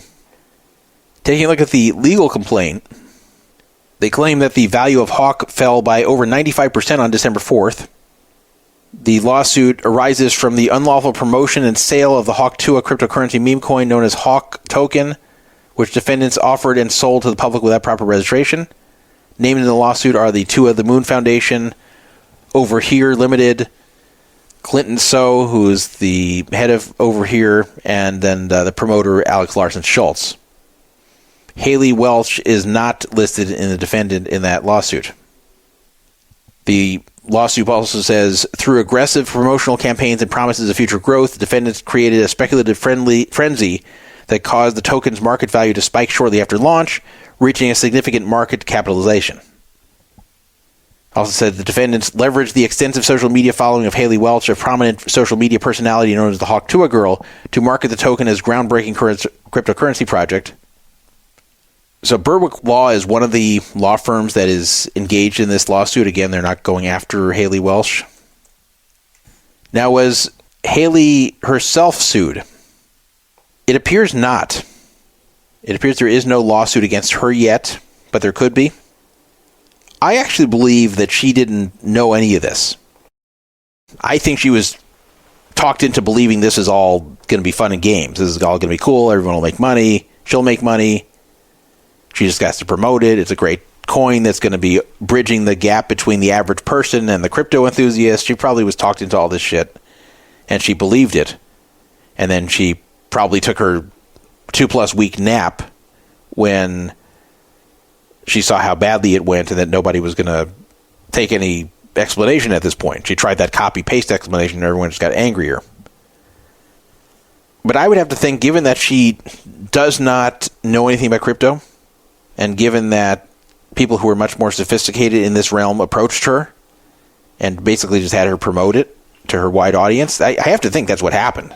I can't think that she was some mastermind or even a willing accomplice to just steal. Now, the question does become, how much did she make from this? Did she make anything? Was she a victim too? Or did she also sell her coin for a big profit? Now, just because she sold the coin for a big profit, if she did, doesn't mean she was necessarily guilty. They may have told her, hey, take your profit. She may have just thought on her own, take my profit. Like she gets given coin, and then the coin goes up in value, and she's like, oh, wow, I made so much money. I want to keep some of this. I don't want to take a chance it goes down. Say, I want to sell it right now. So when you do that, it looks like that you're doing something reasonable. It's only when the coin gets rugged that this looks terrible. So only if she was in on the whole rugging would it make sense for her to be blamed. Otherwise, you just have to chalk it up to her being just a naive young girl who was talked into being the face of something that ended up being a scam. And that's what it looks like to me. I just can't picture that she was in on making tons of money from a meme coin that is running away. And a lot of people online were accusing her of that and saying, oh, yeah, she just made $50 million. She's set for life. First of all, there's no indication she made $50 million, but they thought that this was some devious plan to rug the coin along with these other guys and they can all run off, disappear into the sunset. I don't think that was the case with her. I'd be very surprised. So I'll give you any updates as this occurs. The legal process is slow. I don't know if they'll recover anything from these guys, Alex Larson Schultz, Clinton So, and the Tuah Foundation. I don't know if they're going to disappear with the money or if they'll be collectible one day. They may have enough just to run off because nobody's being criminally charged. If they made enough, it might be worth it to them to scamper off to some country without extradition laws, at least extradition laws to the U.S. But I don't think the Hawk Tuah girl's going to run off. Now, how is this going to affect her reputation? It's not good, because now it's gone from just this cute meme to people losing a lot of money. So she's always going to have this following her, even if it kind of comes out over time that she was just duped. And maybe she'll get over it, but keep in mind, she just rose to fame very, very quickly. So it's not like she has a long time of fans that have got to love her over years. I mean, she's only had a few months, and now this happened. So I think this probably ruined a lot of her marketability. I don't think people are going to want to see her throw out the first pitch anymore at baseball games or introduce country music stars, because all they can think of now is, oh, she was involved with the crypto scam. And a lot of people don't realize that. They just think that she scammed people. So this may have ruined her rep forever. So easy come, easy go with the viral fame. So now I'm going to do a review of a place to eat at a Caesars property.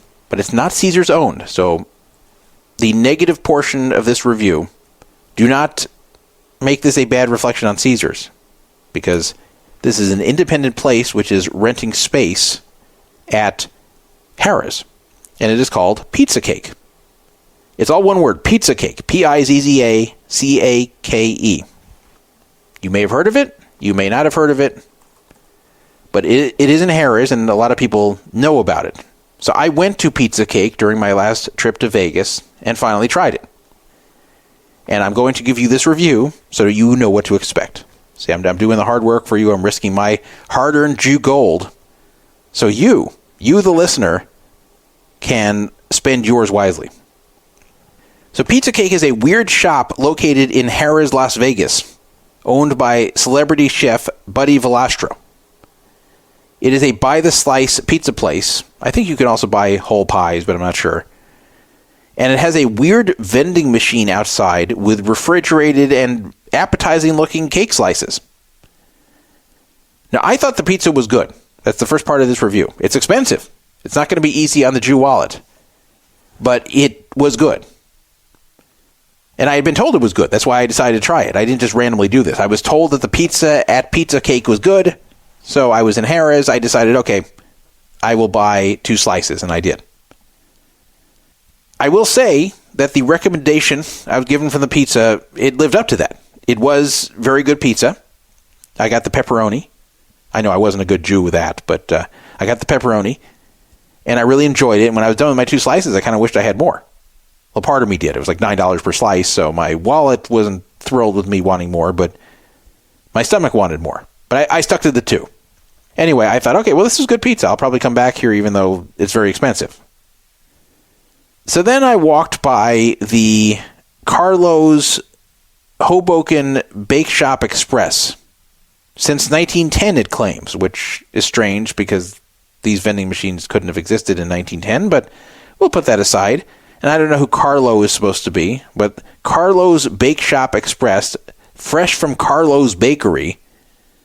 And there's a bunch of cakes that you can see right through the window there. And you can pick them, like 5 different types of cakes, maybe 6 types of cakes. And you have to look at them through a window. You can't smell them or get that close to them, but they look good. They look like they'll be tasty, and they're pretty large. Now, this cake is expensive. After tax, it comes out to almost $10. But I'd heard so much about these cakes, I just had to try one. And I had heard some bad things. I almost didn't do it. I had heard some bad things, but I said, I got to try for myself. It just looks so good. How bad could this be? It's cake. So it looks good. It's cold. Like, okay, it may not be the best cake I ever have, but I'm kind of in the mood for cake right after my 2 slices of pizza. So I got the cake. And I can tell you, the cake was awful. It really couldn't have been worse. However bad you think it's going to be, it's worse. However bad you picture cake to be, it's worse. There was no cake I have ever had in my life that was worse than this cake. That's how bad it was. It was inedible. And it's hard for me to not be able to eat cake after I was laid down $10 for this. But can you imagine? I've got this big slice of cake in front of me, sitting in my hotel room, and it's cold, and I'm hungry for it, and I leave it over? Now that has to be pretty bad cake. How could I not try it at all beyond like 1 bite after spending $10 for it? I probably had like 2 bites. But I left it over. Just went in the trash. And I'll tell you, I'm someone who usually will tough it out. If I pay for food, I'm going to eat it. It's very hard for me to throw away food. It really is. This is part of the reason I have a weight problem, because once I've got food in front of me, especially if I paid for it, I've got to finish it. Like, it bothers me sometimes if I leave a few French fries over. I go, oh, I paid for these French fries. I got to eat them.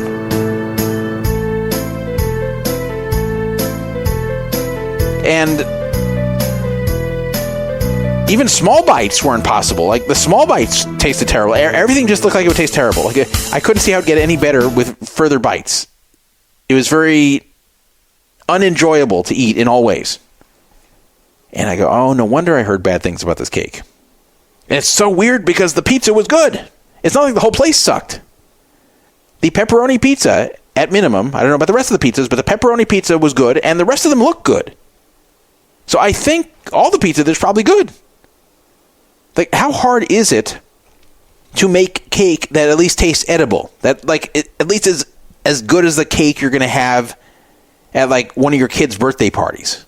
Like, you've probably been to the birthday party if you have kids where the parent goes and buys some cheap cake at Costco and then serves it to the kids. It's not the best cake you've ever had. It's not wonderful. It's not memorable, but you can eat it, right? It's somewhat tasty. It's somewhat fine. But no, it was really bad. I just don't understand it. So what did I do at that point? Because remember, I just paid $10 for a cake that was inedible. This is for one slice of cake. Now, it's a big slice, but still, it's for one slice of cake, $10. So do you think I could just take that, just throw it in the trash and say, okay, no problem, they sold me inedible cake, and upon reading online, I saw a lot of other people saying the same thing, that it's terrible?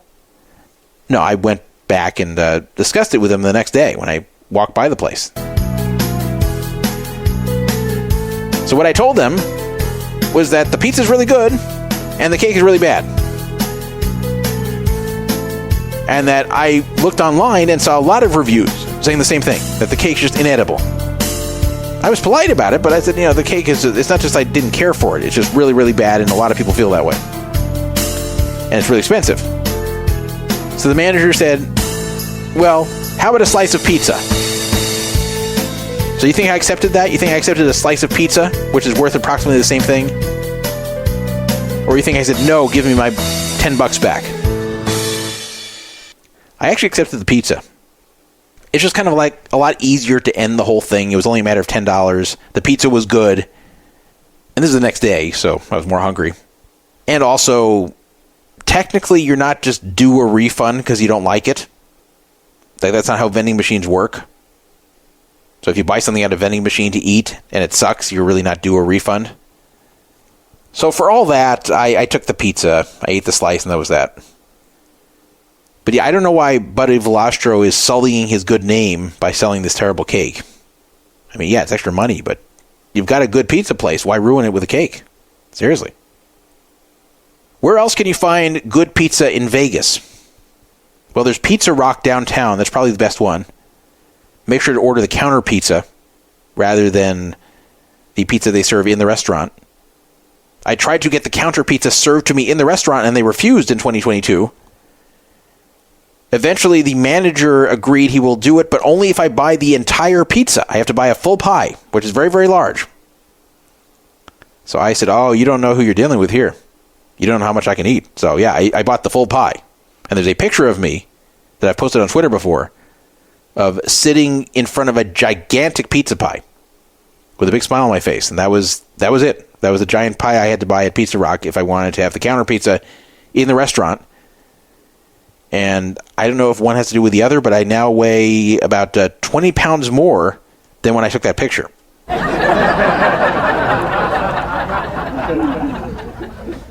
Some people like secret pizza in the Cosmo. I thought it was overrated. It wasn't bad. I thought it was overrated. People are like, oh, you've got to try secret pizza. I'm like, it's decent, but it wasn't that memorable. As far as other places, I don't know. There's less good pizza in Vegas than I would expect. So anyway, it's pretty simple. If you go to PizzaCake, get the pizza, don't get the cake. Something else I did in Vegas while I was there for that ClubWPT Gold tournament that I got out in 90 minutes was I went to go play blackjack. Now, I'm not going to say where I played. In fact, I was even debating whether I should tell this story. And not because I'm embarrassed, just for other reasons. But I'm going to be open. I'm going to tell you the story. Just leave out the casino. I'll give you some hints. I went to a casino which is an independent casino. So it's not a Caesars property. It's not an MGM property. Nothing like that. I went to an independently owned casino in Las Vegas that I was last at more than a decade ago. I never had any previous issues playing blackjack there. I had played blackjack there last time I was there, but again, it was more than 10 years ago, and I was never kicked out or backed off or anything like that. I played, I lost a little bit of money, and I left. That was my experience there over a decade ago. So I had no knowledge of what games they were offering there. For all I knew, I could walk in and it would be all continuous shufflers or 6-to-5 blackjack. So I wasn't sure. I just decided to walk in and take a look. And I saw it was all continuous shufflers, but there was one table that was a shoe game that was not continuous. But they seemed very protective of this table, and it was a $25 minimum table, which is fine. I'm happy to play that. Now, when you're counting cards, you're not just betting the minimum. You're spreading between the table minimum and about 5 or 6 times the minimum. So if I sit at a $25 table, I'd be typically spreading my bet between $25 and $150, but usually closer to $25. It depends on what is known as the count, and that has to do with how many low cards are left in the deck compared to high cards. If there's disproportionately a lot of high cards left, then you raise your bet. If there's disproportionately a lot of low cards left, then you keep your bet to the minimum. That's the basic strategy behind card counting. There's more to it than that, but that's most of it. Of course, casinos are very paranoid about card counters. It is not illegal, so you cannot get arrested for doing it. But the casinos can bar you from the game or the entire casino if they want. I didn't really care about this casino, so I was willing to take a chance and play some blackjack there. I don't play much blackjack anymore. So I sat down, and they wanted my ID. They're very protective of this table. They want ID of anybody who plays there. So I gave them my ID, and then they took it somewhere, and the dealer even made a remark, we're just needing to see this because we're trying to keep out card counters. So that wasn't a good start to hear that. But again, I didn't really care much about the place. So if they kicked me, they kicked me. It's not like getting kicked out of a Caesars property or an MGM property. That I wouldn't want. I don't touch blackjack at those places for that reason. So anyway, I just started playing, knowing this wouldn't take very long. I was hoping maybe I'd just win quickly and could just bounce. But the count was immediately low, meaning the high cards rolled out first. So it didn't look like there was a lot of hope that I was going to raise my bet. Now, it wasn't way low, but it also wasn't that close to going high. It was like slightly negative. So that means you're always going to still be betting the minimum. So I'm betting 25, 25, 25, 25. Well, I played about 9 hands, and I never raised my bet once over $25. Then I was jarred by the pit boss coming to me, giving me my ID back, and saying, "Sorry, Todd, this is going to have to be your last hand at this table."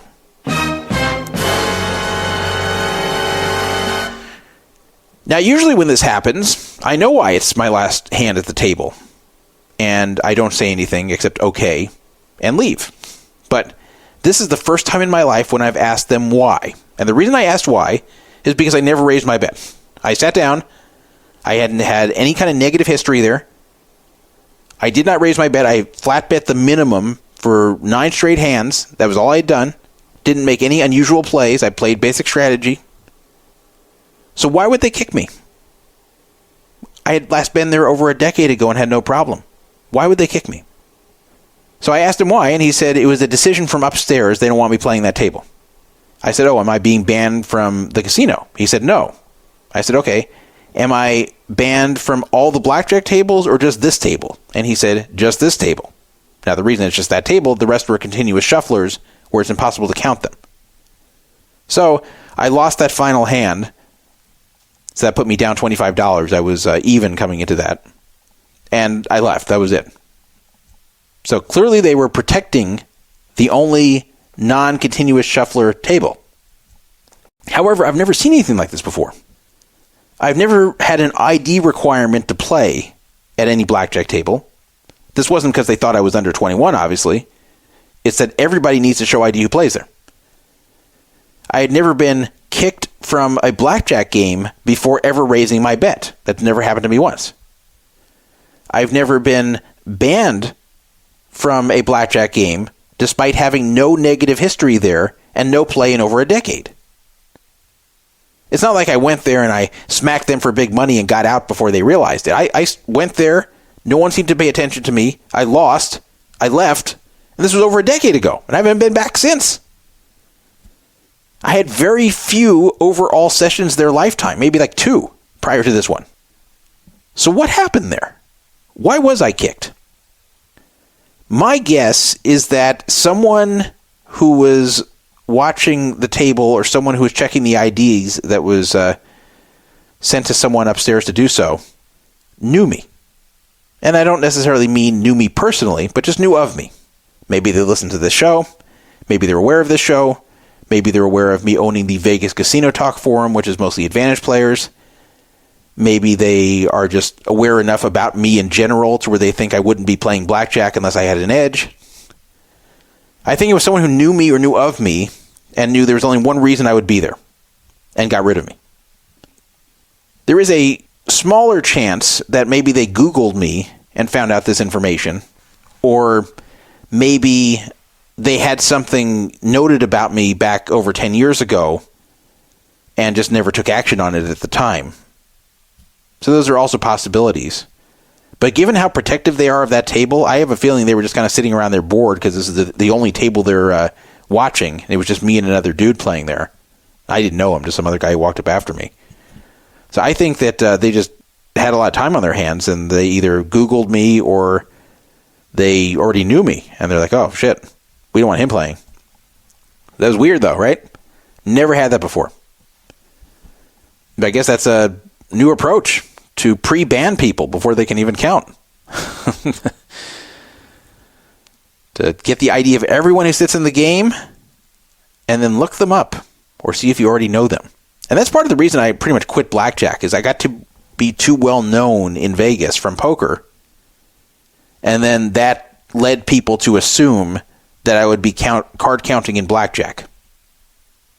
So I had a lot of incidents where the pit bosses just knew who I was and then would kick me out or stop me from playing blackjack. So I got tired of it. Not at this casino. I'm just saying that I got to be too well known in Vegas. And I'm not bragging about this. Like, I wish I wasn't. But at the time, in the late 2000s, I got to be too well known in Vegas from my poker play and because the poker boom was in full swing. So I couldn't be anonymous playing blackjack. And you want to be anonymous playing blackjack. You don't want people focusing on you or noticing you. And I think I was just too noticeable from poker. I was never like a huge name.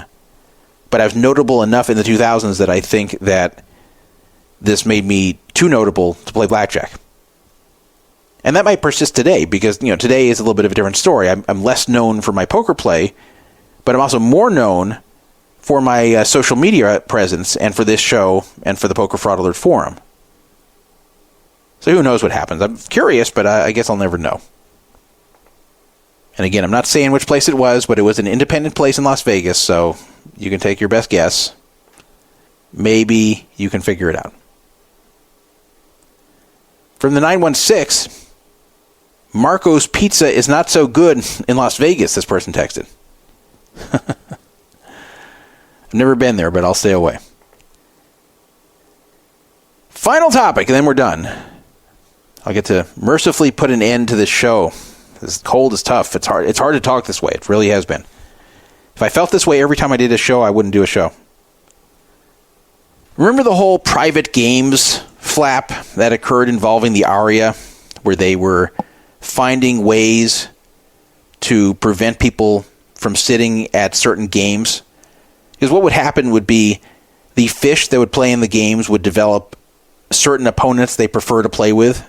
Basically people who kiss their ass and don't act like they're trying to exploit the fact that they're fish. So some of the fish would say, hey, I don't really want to play with this guy who just wears his hoodie the whole time and has headphones on. He's just here to take advantage of me. I don't want him. And sometimes even the pros there will convince the fish to shut these people out. Say, hey, you don't want to play with this guy. He's no fun. All he's here for is just to be a nit and just, only put his money in with the nuts. You don't want him at the table. And the fish agree. But prior to these private games that started popping up at Harrah and other places, this couldn't happen. You just didn't have a choice of who you'd played with. But they started making private games, and they started to become more and more prominent, where if you wanted to play upper stakes or sometimes even middle stakes, it was done through these hosted games. And then they would only let preferred people in to play, meaning the fish and those the fish liked. And everybody else was shut out. And the problem was that by Nevada law, they can't do that. By Nevada law, all poker games have to be both viewable by the public and able to be entered by the general public. And it has to be done in a fair fashion, like a list. So, in order to get around this, they would pull various tricks, some of which were legal and some of which were not legal but difficult to prove. For example, there was the phantom stack trick, where they would start the game just kind of out of nowhere, so people wouldn't be prepared for it starting.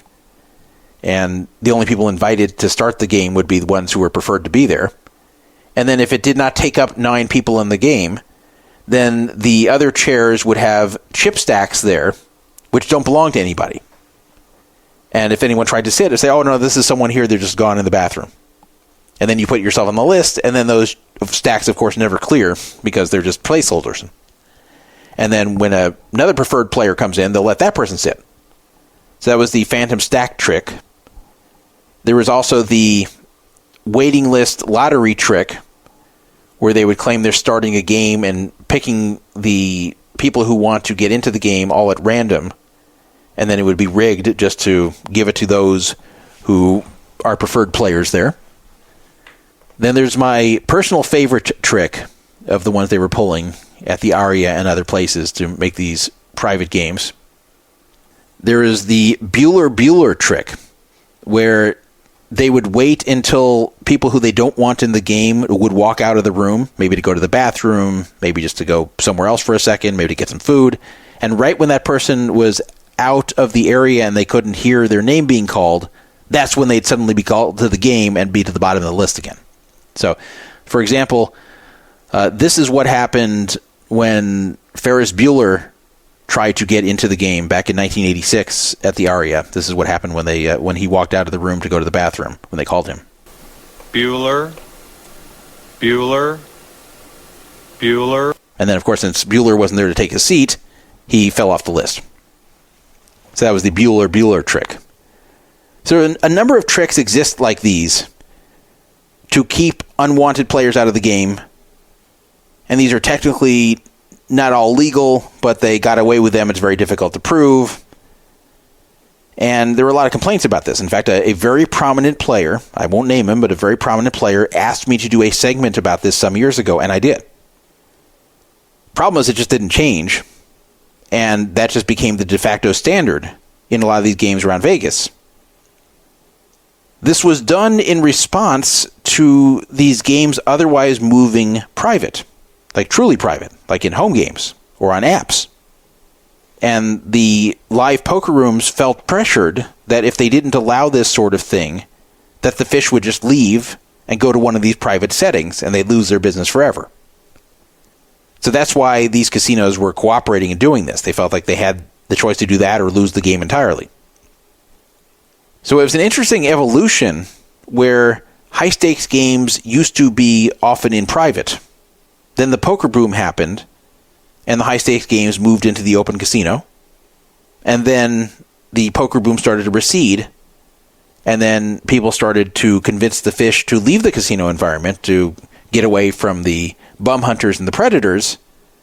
And then that pretty much changed everything back to going to private games, and even the ones at the casino are quasi-private.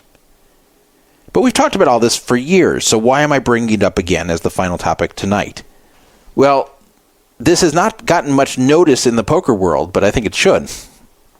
The state of Nevada is strongly considering legalizing the private games to where they don't have to pull these tricks anymore. They can just have games that are private. So here's what's happening. And this is the casinos pushing for this, by the way. According to Mark Meltzer of PlayUSA.com, private poker games were among the topics discussed during a recent Nevada gaming regulatory workshop, and that they might actually change the law regarding private games. So they are considering some various changes to gaming regulations which would allow these poker games to truly go private. So the problem is that poker is not currently on the list of casino games that can be played in what's called a private gaming salon. A private gaming salon is an area that is not open to the public, where high rollers can play, away from the public coming in and trying to view it, or sit with them at the table. In order to have a game that is eligible for a private gaming salon, it has to be considered a table game. And you may say, wait a minute, a table game? Well, poker is a table game. Where do we play? At a table. So how can it not be a table game? Well, it's not. It's actually categorized as a card game, not a table game.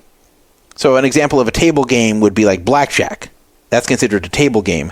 But poker is a card game, which is kind of a weird distinction because they're both played at tables and they both involve cards. So regulators at Nevada Gaming are considering changing the regulations to categorize poker as a table game, and that would automatically allow it to be played in gaming salons where they can control who comes and who doesn't. So they could just open up a gaming salon within the Aria poker room and say, this is the gaming salon, and we say if you can come in or if you can't, and if you don't like it, too bad.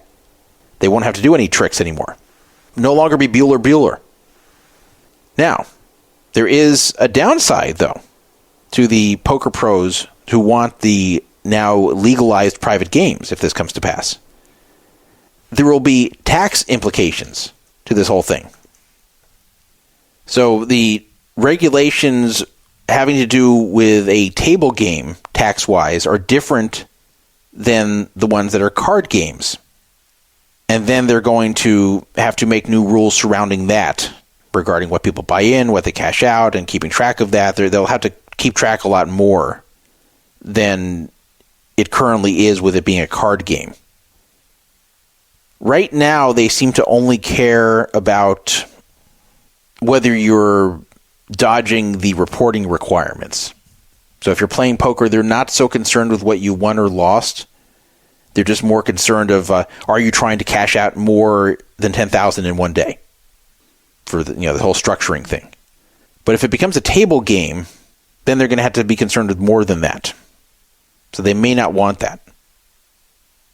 Now, believe it or not, they actually could host a private poker game in a salon right now and possibly get away with it. Because the language in the Nevada regulations is kind of unclear. It doesn't specifically prohibit gaming salons from hosting poker games. So a casino could say, hey, look, there's no prohibition of poker in here, so we're just going to assume it's okay. But the problem is, since it still is under a card game category, they're afraid to do it. So they don't want to have poker in a salon.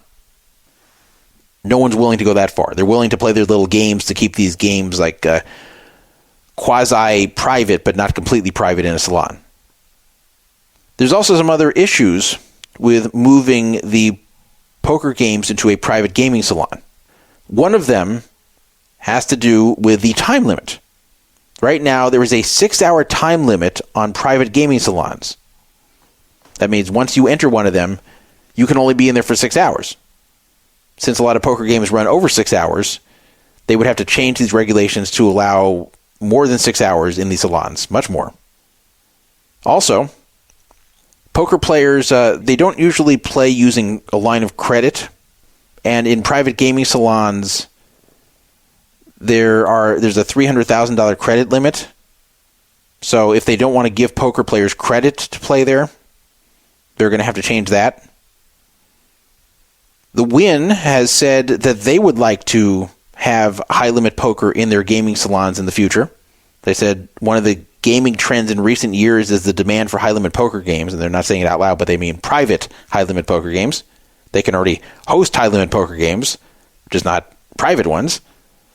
And the casinos want this because they really want the big money coming to the casino. They love the idea of fish coming in who've got a whole lot of money to play in these high-stakes games, and then they may also play in other games. They may play high-stakes blackjack. They may play other high-stakes games there. They might spend a lot of money on eating, drinking, shopping, entertainment, whatever. So they just love bringing these well-heeled customers in for the poker. But right now they feel kind of like they can't, at least not if these players want a private game. In New Jersey, private games are legal. So they can hold those in New Jersey. They can shut you out in New Jersey. There's nothing you can do. Additionally, other venues that are not in the U.S. allow private games. This includes Monte Carlo, Macau, and Dubai. So that's been cited as a reason to hold them in Nevada, that Nevada's kind of behind in that. Wynn and MGM were in attendance at the workshop, and both of these companies want to run these private games in the salons. MGM is already pulling those tricks in Aria, as I've mentioned before, but it's not in salons. Also, Wynn already has 19 gaming salons, and MGM has 31 gaming salons spread out between Aria, Bellagio, Cosmo, and MGM Grand. The Hard Rock, a.k.a. Mirage, which is going to reopen in 2027, is going to have at least one private gaming salon on the 36th floor of their Guitar Hotel that they're adding to their existing property. They're also planning to have other private gaming salons elsewhere in the casino. It's also thought that other high-end hotels in Vegas will also want to jump in on this, such as Venetian, Resorts World, and one of the Caesars properties. Also, Lake Tahoe often gets visitors who have a lot of money, so they could also have private games, and it's even thought that Reno might attract some tech executives from the Bay Area, given that it isn't super far. It's a lot easier for people from the Bay Area to go to Reno than to Las Vegas. The drive from San Jose to Reno is only 250 miles and can be knocked out in about 4 hours or less. Whereas San Jose to Las Vegas is quite a trek, especially in the winter when you can't pass through Yosemite. That is a slow 526 miles that would take 7.5 hours due to not all of it being on great highways. So this might be coming soon. It seems like the gaming board is warm to this, and it's going to really change the way that poker is viewed by the casinos, because for a long time it's just been seen like, okay, this is something that's always open to the public. Anyone can play. And then it became, well, anyone really can't play if we don't want you there, or if we want to keep the game closed, then it's going to be, nope, we're just going to close it up entirely as soon as it's legal. So this was all discussed on December 5th, and it might be law soon enough. Well, I'll tell you what wasn't soon enough was the end of this show. That was a tough one, I'll tell you. We are about to enter the 14th calendar year of Poker Fraud Alert Radio, even though we've been on for less than 13 years. How's that possible? Because we began in early 2012 in March, and we are going to be entering 2025, and if you count them from 2012 to 2025, that is 14 different calendar years. I'm not going to be able to tell you when the next show is going to be, but my guess is it will be after January 1st. So this is probably the final episode of 2024. I'd like to thank all the donors for the Robert Gray Memorial Free Roll. Very generous. I love having big free rolls like that. Very nice of you guys to honor your friend that way, and nice of the other donors like Eric Benzamokin to just throw extra money in. It's very nice to have a 4-figure free roll here, when usually it's around $50 or so. Hopefully I'll get the official results posted so I can pay you guys out. I will do another batch of payments very soon. This way you won't be waiting for your big money. And yeah, if you're playing a free roll on Poker Fraud Alert, just be polite to everybody. Now you want to talk trash in the chat, that's fine, but don't shoot angles. It's not good. So as you know, we had fewer episodes this year. There were times there was long stretches between episodes, and I'll try to get better about that in 2025. At least I held to doing a show less than 2 weeks after the last one. Give me that one. The last one was on December 10th, I think. But yeah, I'll try to get another one done in early January at minimum. Like very early January. So Happy New Year to everybody. Merry Christmas.